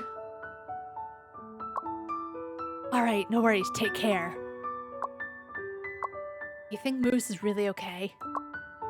I don't know why I had to escape from the library. Look at these cherry blossoms. In, like, what, November? They're a spring thing. Whatever. Only one thing's clear to me. With how I feel now, I can't focus on studying, no matter how hard I try. Images of Cora and the junior being so intimate together are flashing through my mind. They were leaning their heads against each other, reading the same book. Just confess to her! I remember when I first met Cora, she always knew just the right social distance between us. Close enough for me to feel special, but not so close that became overwhelming. The gradually decreasing physical distance between us brought me comfort. I love the feeling of our relationship growing closer, becoming more familiar, and being accepting. Being accepted. But I guess apart from me, she still has other friends who she keeps that close. Also, again, you wouldn't shut the fuck up about Nora, so she thinks... Because Cora and Nora, too, sound just like each other, right? So... Oh my god, what was it? It was... Yeah, I don't remember if they had plans, but, like, she wouldn't shut up about her, and Cora was kind of feeling a little... She didn't admit it, but she seemed down about it, because Moose just was blabbing on about her incessantly. And the problem I actually have with that isn't that they were... There's, like, all these conversations Moose is always talking about having with her, yet we, the player, don't see them. And so that's why it feels like they were trying to build Nora up for Moose, but they weren't building her up for the player. And that's why there was this, like, why is she all about Nora when they haven't, you know? So I can see why Cora's probably like, oh, well, she cares more about Nora. I have this friend or something. I don't know. Probably just been on. Moose is stupid. I have to say, apart from Nora, she's the worst character in the game. I like... The other three are fine. I even like Grandma. Though, it's an odd thing that Grandma was introduced, but it feels more like Grandma was introduced to get Nora into the story, because they made it seem like the Grandma was, like, a big reason Moose got into a fandom. But again, if that was the case, the fact that Moose seems to know nothing about fandoms is dead. But she's acted like Grandma is so important to her, and then Grandma's only feels like, she's there to move the plot along, not because she actually feels that important to Moose. So...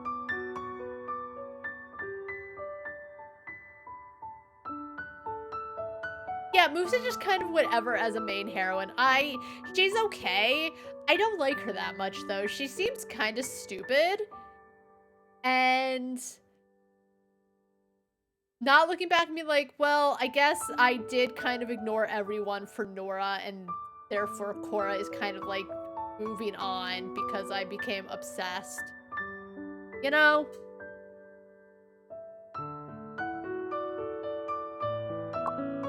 I never knew about them. I've made all my friends through fandoms, so Cora knows at least a bit about them, but I just realized I don't know anything about Cora's friends at all. I know so little about her, it feels as if I never really tried getting to know her better. Yeah, you really didn't, now that she's mentioning it, and I think I said that too, how it feels like all they talk about is fandom and, like, nothing else. And if Korra was just like an online friend, that would be one thing. Because, you know, sometimes you just make friends, and it's just, you talk about whatever series you talk about. That's fine. But the fact that they knew each other in real life, but they didn't really talk about anything other than fandom feels weird. Now I feel like I'm being selfish.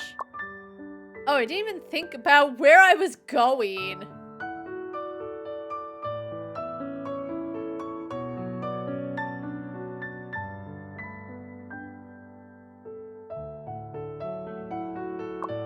Maybe I came here because this is where my fans and friends.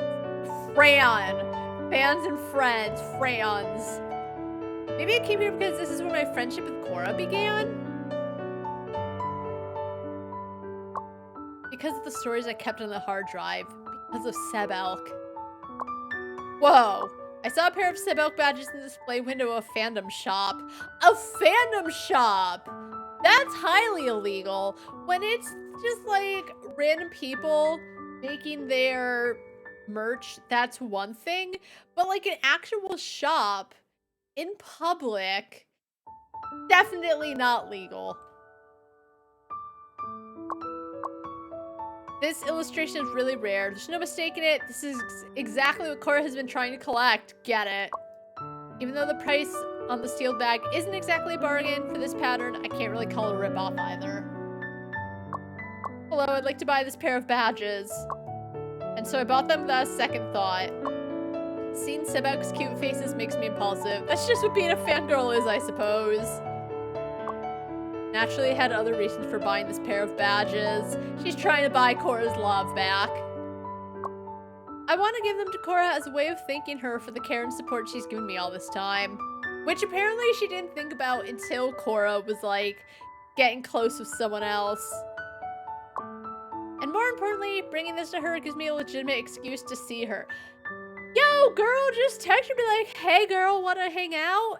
And you don't need an excuse to see your pal. I want to see Korra smile brightly because of me, rather than someone else. Well, you should have thought of that before you went and shut the fuck up about how cute Nora is.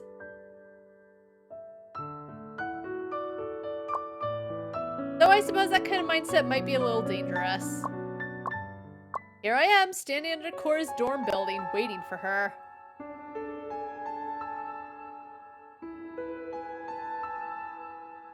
This music is so good. I sent her a message in advance letting her know I was coming. It's been 10 minutes so far. Girl, she's still in the library reading. Now 15 minutes. And now 20. What am I even doing here? 25 minutes have gone by. Oh no, I feel so hungry all of a sudden. My stomach's growling. And it's getting louder. And even louder. Hey, that's enough growling, tummy. She has a rumbly in her tumbly. Ugh, if she doesn't come back in 5 more minutes, I'll just grab a bite to eat. She's back! Korra. Korra-senpai, is that someone waiting for you? Korra didn't come back alone. Yeah, they're friends. TheMischievousMoose. Moose. What brings you here? Hi. I sent you a message. You did? I'm sorry. I always put my phone on silent whenever I'm in the library. Yes, I know that. What's that? I didn't catch that. I said I know that habit of yours, but you didn't even check your phone once on the way back from the library. Yeah, she was with her friend, and I mean, it's not rude if you leave the library and really quick check your messages, but she's also with her friend, and if they were caught up like chatting with each other, then she's not gonna check her phone because she's caught up hanging with a friend. It's probably because she was having such a good time chatting with her junior, right? Yeah, it is. Is she a close friend of yours, Korra-senpai? I'll leave you two alone then. Go ahead and catch up with her. Don't forget we're meeting up tomorrow. Oh, and send me that link too. Yeah, see you tomorrow, and I won't forget. Here, these are for you. Thank you. These pair of badges. I've been searching for them for so long. How much did you pay for them? I'll wire the money to you. It's a gift. You don't have to pay me anything. An unexpected gift from the TheMischievousMoose Sensei? What have I done to earn this? I'm almost in tears and Cora is still smiling like that. You need to get a fucking grip, girl.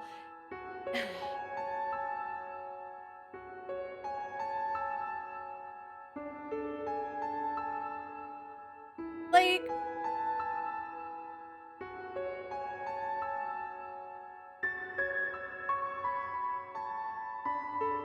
the devs were on about like, oh, well, yeah, it could be romantic, but you can also like just put it as friendship.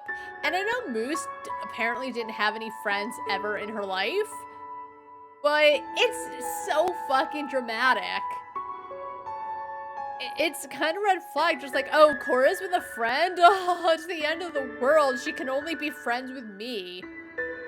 Even if it's Moose feeling, like, sad, it's...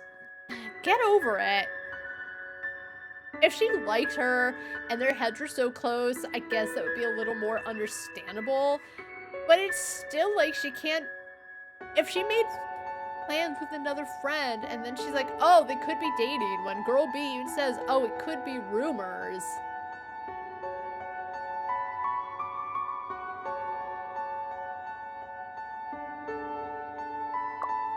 It's such a beautiful smile. That's what I bought her this gift for, wasn't it?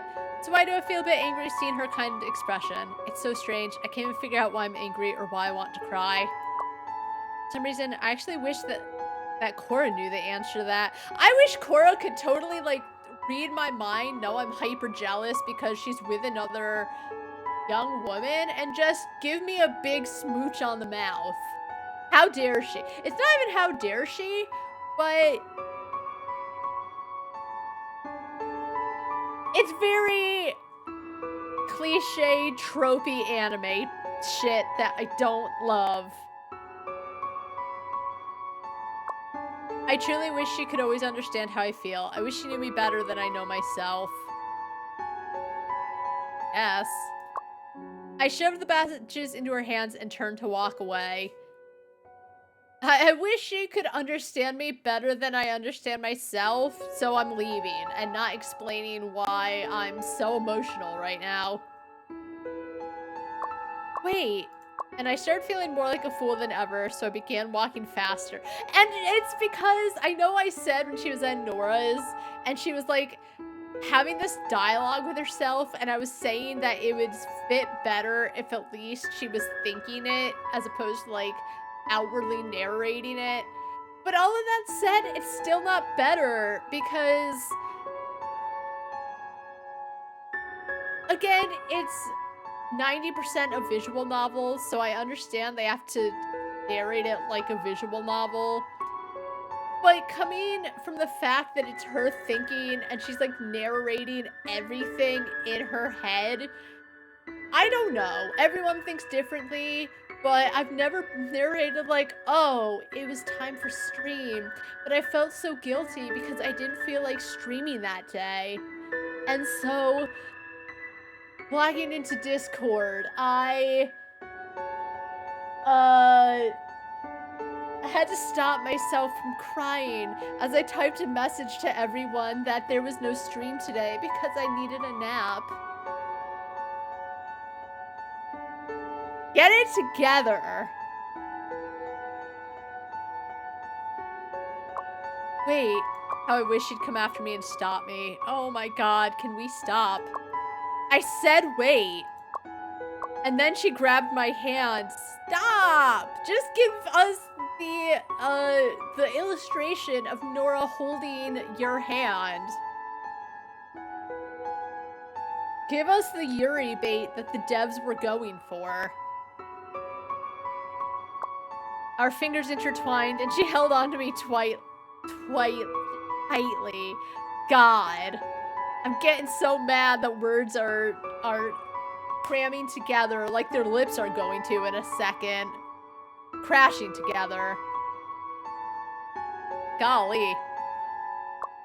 Her familiar warmth radiated from our closely pressed skin. My nose tightened as I turned my head away, trying to hold back the tears. What's wrong, TheMischievousMoose Sensei? I know that look. Did someone bully you? No one bullied me. Oh, really? Then maybe I'm the one bullying you. Jeez, oh my god. If there's something on your mind, just tell me. I know I can answer whatever you ask if you just open up to me. She knows. She knows she's playing her. Moose wouldn't shut up about Nora, and she's given her a taste of her own medicine. Or so I would like to hope. What's going on here? Not good. My mouth feels dry. Looking at her smile, my cheeks gradually warmed up. I forced myself to ask the question I'd wanted answered. Was that girl earlier a new friend of yours? No! That is not what you want to ask. You want to ask that girl, are you dating her? Because how dare you? No, she's my junior. Damn! So you knew her from before? Our families go way back. Since she enrolled, it seems she's had some trouble adjusting to campus life, so her parents asked me to help her out. Just helping her. Was it really necessary to be that close to her in the library? If they grew up together, it is odd that she said they grew up together, but like, of her own volition, she didn't help her junior. It's that the junior's parents asked her to. So, like, they're clearly close, but then she's like, we're not friends. But yeah, close to the library, because if they were close and their families knew each other, she would have been like a sister. We are expected to keep quiet in the library. Is something wrong with that?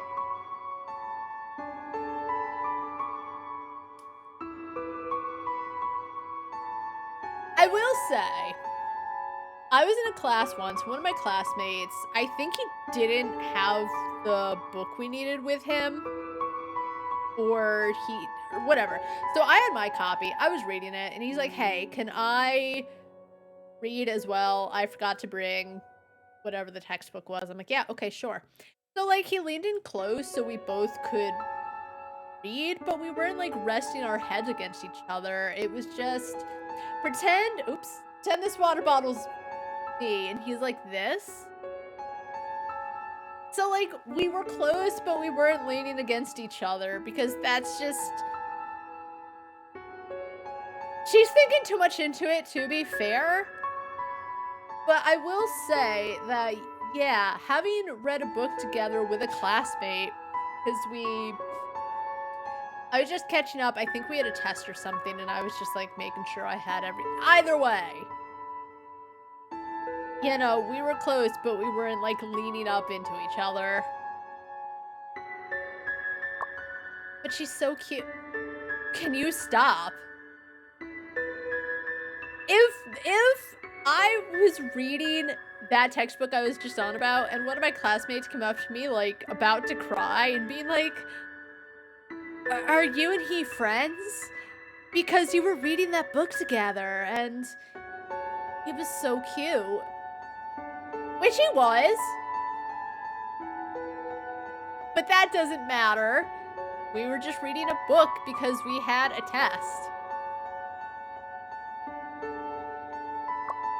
Don't even think about asking me to introduce her to your. But I want to get to know your friends too. Our relationship isn't just author and reader, or fangirl and fangirl. We're friends, right? Isn't it reasonable for friends to know each other's friends? Yeah, sure. It sounds very reasonable. And yet, I won't do it. Huh? Because you complimented her on her cuteness. Yeah, oh, it was definitely about Nora then. Oh, Cordelia is so good. What a little trickster. What a little elf. This little imp, I should say. What sort of reason is that? Let's just stop thinking about her already. You gave me such expensive badges, at least let me buy you a meal. Okay, that ended quickly.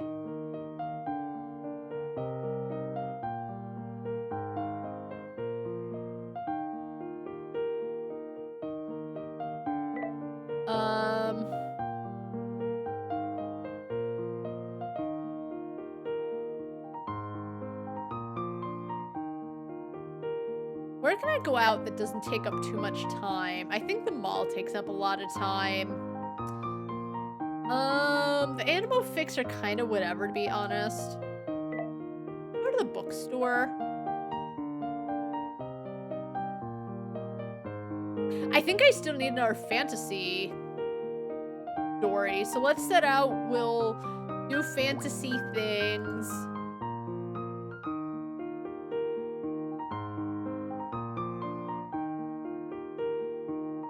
All right, let's do the other thing of the Little Mermaid. That might actually get us part 2. And then we'll study drama.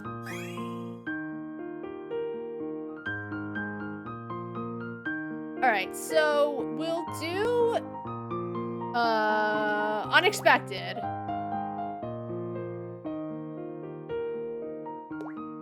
Elk was a renowned private detective.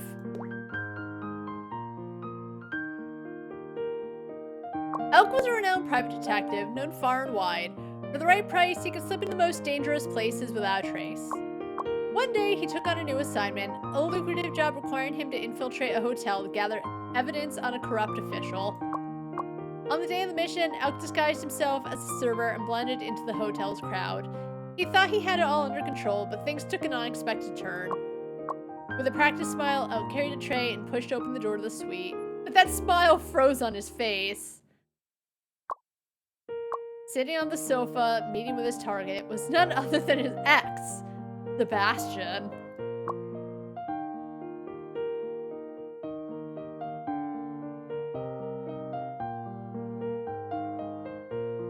That's such a shit. It's not okay. If it was a multi-chapter, that's one thing, but that's barely anything. How dare they? That was so shit. It wasn't even great. That's very like beginning Moose fanfic. Not me Moose, her Moose.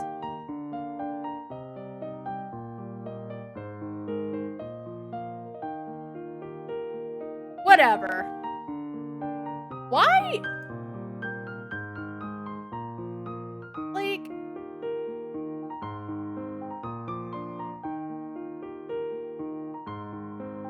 No, where are my... I wanted to read the comments because the way they're coming up now, it used to be the comments were over to the right, and now it's just like this page. This is wonderful, this is so beautiful. No, it's bad. I don't say that often because, as I said, for the most part, I actually really enjoy it. I don't always do edits, A, because I don't feel like I need to, and B, I can't think of things. That was bad, and she should feel bad. Do we have enough for this?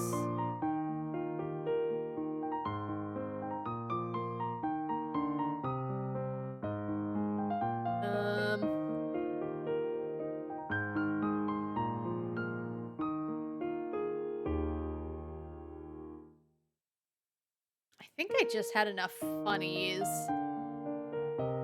On a hockey to path. Good morning. Little Mermaid. Love potion. 7th whatever.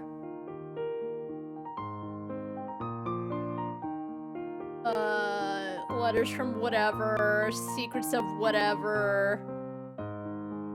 We don't need that because it's only one part.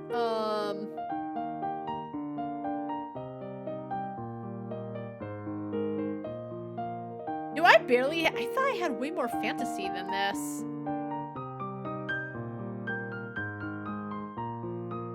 Oh, right. The Last Kiss. That's why.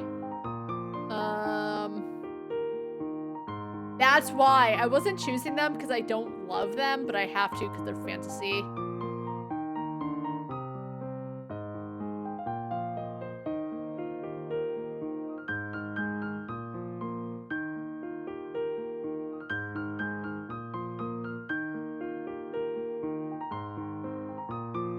Okay, I still need 2 fantasy. Okay.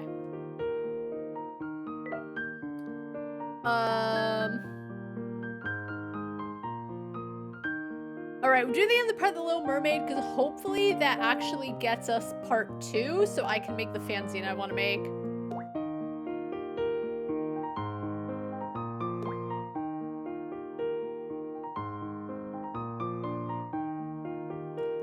Alright. Deep in the ocean, there was a vast and ancient mermaid castle. In the castle lived the Little Mermaid Prince Elk. Elk was gentle and likable. As the youngest prince among the mermaids, he was deeply adored by his kind. Mermaids were not allowed to go ashore before the age of 15. Oh, right, because I was like, dude, he's so young. So Elk could only listen to his elder sisters talk about the wonders of the surface world. This made Elk long for the day when he could see it for himself. On Elk's 15th birthday, he swam to the surface. What he saw left him stunned. A massive ship was slowly sailing across the sea, its lights dazzling as people in luxurious attire celebrated with raised glasses. Alright, we got editing because, like last time, 15, a little too young. My opinion. I'm not writing about teenagers.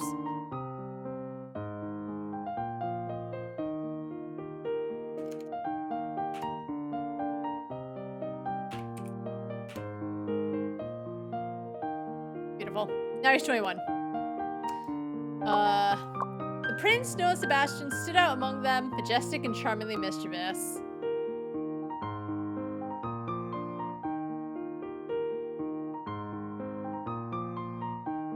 I still wish that the screen to edit was, like, bigger. Majestic, charmingly mischievous, and handsome to boot.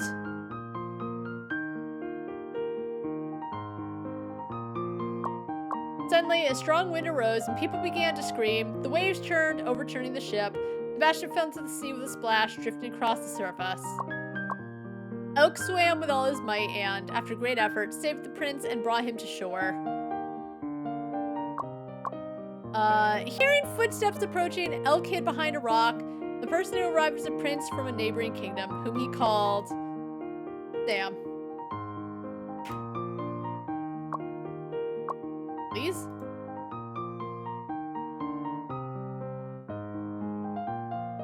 Sam was shocked to see Sebastian lying unconscious on the beach and quickly carried him into a house. Under his careful care, Sebastian soon regained consciousness. Elk watched everything from behind the rocks. How big were the windows? Being a mermaid, he could not approach the prince. Every night, he would swim to the castle and gaze at Sebastian from afar. Wanting to get close to Sebastian, but constrained by the gap in their identities, he decided to seek help from the witch. I chose sister at first, and they lived, like, happily ever after. He, turned Sebastian into a mermaid, but it was fine. Oh, mainstream storyline. He thought if he became human, he could meet Sebastian, so he sought the witch's help to fulfill his wish. Okay, this is how we get part 2. The witch said, I can turn you into a human, but when your tail becomes legs, walking will feel like stepping on knives. Also, if the prince marries someone else, he will turn into sea foam and die.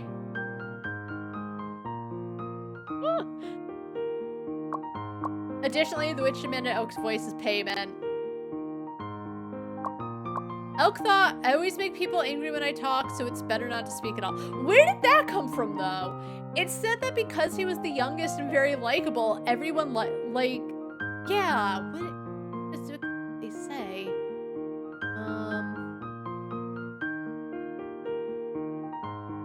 Elk was gentle and likable. As the youngest prince among the mermaids, he was deeply adored by his kind. So for them to say, I always make people angry when I talk.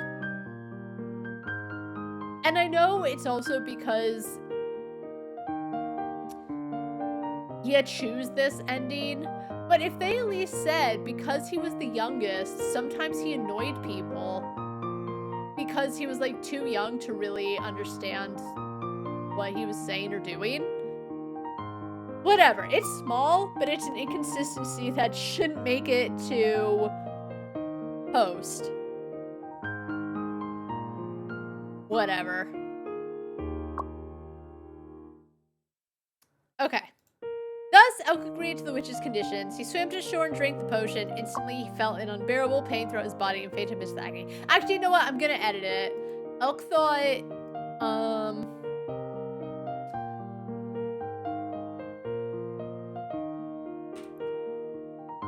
well, how bad can it really be?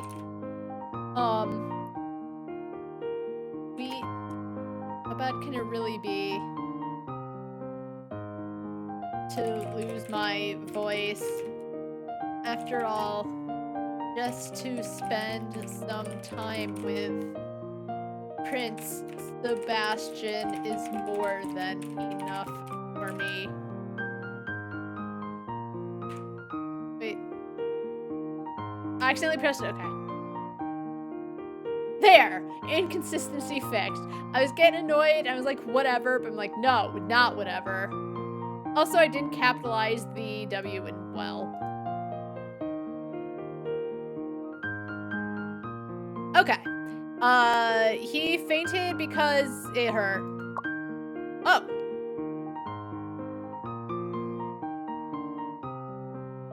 Alright, perfect. Here you go, Ethereal Snow. Oh, Wraith Lantern. Yeah, she's not getting shit.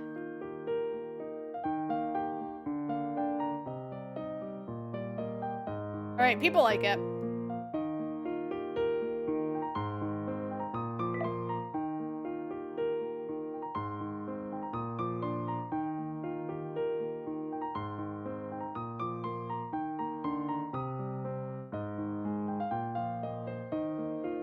Oh, the fan. Okay, I gotta get more fanzines because people aren't buying them so much.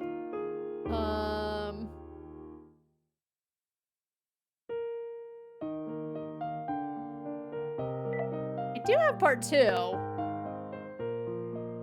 Let's write part 2.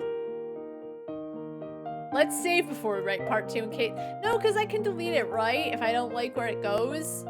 Let's just see what happens.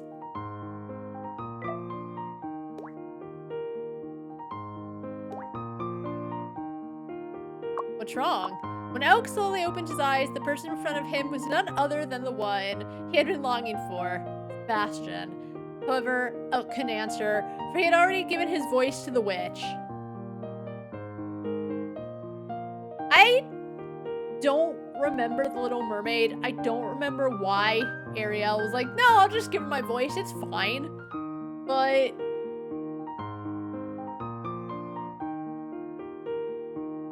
I don't know. I mean, Elk at least said I annoy people, so whatever. But although it was their first meeting, Sebastian liked Elk as if he had known him before. He brought Elk back to the castle. Even though Elk couldn't speak, his graceful figure captivated everyone's attention, but no one knew that he was enduring pain like walking on knives. You don't need to add that. Because, like, no one would assume they would know. Oh my god, Moose.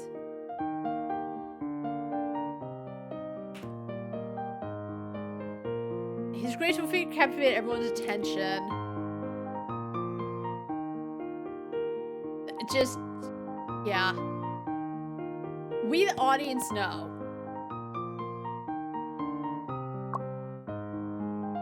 Oh. Okay. Sebastian, as the crown prince of his kingdom, was busy every day. Even though Elk wanted to grow closer, he found it impossible to speak up. One day, Sebastian took Elk to a neighboring country, the place where he had been rescued after falling into the sea. Sebastian was there to meet Sam. The prince explained to Elk, Sam saved my life, so I... What?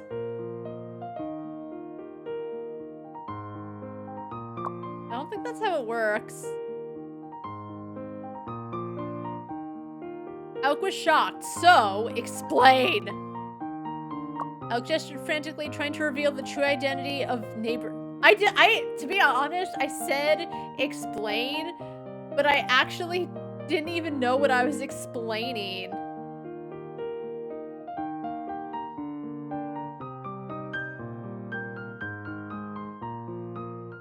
Marry him. It's a stupid law, but what can you do? You know? Because that is stupid. Oh, saved my life. Also, neighboring king. They saved my life, so I need to marry him. Anyway.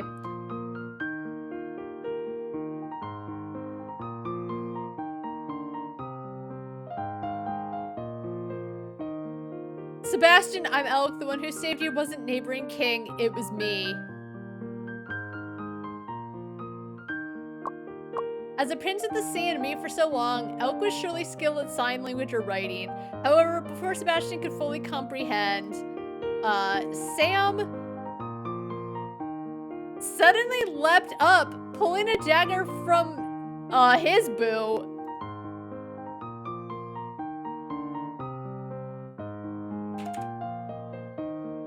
And stabbing it into Elk's chest.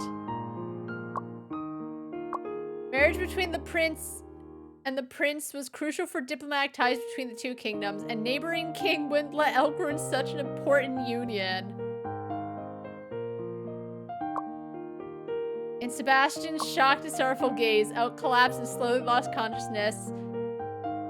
It turns out that Sam was far more cunning than he appeared. No!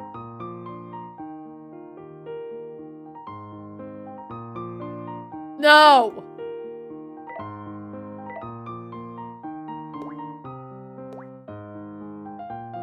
Okay. Okay.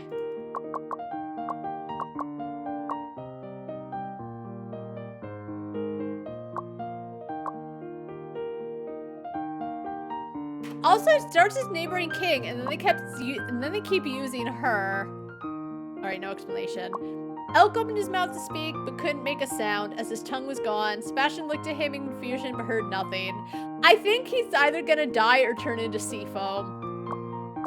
Prince was finally about to marry the Sam. On the return ship, Elk gazed at the sea, deeply sorrowful. Just then, he heard sister's voice from the ocean.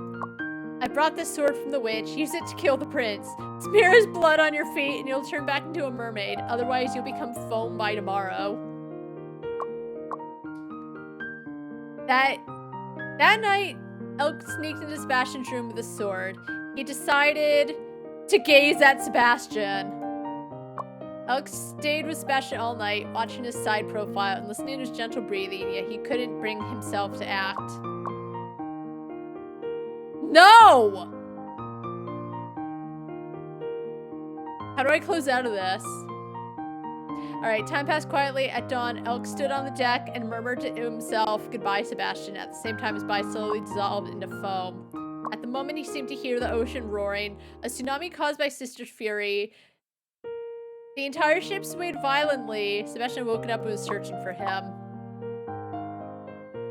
Elk suddenly wondered, if this were a game, did I just get the true end?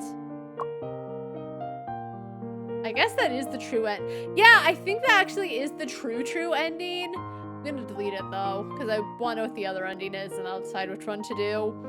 But I think that's the actual ending of the, not like the Disney Little Mermaid, but I think she does actually turn into sea foam is what I've heard. Alright, delete. I should have known that that would have done it. Okay. Anyway.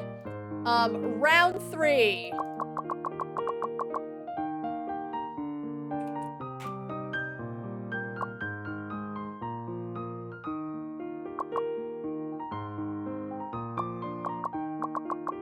Alright, get some fresh air. Elk knew he couldn't kill Sebastian or bear to stay in the same room as him. He fled to the deck, gasping for air. Oh, wait.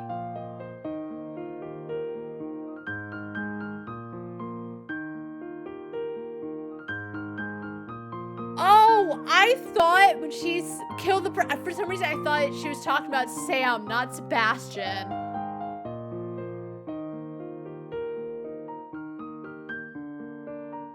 She did say Prince, and my head was like, yep, Sam. Suddenly a massive wave rose from the sea. Elk struggled to stand as Sister emerged from the ocean. Sister's expression looked cold and menacing under the moonlight. I knew you couldn't bring yourself to kill him, but I can't watch you turn in foam. If you won't do it, I will.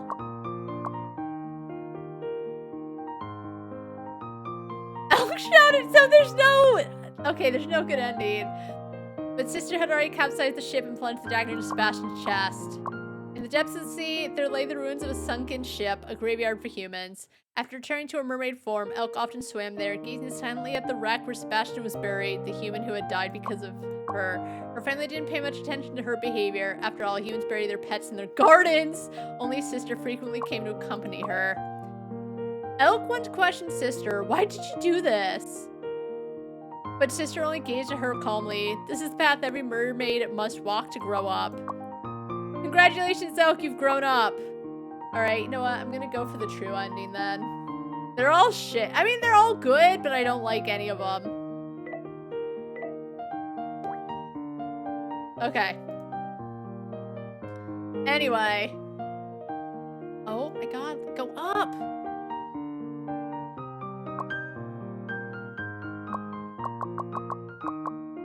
Whatever, sure, I don't care. No explanation.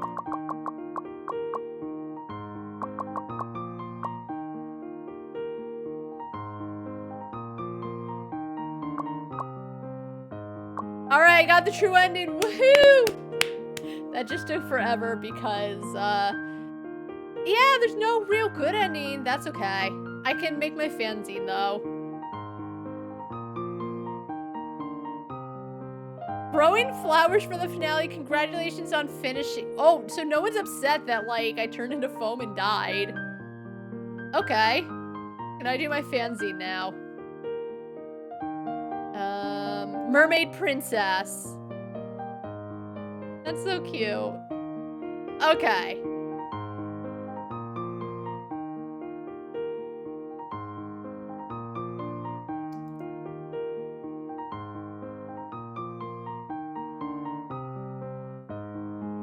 Wait. Oh, actually, I don't want that one. Oh, it's angst, though. Fine. There.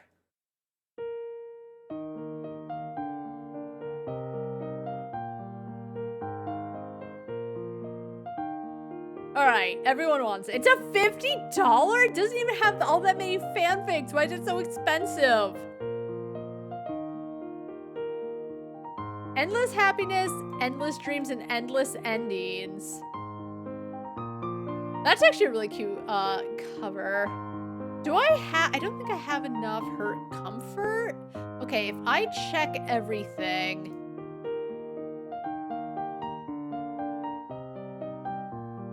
I don't think I'm gonna have enough hurt comfort is the problem. I don't know how to get hurt comfort. I need like 8 silly stories.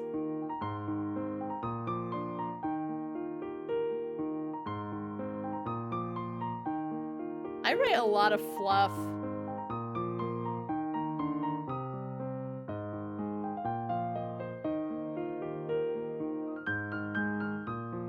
Yeah, I don't have enough hurt comfort. How many do I need? It doesn't say.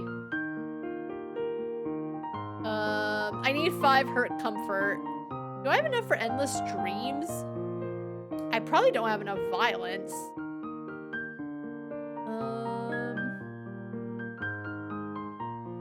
I might. Hold on.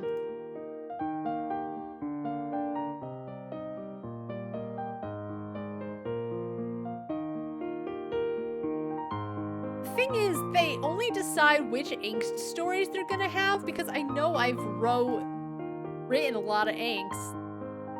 I'm surprised Battle Royale is an angst because they both like don't want to kill each other.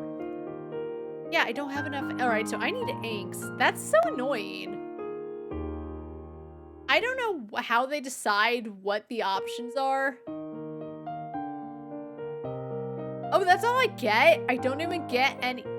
That's so annoying.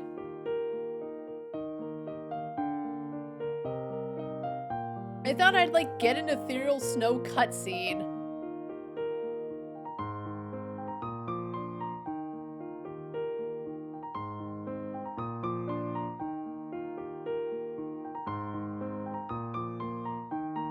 Wait, how do you post tweets?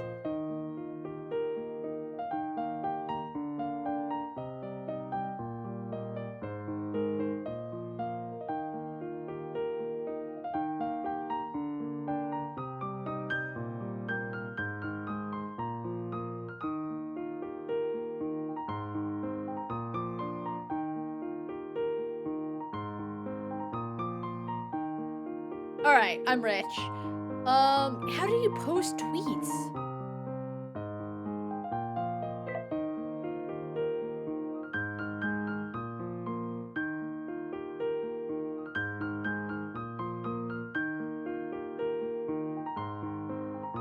Like, they have this person's lazy and didn't, like, fill anything out.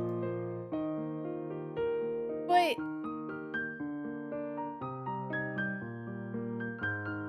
I assume they're still working on it. Damn, Disco Ghosts is, like, really selling.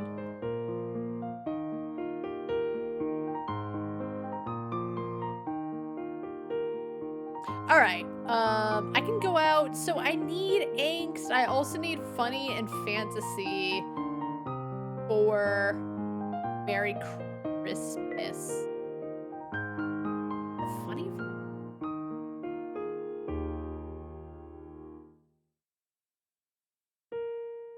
We might be able to get funny from brushes. I'm gonna try. I don't give a shit about them. Maybe that's what. I don't know if going to the Institute. A grave for fangirls. That's why I thought Grandma was dead. Whatever. We'll do crushes. That might get some funny.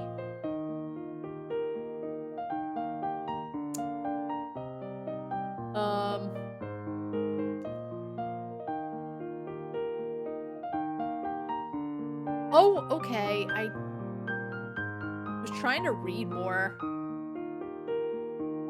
Cool.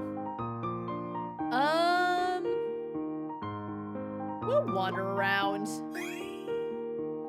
It's so odd. Sometimes you have 5 AP and sometimes you only have like 3. Can I like trade this? I'm gonna throw. I honestly don't want to do the bad ending.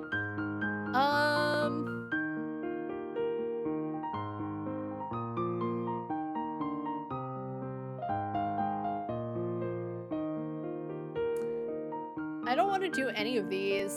I guess I can just sleep. Maybe buy a new Ita bag? Get more Ita points? I should probably do that. Sometimes controlling this game is so annoying because there's no way to like easily get here.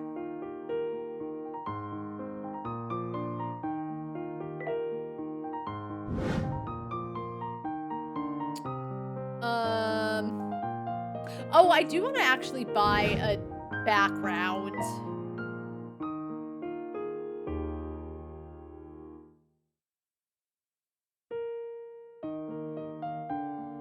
Oh, not for that. For like packing paper.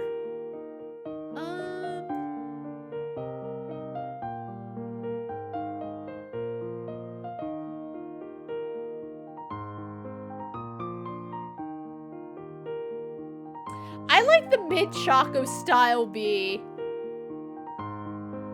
Alright, let's decorate the Ita bag. I'm gonna scream. It's because I have to click on one so I can click and drag it. But sometimes it's fine and sometimes it's really not. Oh, that's annoying. So because I already used it for another one, I can't use it again.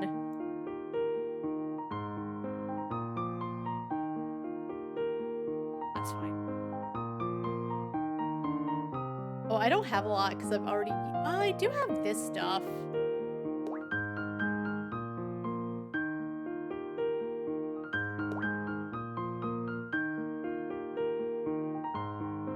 I should make more freebies, but I just, again, don't have any ideas.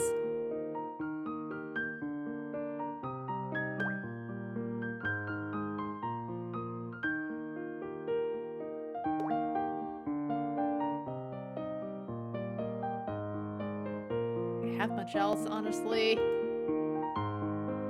Oh, I might.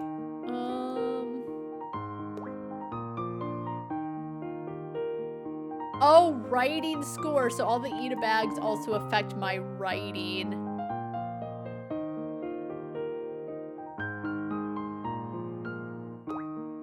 then I also got, like, this as well.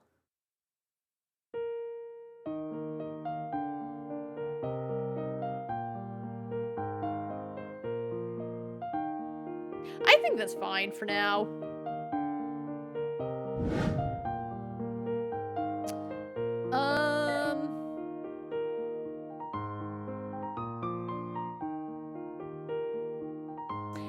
We can do this one and we can do the other ending.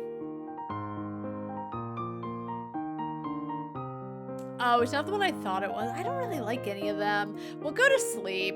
I don't know. I could have gone somewhere. I didn't. Oops. That's what I mean. Just it feels like I'm trying to pass time by so I can get more story stuff happening because I'm starting to just run into repeats of the stories I've already done.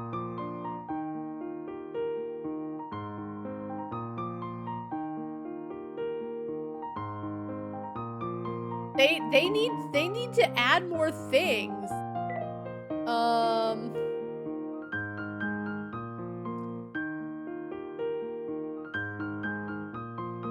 Oh, you know what? I'm not doing enough Interstellar. All right, brainstorm Interstellar.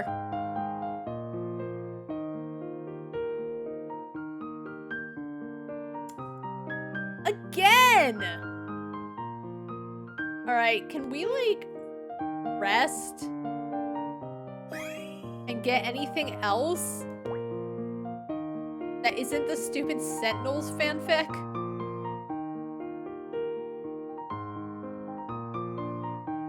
Okay, hold on, because I have it set to display capture. Is Sentinels like set?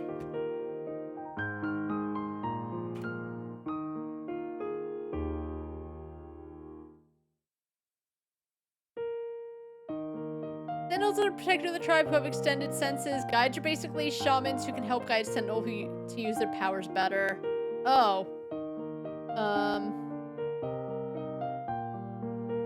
Anyway. Yeah, is it like...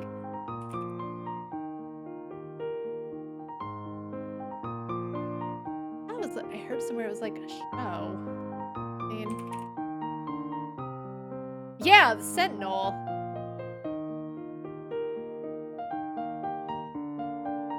And I think that's what the tag is based on.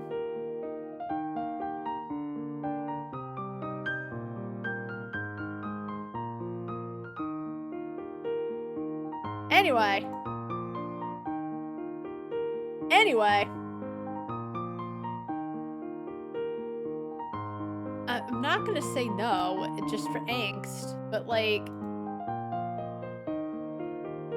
I'm not getting any good stories. I'm gonna get rid of all these.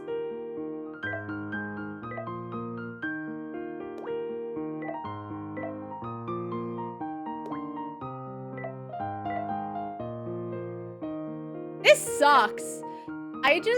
I mean, time's passing, so like, that's fine.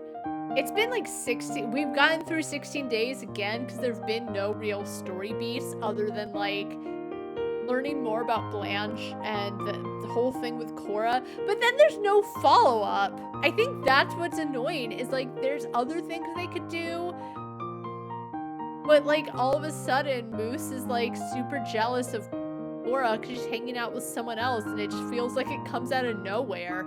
If it were near the beginning, because I think Moose, there was something at the beginning where she thought that she was too dependent on Cora or something, or she felt that there was distance, and Cora was saying that she was trying to protect Moose from like meanies in the fandom. But okay. And again, I don't want to do fucking stupid ABO stories. I don't like them, so I'm not gonna write. We can do Janja. We haven't done a lot of that.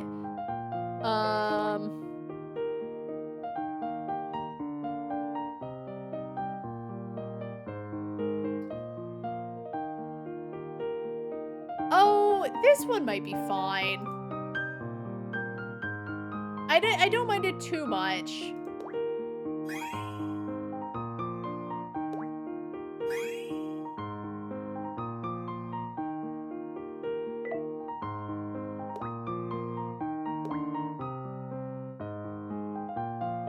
It was no secret within the cultivation world that Sebastian and Elk did not get along. Yet, despite their differences, they were both top disciples within their sect and were, once again, sent out together by their master to complete a mission. Disliking each other at first glance, they naturally chose to part ways the moment they entered the hidden realm. Wasn't it like the hidden realm of love or whatever? But no more than a stick of incense later, Sebastian saw Elk crouched behind a large stone as if on guard against something. Strike while the iron's hot! This realm had been scouted multiple times and deemed fairly safe, making it the perfect chance to avenge the sneak attack that had left Sebastian's hair hacked off.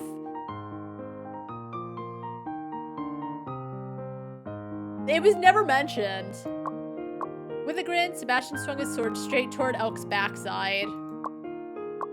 You shameless scoundrel, Sebastian! Looking at his half-ruined robes, Elk angrily drew his sword and charged. The small cave started to tremble violently. An apparition of the realm's master hurriedly appeared to stop them from collapsing the entire place. The Valley of Affection, that's what it was, creates illusions of those most precious to the intruder to disturb their minds. The immortal's gaze swept between the two of them. But there's one exception: when two people entering the illusion are each other's most cherished. The cave shook even harder. Wow, that was stupid. Let's give it to Ethereal Snow.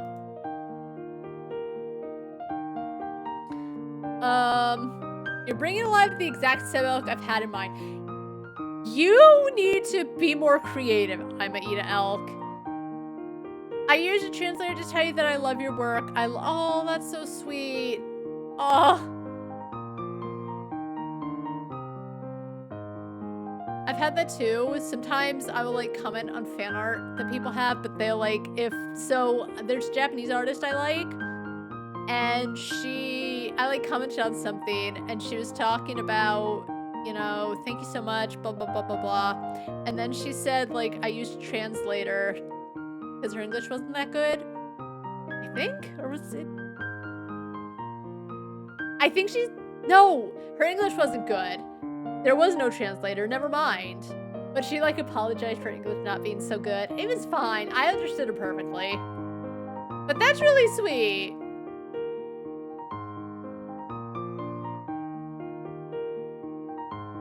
Anyway.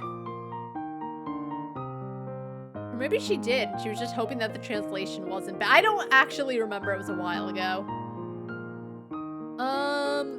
There's really nothing happening. We have the comic forum in one day, but it's like one I'm visiting. And then I'm visiting again. Absolutely nothing is happening, and it's really getting upsetting to me.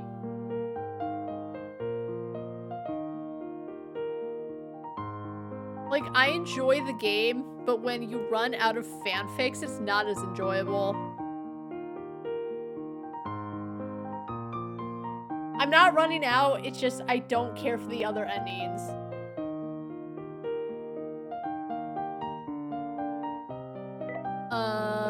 Can we do any... Do we have enough magic for... Oh, right, Oh, so... Okay. I think magic is a bookstore.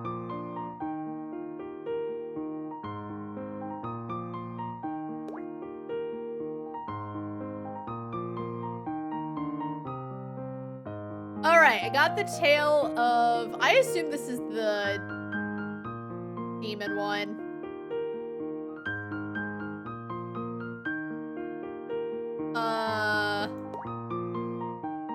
I'm actually pretty low. Let's wander around. We'll stay and we'll go for another magic story.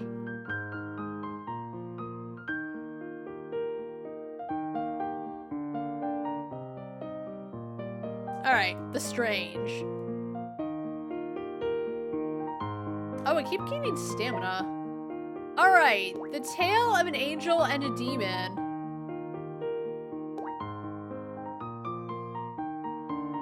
A man is standing by the roadside, sweat trickling down his forehead. Clutched in his hand is a wallet he just found along the path in the park. Within him, his inner angel and demon are fiercely battling over the wallet's fate. Don't get it wrong, this isn't a metaphor. He can actually hear the voices of an angel and a demon. The angel's voice is flat and emotionless, urging him to turn the wallet into the police. At the same time, the demon's voice is low and dangerous, tempting him to keep the wallet for himself. The debate between the two voices grows increasingly intense. Such distinct voices, could this be real?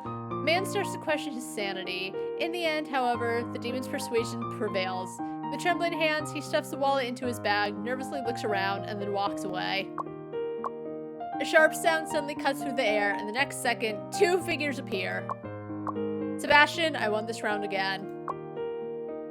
The angel named Sebastian has a pair of pure white wings on his back and an aura that could cleanse all the sins of the world. Hearing this, he glances at his old rival beside him. Allow me to correct you. The score is now 5,482 to 5,481. Elk. The demon known as Elk smirks. He has black wings surrounded by a faint dark mist that seems to mock every rule and moral in existence. So cool, such good writing.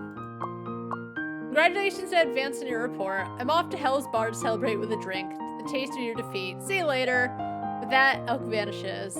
Sebastian stares at the spot where he disappeared and sighs inwardly, knowing he's right. He does need to submit a report explaining why he lost to the demon.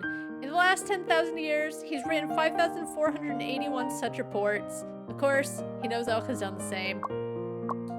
When he returns to heaven, the white clouds are still calm and peaceful, with angels in white robes rushing about. Sebastian keenly senses a hint of something unusual. Why is Sebastian there? As he reaches the end of the grand hall, he sees his superior, the Archangel Gabriel, waiting for him. I think they're getting... No, Sebastian was... Okay, Sebastian was the angel, that's right. In my head, I almost thought of switching it, but then I thought of the two, Elk would actually probably be more of a demon, so I changed my mind. Yeah, Archangel Gabriel. Sebastian bows in respect, but notices that Gabriel is frowning, and instead of the usual scolding over Sebastian's failure, he suddenly says, Sebastian, there's an urgent situation you need to handle. What is it? A sealed evil spirit has escaped its bounds. Its power is enough to threaten the balance of the three realms. It's reportedly hiding in your assigned area, so we need you to work with the demon to resolve this issue. And who should the demon be but our beloved Elk? Work with a demon? Sebastian repeats in shock. He should have seen this coming. How could he not have guessed? When he arrives at the designated meeting place and sees Elk dressed in black human attire, Sebastian's facial muscles twitch imperceptibly. Elk's spotsman raises a bottle, drawing a few curious glances. I just ordered a drink with the boss when the boss dragged me over. He shrugged innocently. Want a drink? My treat.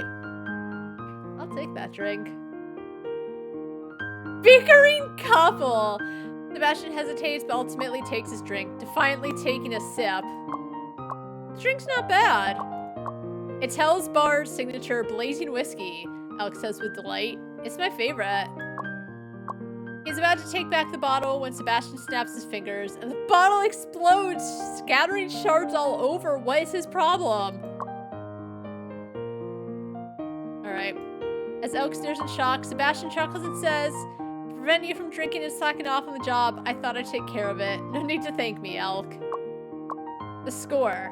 5,482 to 5,482. But that doesn't count because isn't it like who is able to persuade a human to do their bidding?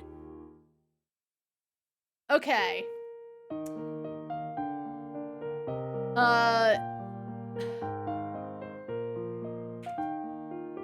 Or at least in Sebastian's mind. Because even though the score was for who could ultimately persuade a human, Sebastian still took it as a win. Though Elk did allow him to do so. If only because the demon so enjoyed the small smile that it gave the other angel.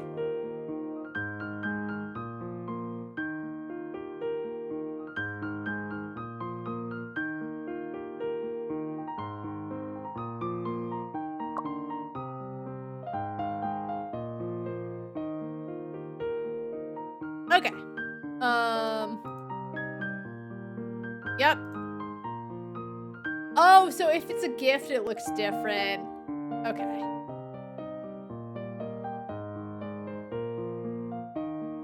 Ooh. Oh, that's cute! The demon seduces people into depravity, except the priest. Alright.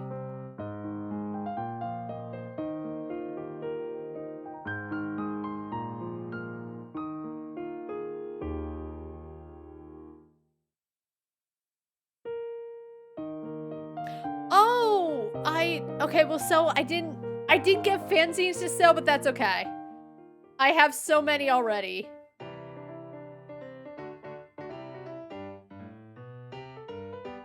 When I went to go click, it said, oh, visitor, so whatever. Okay.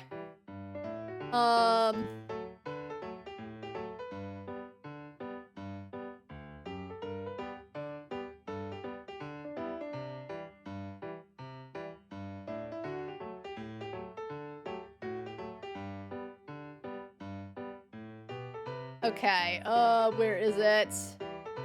The moment. There you go. Champion, there you go. The moment.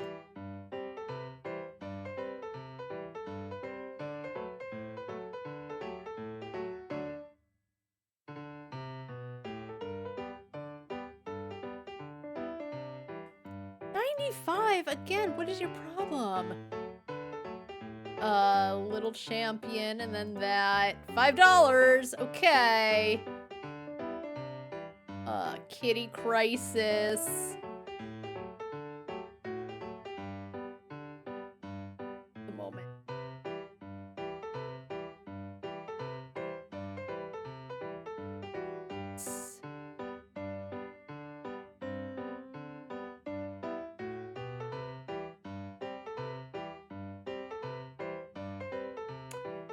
Oh. Oh God. Okay, so $100, so I owe her $85. They're really gonna start doing this?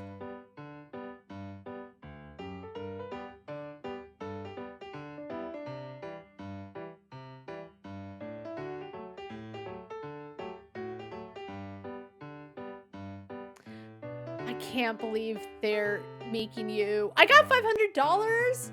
But, like, it's so stupid that there's some, like, oh, decide the change.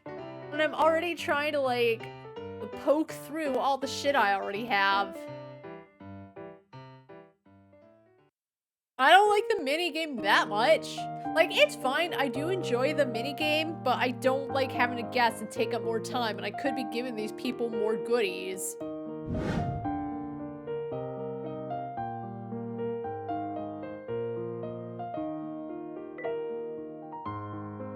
Alright, so where's the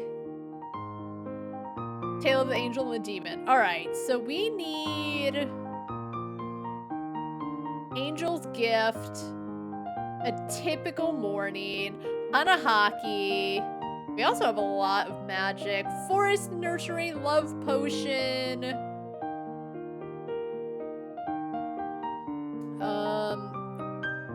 Truth Serum.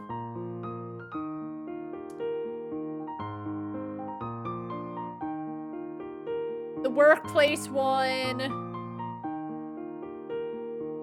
Tale of a Demon or whatever.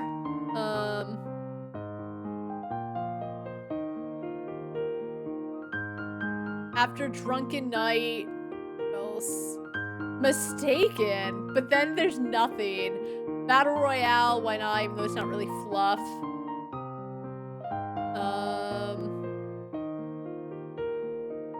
The 10-year promise. Dual cultivation. Surrounded by elks. Nasty doctor. And time stops. An assignment.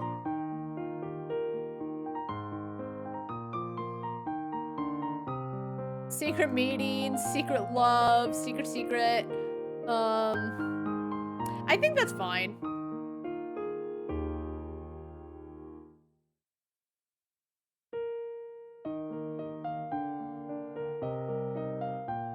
I probably should have written part 2, but whatever. Alright, what else do we need to be doing? I have a lot of money. Let's buy a new... Oh god, eat a bag. But what if they won't?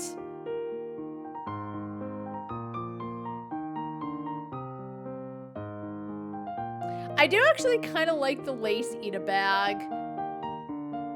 Wait, what's the... Oh, yeah, I like this one. Yes, it's mine. Alright, we have part 2.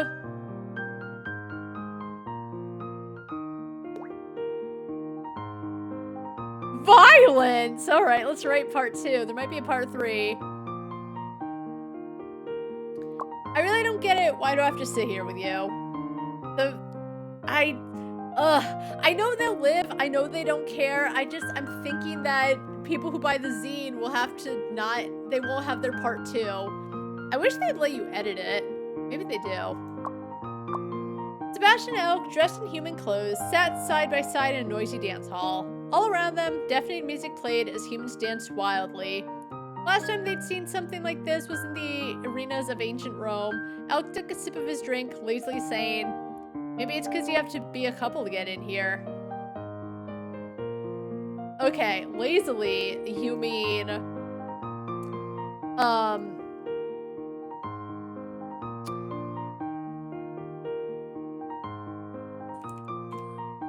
Flirtily saying with a wink and a smile.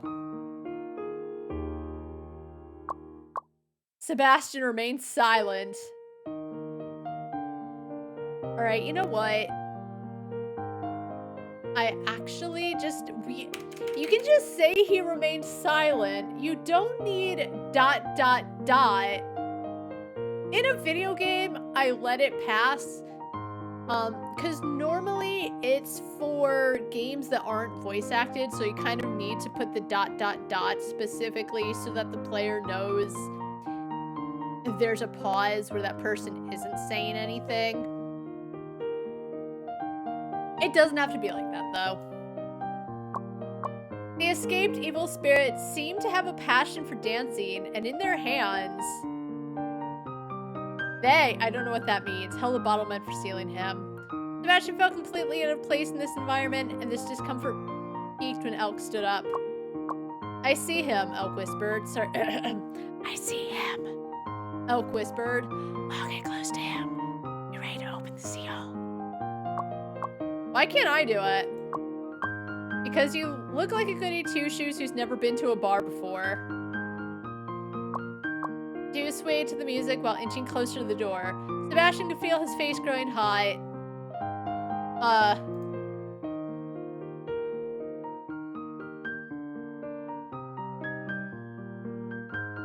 And not because they were almost upon their target.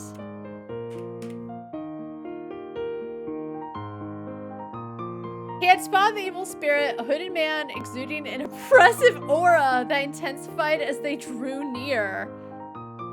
That's just Strider.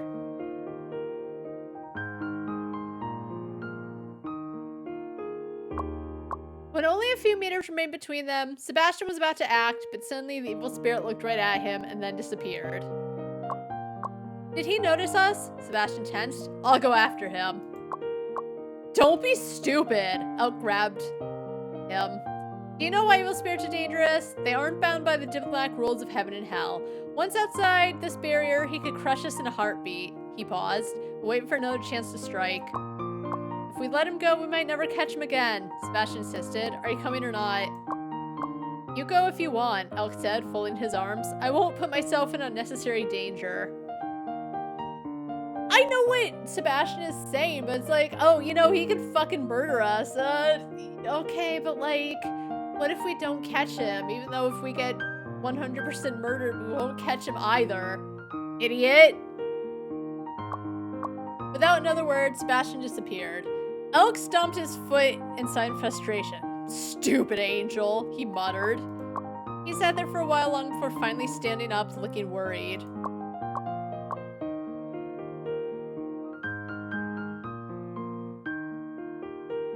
After all, this was the angel of his affections, and it worried him how much time had passed. Sebastian was so caught up in catching this, what was it, like evil spirit? Evil spirit, that he wasn't even thinking of his own safety. Noble, but stupid. Elk had to make sure the other man was okay.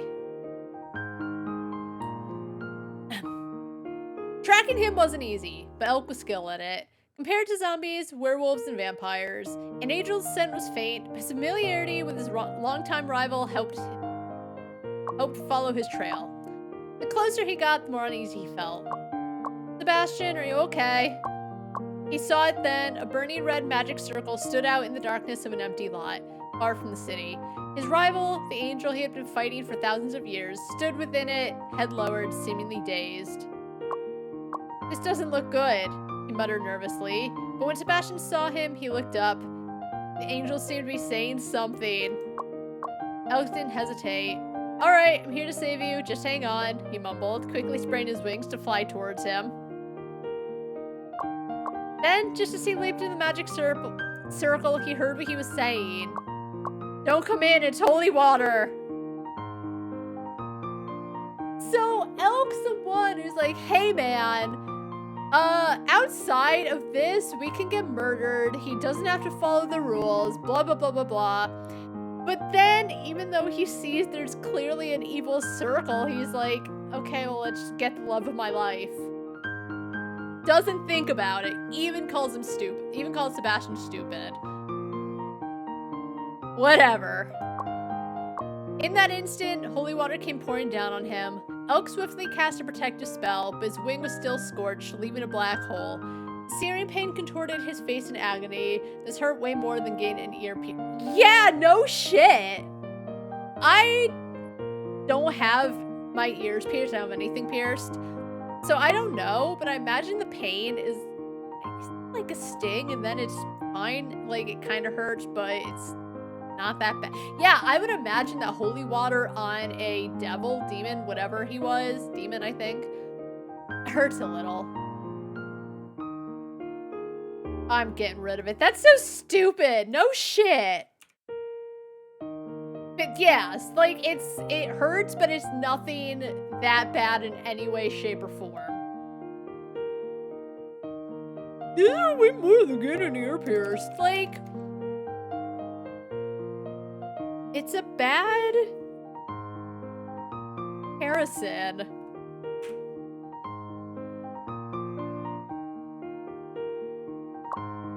Get out of here! But even as holy water burned his skin, Elk didn't leave. Underfoot, the ground felt like warm, familiar hellfire. It was harmless to him. Oh my god. Harmless to him, but for an angel it was agonizingly painful. Ignoring the pain in his wing, Elk went over to break the binding spell on the angel. Sebastian looked at him and sighed. Why did you save me? If I'd been a moment later, you'd be roasted alive. I was planning to bring you back to hell as a rare delicacy to share with my colleagues. I'll bet that would be a one-of-a-kind delicacy. Are you really joking right now? Elk groaned in despair. You almost died. So did you. Enough, cut it out. At that moment, the evil spirit appeared. Confident of his victory, he stood there with his arm crossed, looking smug. The angel and demon both turned to face him, guarded and ready. He's looking smug, but the two appear to be fine, even though Elk kinda hurts and Sebastian doesn't have the binding spell anymore. I've had enough of you two since 3,000 years ago. I didn't escape just to listen to your tedious flirting. Sorry for the inconvenience, but I should clarify, you haven't fully escaped yet.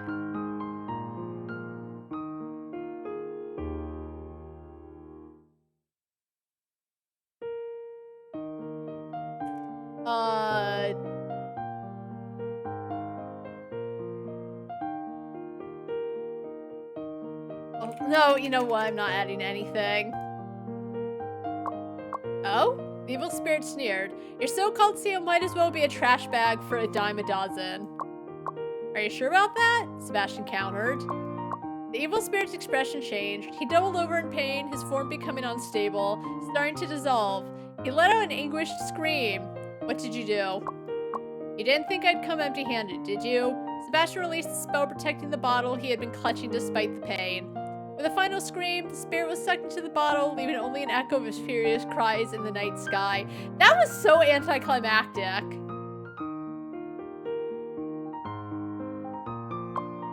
Nice work, Elk said, casting a curious glance at the swirling bottle, but I didn't expect it to seal him up so easily. Honestly, I'm surprised it went so smoothly. Maybe we just got lucky? Sebastian suggested.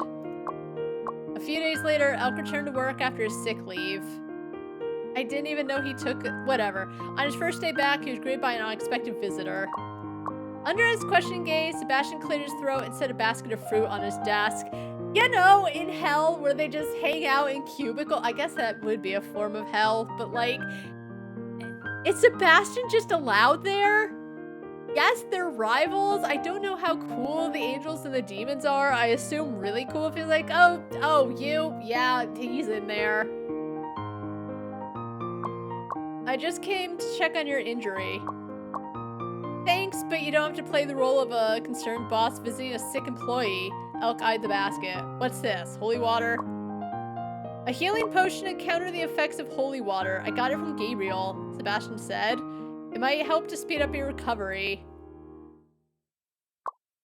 Elk looked at him in shock. Are you crazy?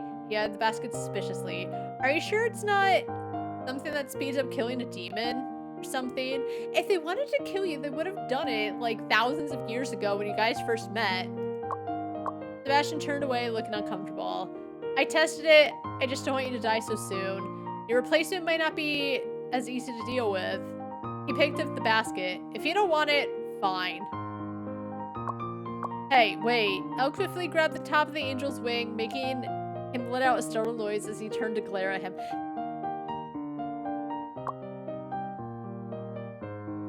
Okay, we got chapter 3. I didn't say I didn't want it, so maybe you'd like to stay for some coffee or something?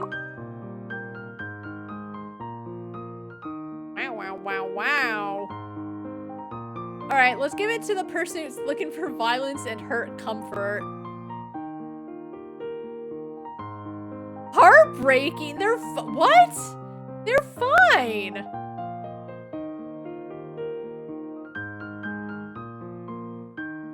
No one died. Elk's okay.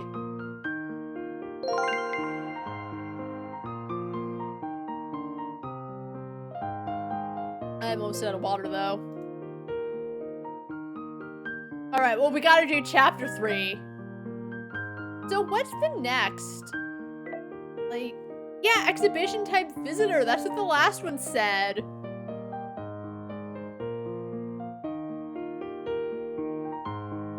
So I guess I have to start buying my own books. Alright, so I can buy one more.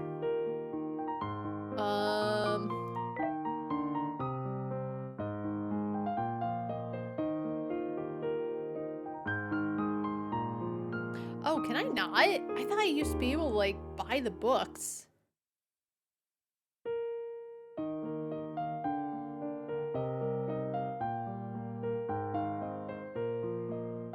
Like, they have Kitty Crisis, but I already sell that. Yeah, how come I'm not getting copies of my own fanzine like I used to?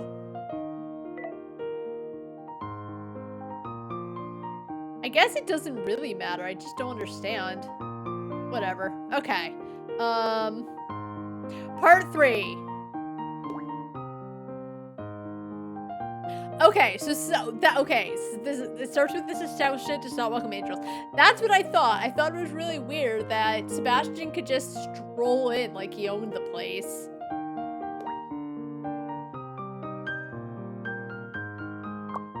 This establishment does not welcome angels. I'm just passing by. Oh, fantastic. That makes it the 19th time you've passed by my workplace this month, and it's only the 8th. Oh, it's Elk going off. Elk replied, though he was nearly used to it by now. If you're here because you're worried about my injuries, let me assure you I'm in perfect health. My wing is fully healed, not even a scar left, thanks to Heaven's scar removal techniques. Sebastian ignored him. One bottle of whiskey. You do know angels aren't supposed to drink, right? Elk asked, concerned. Are you breaking Heaven's rules? There was something off about Sebastian today, and Elk was growing suspicious. His face was flushed, and it was swaying slightly as he walked. Though in his eyes, the angel had always seemed a bit clumsy. Are you poisoned or something? Elk waved a hand in front of his face, puzzled. What happened, Angel? Oh, Angel, is that your name? An irritating voice chimed in. A man sat down forcefully beside Sebastian and threw an arm around his shoulder. Sebastian wobbled but didn't shake him off. Weebles wobble but they don't fall down. That's I don't know. Sometimes when I see wobble, that's Weebles wobble but they don't fall down. I don't. Anyway. Elk frowned. Okay, we need to buy more backspace keys.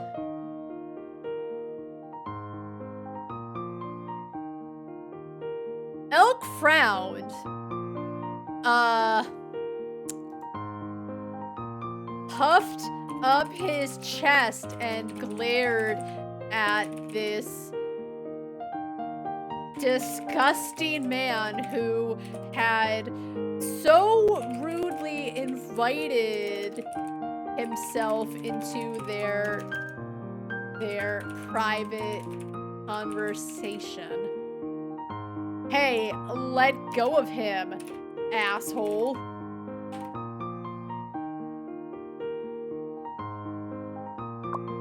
The man sneered, since when is flirting banned here, Elk?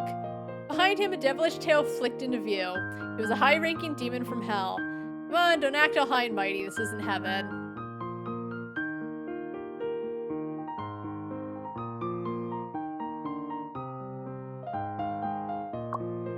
Even in hell, I get to choose my patrons, Elk replied coolly. Now get lost unless you want your head to blow up like this orange. He snapped his fingers, sending a spark that singed the man's hair. He's so cool! The man muttered angrily and left. Sebastian continued staying there, looking dazed. Elk watched him with concern. What's wrong with you, Angel? He keeps calling him Angel and not like Sebastian. Anyway, what's wrong with you, Angel? Did you really go brain dead? Seriously, you should get out of here. You don't know how many... He glanced around. Unsavory characters you might encounter. Is that... concern, Elk?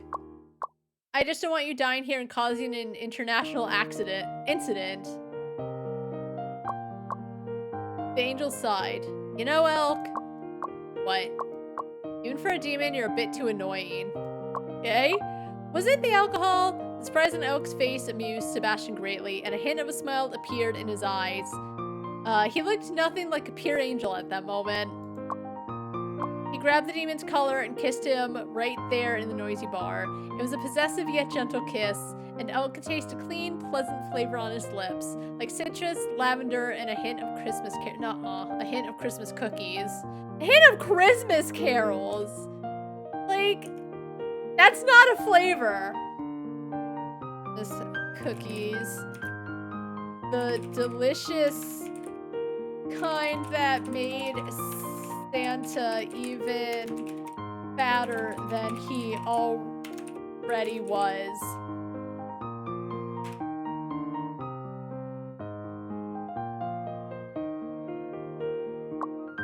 In that instant, fireworks exploded in Elk's mind. Thousands of years of entanglement seemed to condense into a single moment stretched out to infinity. Wait a minute, I'm the demon here, right? Elk thought dazedly. Kissing an angel violates hell's rules too, doesn't it? Sebastian murmured, licking his lips, his eyes reflecting a hint of the bar's lights and a faint smile. Elk thought he must have been ambushed by that sneaky little angel Cupid. How else could he explain the sudden, irrational heartbeat in his chest?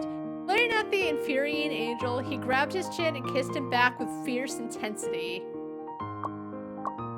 To hell with the rules. Get it? TBC. Okay, if you're adding, you don't add TB. Okay.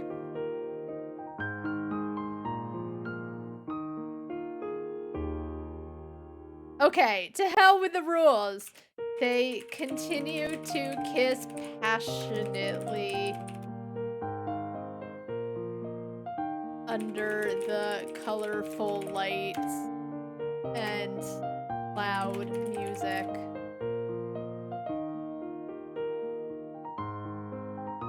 To be TBC, please.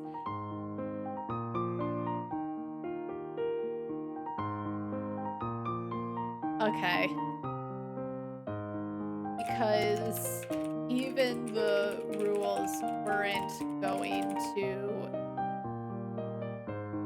break them apart. That's a better ending. Okay.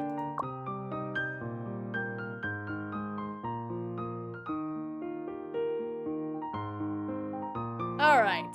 Beautiful. Please get married. Oh, they kiss.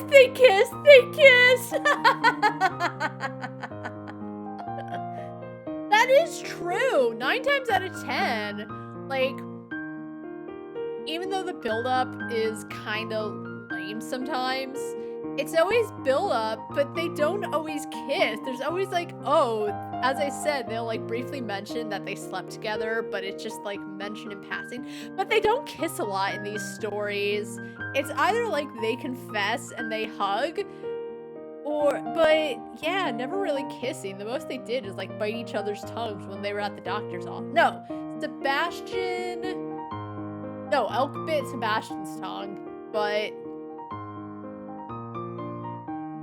very believable comment, honestly. All right, let's do another story.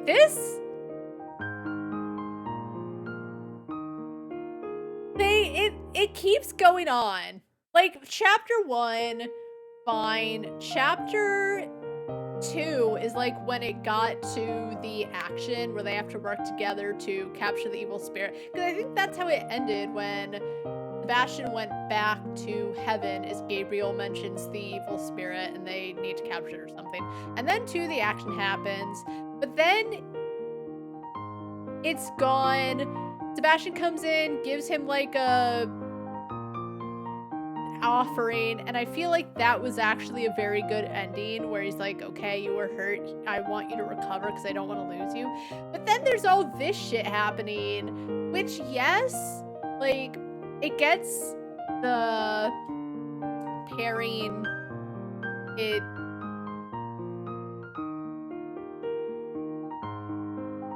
it's more pairing based than anything's really happening in this, which is fine, but like a good story can have all the meat, all the action, all whatever it's trying to get going, plus have the pairing at the same time, and they like interweave. Because it should be, you know, action happens and then a slow descent. You know, it's like this happens afterwards.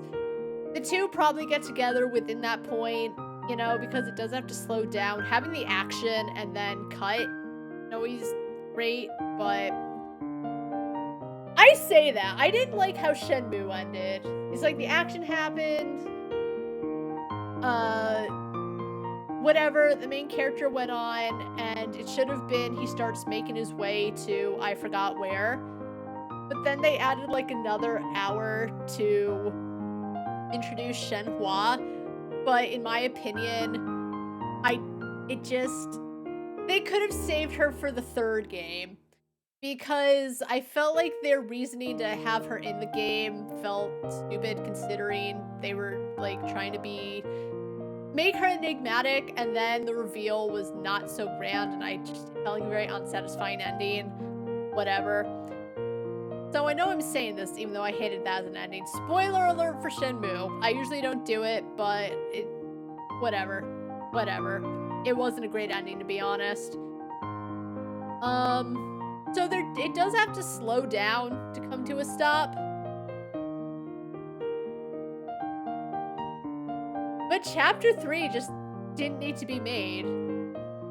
Even though, yes, they did kiss. That's great. But they probably should have kissed... I don't know. In the magic circle when Sebastian thought Elk was dying. Anyway.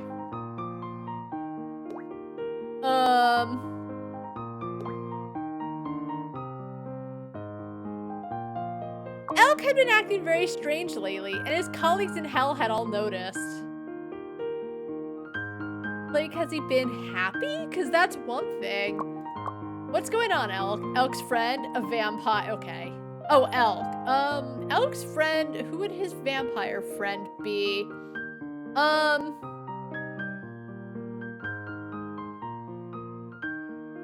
in the game would be a vampire?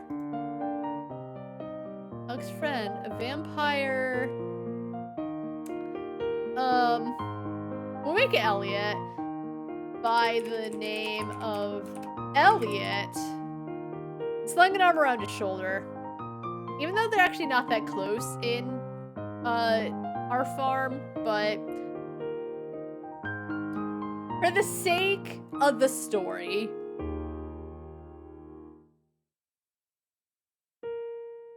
No, you know what, Shane? No, Elliot. Elk gave the vampire a questioning look, only to see... Oh.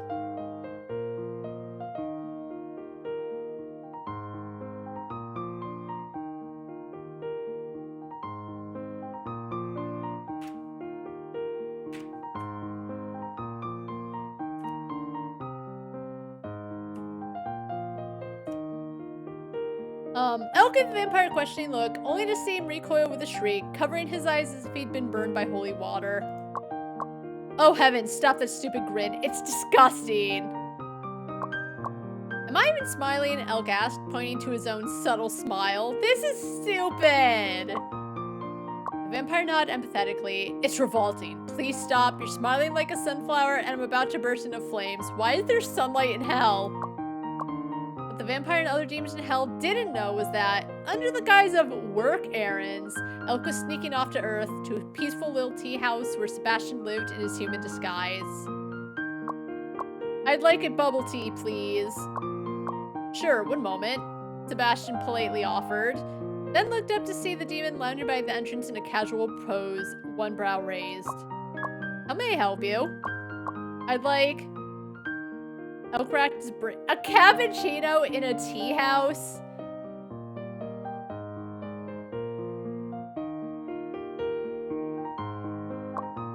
The coffee shop is... Okay. I was about to say he must be doing it on purpose. The coffee shop is across the street, sir, Sebastian said. Or would you like to order it for delivery? Oh no, I'll sit right here and wait for you to fetch it. Only after the last customer had reluctantly left did the demon impatiently grab him. Can we, like, grab him? It makes it seem like he's grabbing the customer. Stop!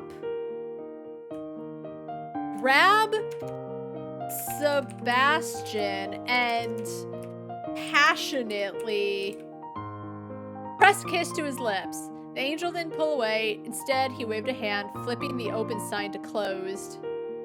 I'm about to get promoted, Sebastian murmured between breaths. Elk, already impatient, barely noticed what he was saying. Congratulations, Elk replied offhandedly. Do I get a present? Sebastian's eyes flickered, and he looked up at him with a hint of worry. Those once innocent, childlike eyes were now tainted with something more complicated. He was no longer the pure angel he used to be. I'm worried that when I'm promoted, they'll transfer me somewhere else. I won't be able to see you anymore. Elk didn't give it much thought.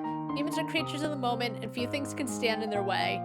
Elk took Sebastian's hand, stroking his... He took his hand, but then, like, stroked his neck. Alright? It'll be fine, Angel. He thought for a moment and added, if heaven even tries to take you away, I'll burn it all to the ground. You know, Sebastian, I love you. The angel murmured. I do too. Okay, well, that I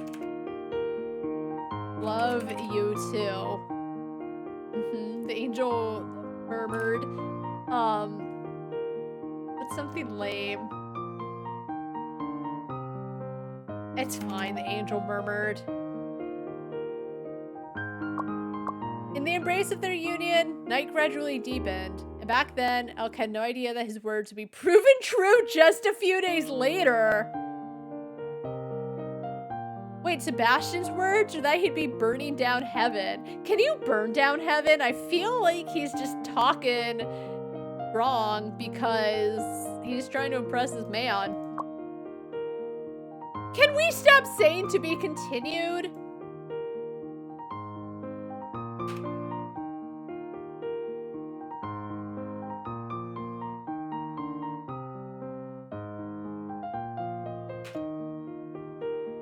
Elk had no idea that his words would be proven true just a few days later.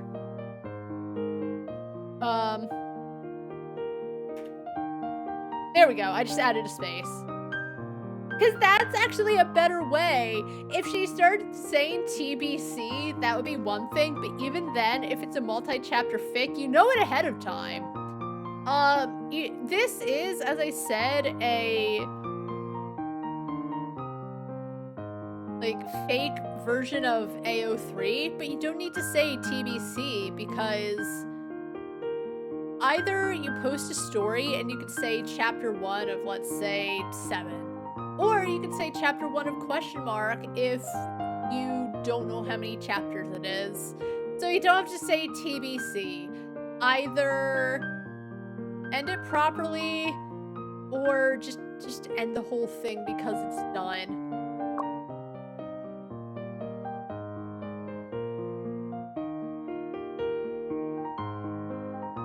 Alright. Post. What does that last line mean? Don't let anything bad happen. Elk, you're such a jinx. So sweet. Heh, love-struck fools. Ugh. Okay, well, we need to know what the next thing is. I actually need to sleep because my stamina's low.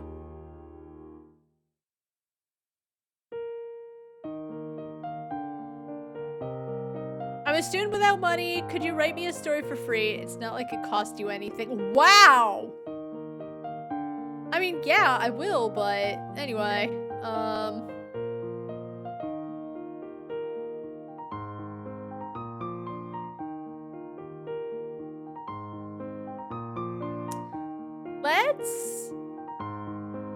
alright, let's write this really quick for the, no, don't rest. Yes. Elk came to find Sebastian one day, face red and eyes evasive. Sebastian was in the middle of a meal when he lifted his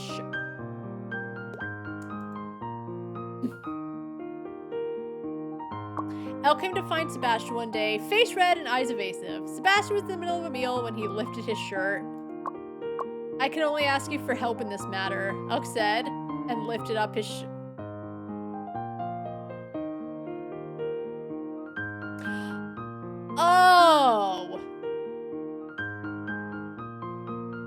Okay, it's just bad translation.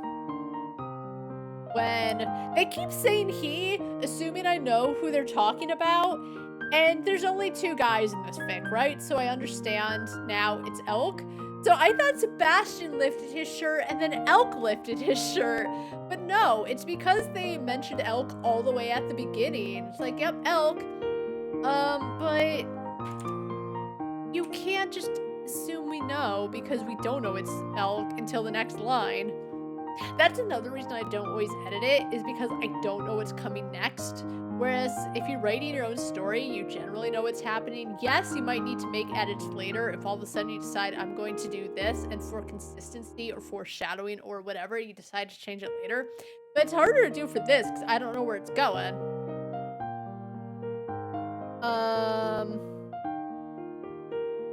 He said and lifted up his shirt. We need to stop with the dramatic ellipses.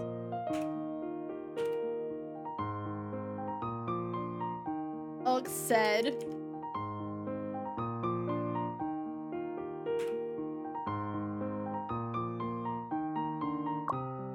Even in a world filled with odd curses and magic, Sebastian nearly spat out his drink at the sight. What is this? Elk had a small pink heart-shaped mark glowing on his abdomen. Oh, his cutie mark came in. Elk explained that he'd been cursed by a dark sorcerer while hunting monsters outside the city. They say if it's not filled up, it will activate and kill me. Filled up with what? Elk whispered, eyes wide.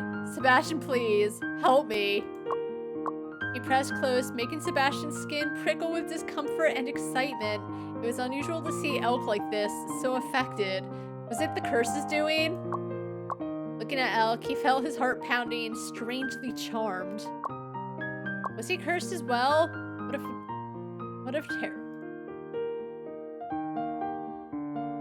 What a terrible night for a curse.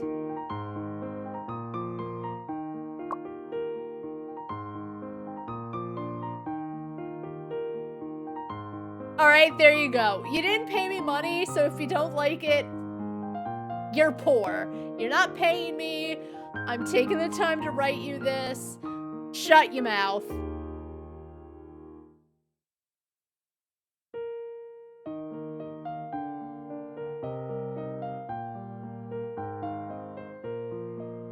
Seriously though, how is he supposed to fill up the heart? With his dick? Is that what they're trying to imply?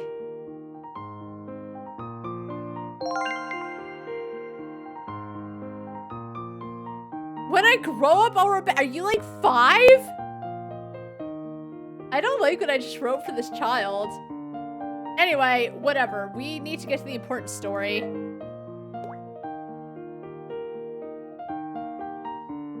Oh, I was so tired because I kept writing this because it's a really long fanfic.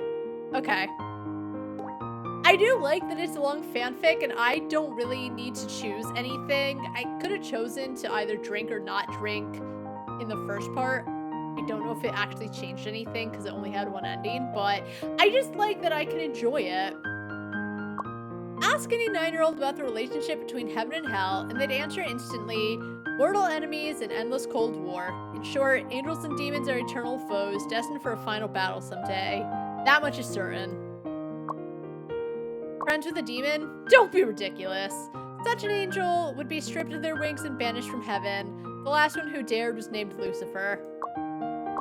When the angelic soldiers arrived to retrieve Sebastian, he was remarkably calm. He was in the middle of drinking tea, and upon seeing them at the door, even had the composure to say, "Please, allow me to finish my tea." The soldiers waited politely for him to finish before taking him away. The demon, however, wasn't so lucky. Elk was being protestive. That actually... Must you be so rough? Please, little gentleness. And was hauled roughly into Hell's interrogation chamber, flanked by several demons. Consorting with the demon. Sebastian looked at the photos tossed down in front of him. Yes, Heaven used photos too, who didn't love human technology, but in this moment, despite his professed admiration for human culture, Sebastian was feeling a surge of resentment toward it for the first time in thousands of years. The photos showed himself and Elk buying ice cream together, watching a movie together, embracing each other, and even in a hotel together. Sebastian pressed down on Gabriel's hand. Enough. But in the last fic, they waited until the customer was gone for Elk to kiss Sebastian because they both knew the rules and they decided to go with it anyway because they liked each other. But they were trying to be so careful about it anyway, specifically because they knew that it could be really bad. So the fact that they're doing all this shit in public when the last thing, even though it didn't overtly say, like, this could be bad, implied that it could be bad. Sebastian even said, I got a promotion, so...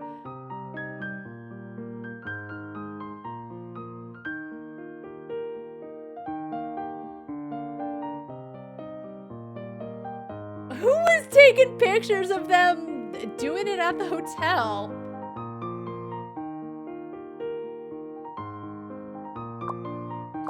Gabriel looked at him with piercing blue eyes. You have anything to say for yourself? As you see, Sebastian replied. Gabriel sighed in disappointment. Sebastian, I had high hope for you. You're a talented angel, and I was planning to promote you as my successor. Sebastian remained silent, his lack of response indicating his stance. The prophesied day is near. The balance is about to be broken, and heaven and hell will soon go to war. Gabriel looked down at him with authority. I was praying you to lead our armies in that fight, not to fraternize with demons. Sebastian looked up in surprise, meeting Gabriel's faint smile. Go kill him, Gabriel said. Kill that demon. Your most formidable battle angel, the legendary demon slayer. Don't disappoint me. After all, you were always meant to do this, right? Meanwhile, Elk sat with his head bowed in Hell's interrogation room. The air was thick with sulfur and the walls burned with eternal flames. You know better than anyone how many tortures Hell has up its sleeve. You wouldn't want them all used on you, would you, Elk? Elk panted lightly. Hell was never short on perverts, executioners, and maniacs, and he was well acquainted with a fair share of them. Alright, the battle with heaven is imminent, so don't waste my time. The ruler of Hell, Beelzebub, said with a bored tone. You have two options. First, I can let you go and appoint you to lead our forces, but you'll have to go kill that angel. I accept, Elk interrupted. Otherwise, I'll... Wait, what'd you say? Demons are naturally selfish creatures. You didn't actually think I'd follow that foolish angel to the bitter end, did you? He's playing him! He's playing him. They've been... in a stalemate, I guess, a lock for whatever, for thousands of years. He's playing him. Elk replied with a fake smile. Beelzebub eyed him and snorted disdainfully. That's more like the Elk I know, the most formidable warrior in Hell. A true demon. Now go and don't disappoint me again. I wish they didn't say it was a fake smile, because it takes away from the tension.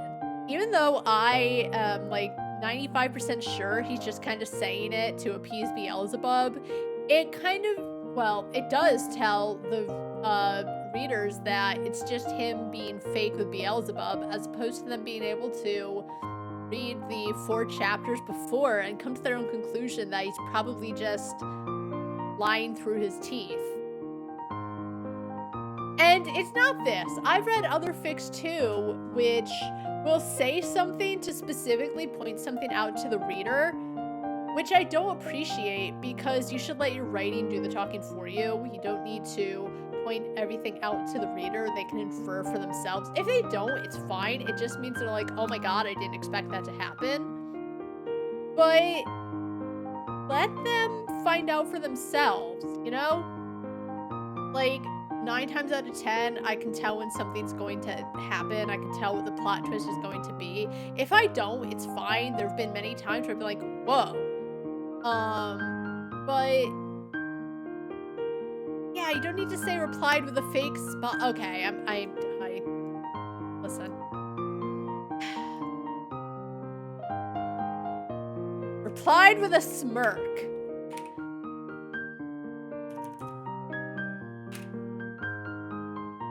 Okay. Elk hadn't expected to return to this place, or at least not so soon. The Ashen Lands, the border between heaven and hell, was a desolate, war-ravaged wasteland, serving as a buffer zone. The ground beneath his feet was charred black, and around him lay the ruins of battle-scarred terrain. There was no life, no hope here, only endless ashen memories. He took a deep breath, inhaling the familiar scent of sulfur and scorched earth. Across the battlefield, he saw a familiar figure, accompanied by a seemingly endless host of angelic soldiers spreading out like a vast sea. Elk met Sebastian's gaze, noticing that this soon-to-be archangel looked more majestic than ever, exuding both sanctity and compassion. He looked at him with that distinctively heaven-bound expression. I'm here to fight you, Elk, the battle angel declared. His voice pure and otherworldly. Let's kiss him! Plot twist! Elk didn't answer, but instead cupped Sebastian's face and fiercely pressed his lips to his. Oh, I didn't get it. Okay, hold on. Hold on. I can delete. I don't care. Don't refund my stamina.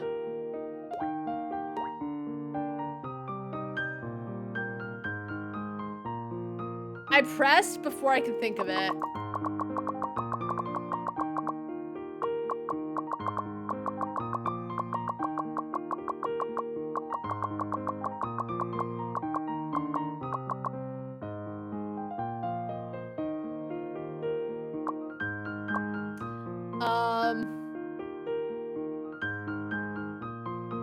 And yes. And fiercely pressed his lips to his. If this was going to be his last few minutes alive, he wanted to make them count.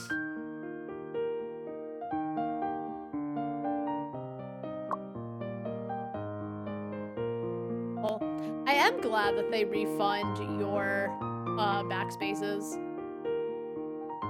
Ooh, I'm Master Hand. Okay, yes. So we have... It just keeps going.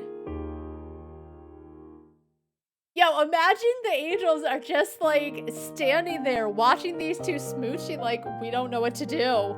They're just awkwardly watching because what can they do? This is their boss. They're not gonna stop it, I don't think.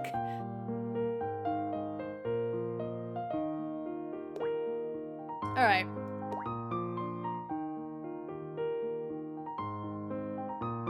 Okay, oh my god, scroll up. I'm trying.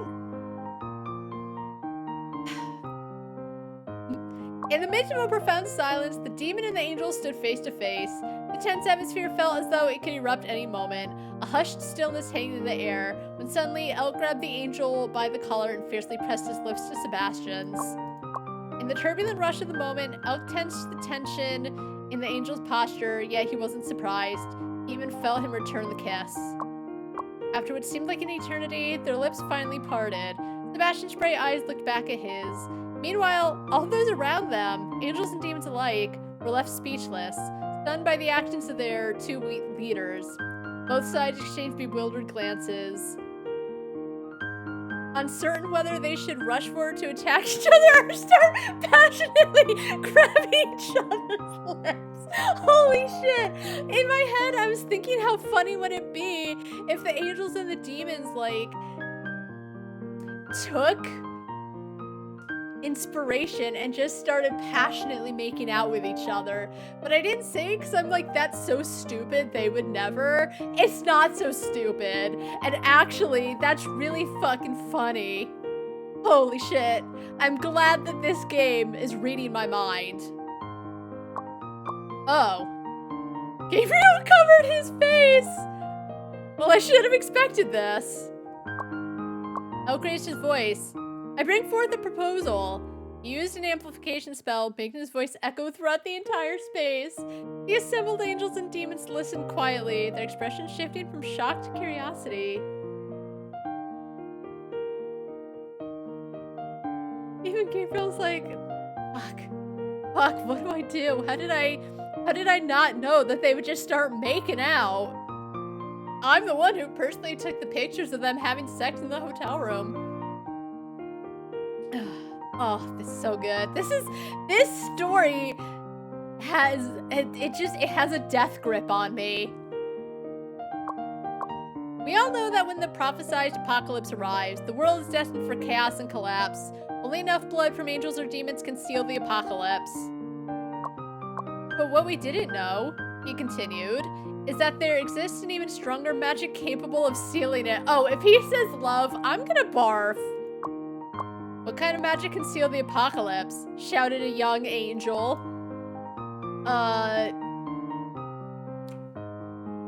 His eyes bright with curiosity. Elk cast his gaze around slowly, waiting for the commotion to die down before speaking. That magic is love. Blech. No, it's cute. It's cute. This story's very cute. It just like has all the right everything. Even though chapters 3 and I think 3 definitely felt like it was just trying to get the two together, but it did go up again in terms of like shit's happening. But I wasn't sure for a while. This statement sent a wave of murmur through the crowd. Young angels and demons whispered among themselves in wonder, while the older ones seemed more composed. Although I never experienced the time when angels and demons could freely interact, Elk said, I've now tasted what it's like. I have something to tell you all. Sebastian and I are in love. Yeah, they figured that out. This time, no one seemed surprised. Beelzebub replied flatly, I've known that for a long time. Gabriel nodded in agreement. Was it that obvious? Well, I thought we'd hidden it pretty well. Yeah, except that, like, I guess Elk wouldn't know that there'd been pictures. In any case, we've been obsessed with pushing the limits of power, but we've overlooked its true nature. The love between a demon and an angel is the most powerful sealing magic. Sebastian stared at Elk, his throat moving as if struggling to find words. The demon didn't look at him. In the past, our predecessors used the blood of angels and demons. Now we hope to use the love between a demon and an angel. As if to confirm his words, the once dark, cloud-covered sky began to calm, and rays of sunlight peeked through the clouds. Everyone watched in awe.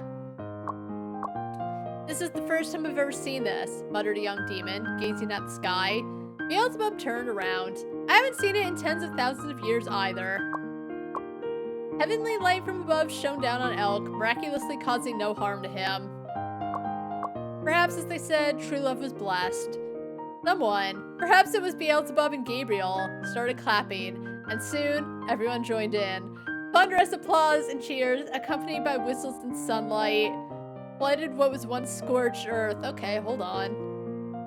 Accompanied by whistles and sunlight, and maybe even a few angels and demons kissing. Flood what was once scorched earth. Well done, Elk. Elk turned to Sebastian, whose eyes were slightly misty. He gave him a smile and then a powerful kiss. They might have continued kissing for the next 3,000 years if the superiors hadn't approached. I suppose there's no need for a battle today, is there? Sebastian asked Gabriel, who was approaching him.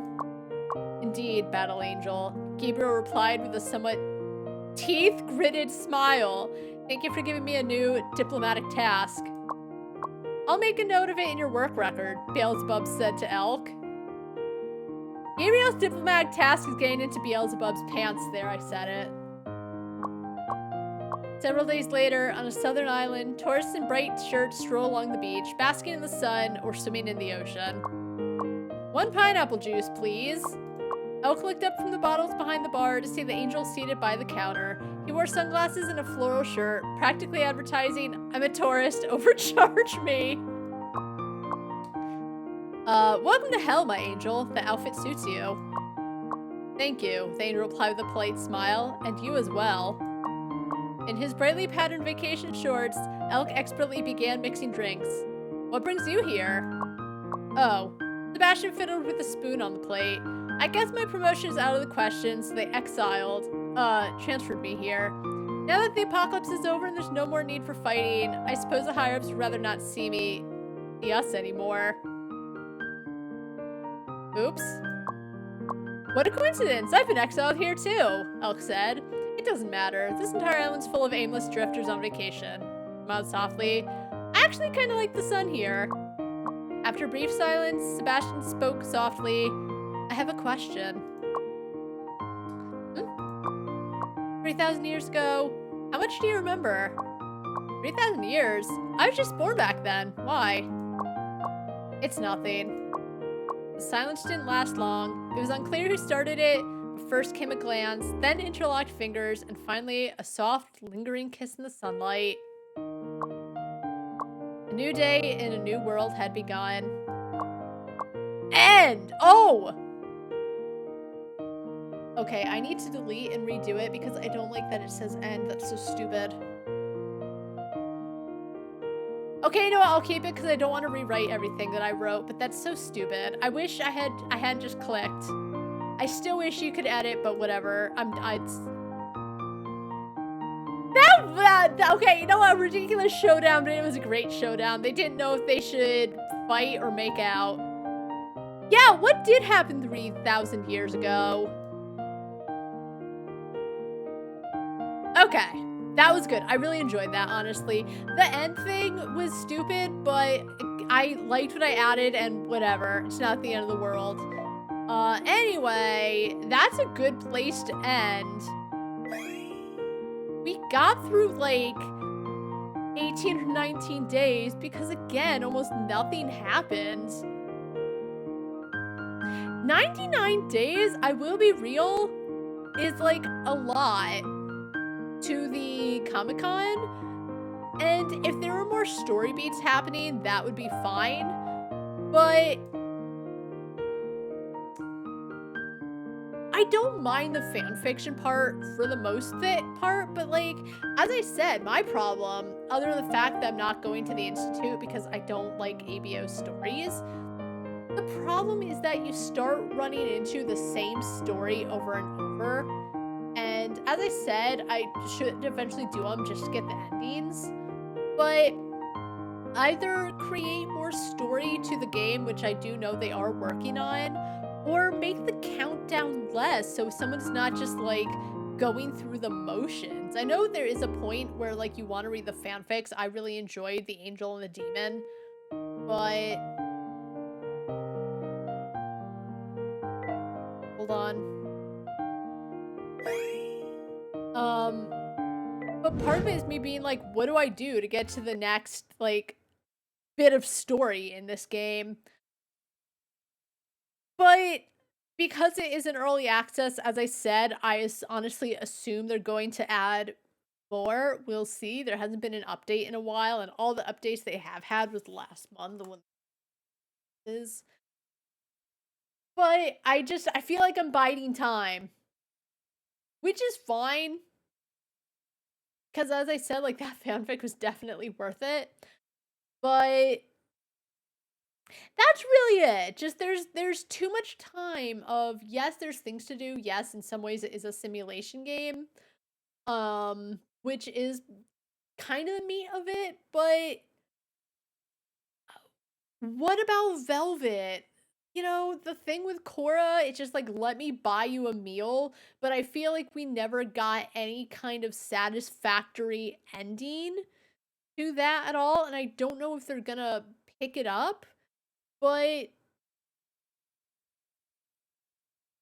ended and now we're here.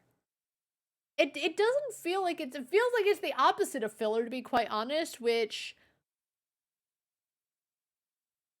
like, some games are great, right? They're not too long, they get done exactly as they want to, and it doesn't feel like there's filler, and then there's some games where it's like you can cut a bit of it, it just feels like it's there to pad the time. I feel like they can add more story stuff. Again, they could be, I don't know. And it just feels like there's too much free time for you, the player, to like roam around. But maybe if they added like 50 more fanfics, so at least there was some new stuff going on.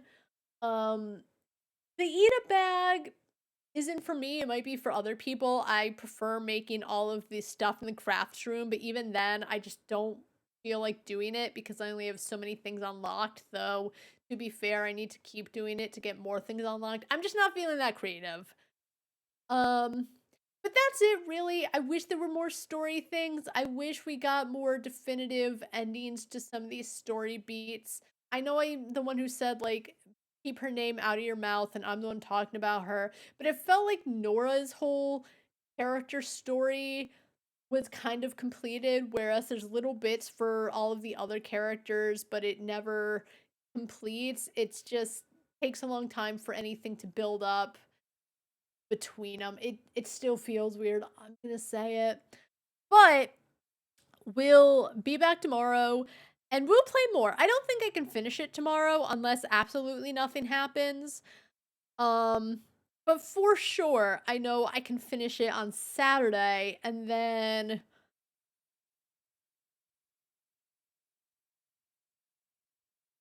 we'll see how I'm feeling on Saturday. But we'll keep playing this. I am so close to being done. And it's not that I'm looking forward to finishing it, it's that there's too many empty days and I don't know what to do. I could just sleep a lot, but just, you know, whatever. I wish there was more. Again, my fault because it isn't early access right now, but too much free time. To be fair, no, you know, I just still feel that way even if I wasn't streaming. I'd still be like, I want more story. But whatever. That's it for me. My throat hurts, shocker. But thanks so much to everyone who hung out. It was a lot of fun. These fanfics are pretty great. That Angel and Demon one is probably the best one we've run into so far in the game. It had a lot. It had the build up. It had them kissing. It had the drama. It had laughs about the demons and angels being like, do we kiss each other because that's what the superiors are? It was great. It was great. Um, it was a little odd how serious Beelzebub and Gabriel were when they were talking to like Sebastian and Elk about like, this will be bad. You gotta work your way back to earning our trust. And then they're fine with it. I don't know how Elk knew that the love between him and Sebastian could like seal the apocalypse. But I guess it's fine now. I'm confused like that one person about 3,000 years ago, but whatever. Anyway, yeah, best story. I enjoyed it a lot. You know what? All the lack of days, I would take them again for a story that good. I don't know if we'll even, now I really need to see if I can redo that magazine because the fans deserve it. Anyway, that's going to be it for me. I hope everyone has a really good night, and until next time, see ya.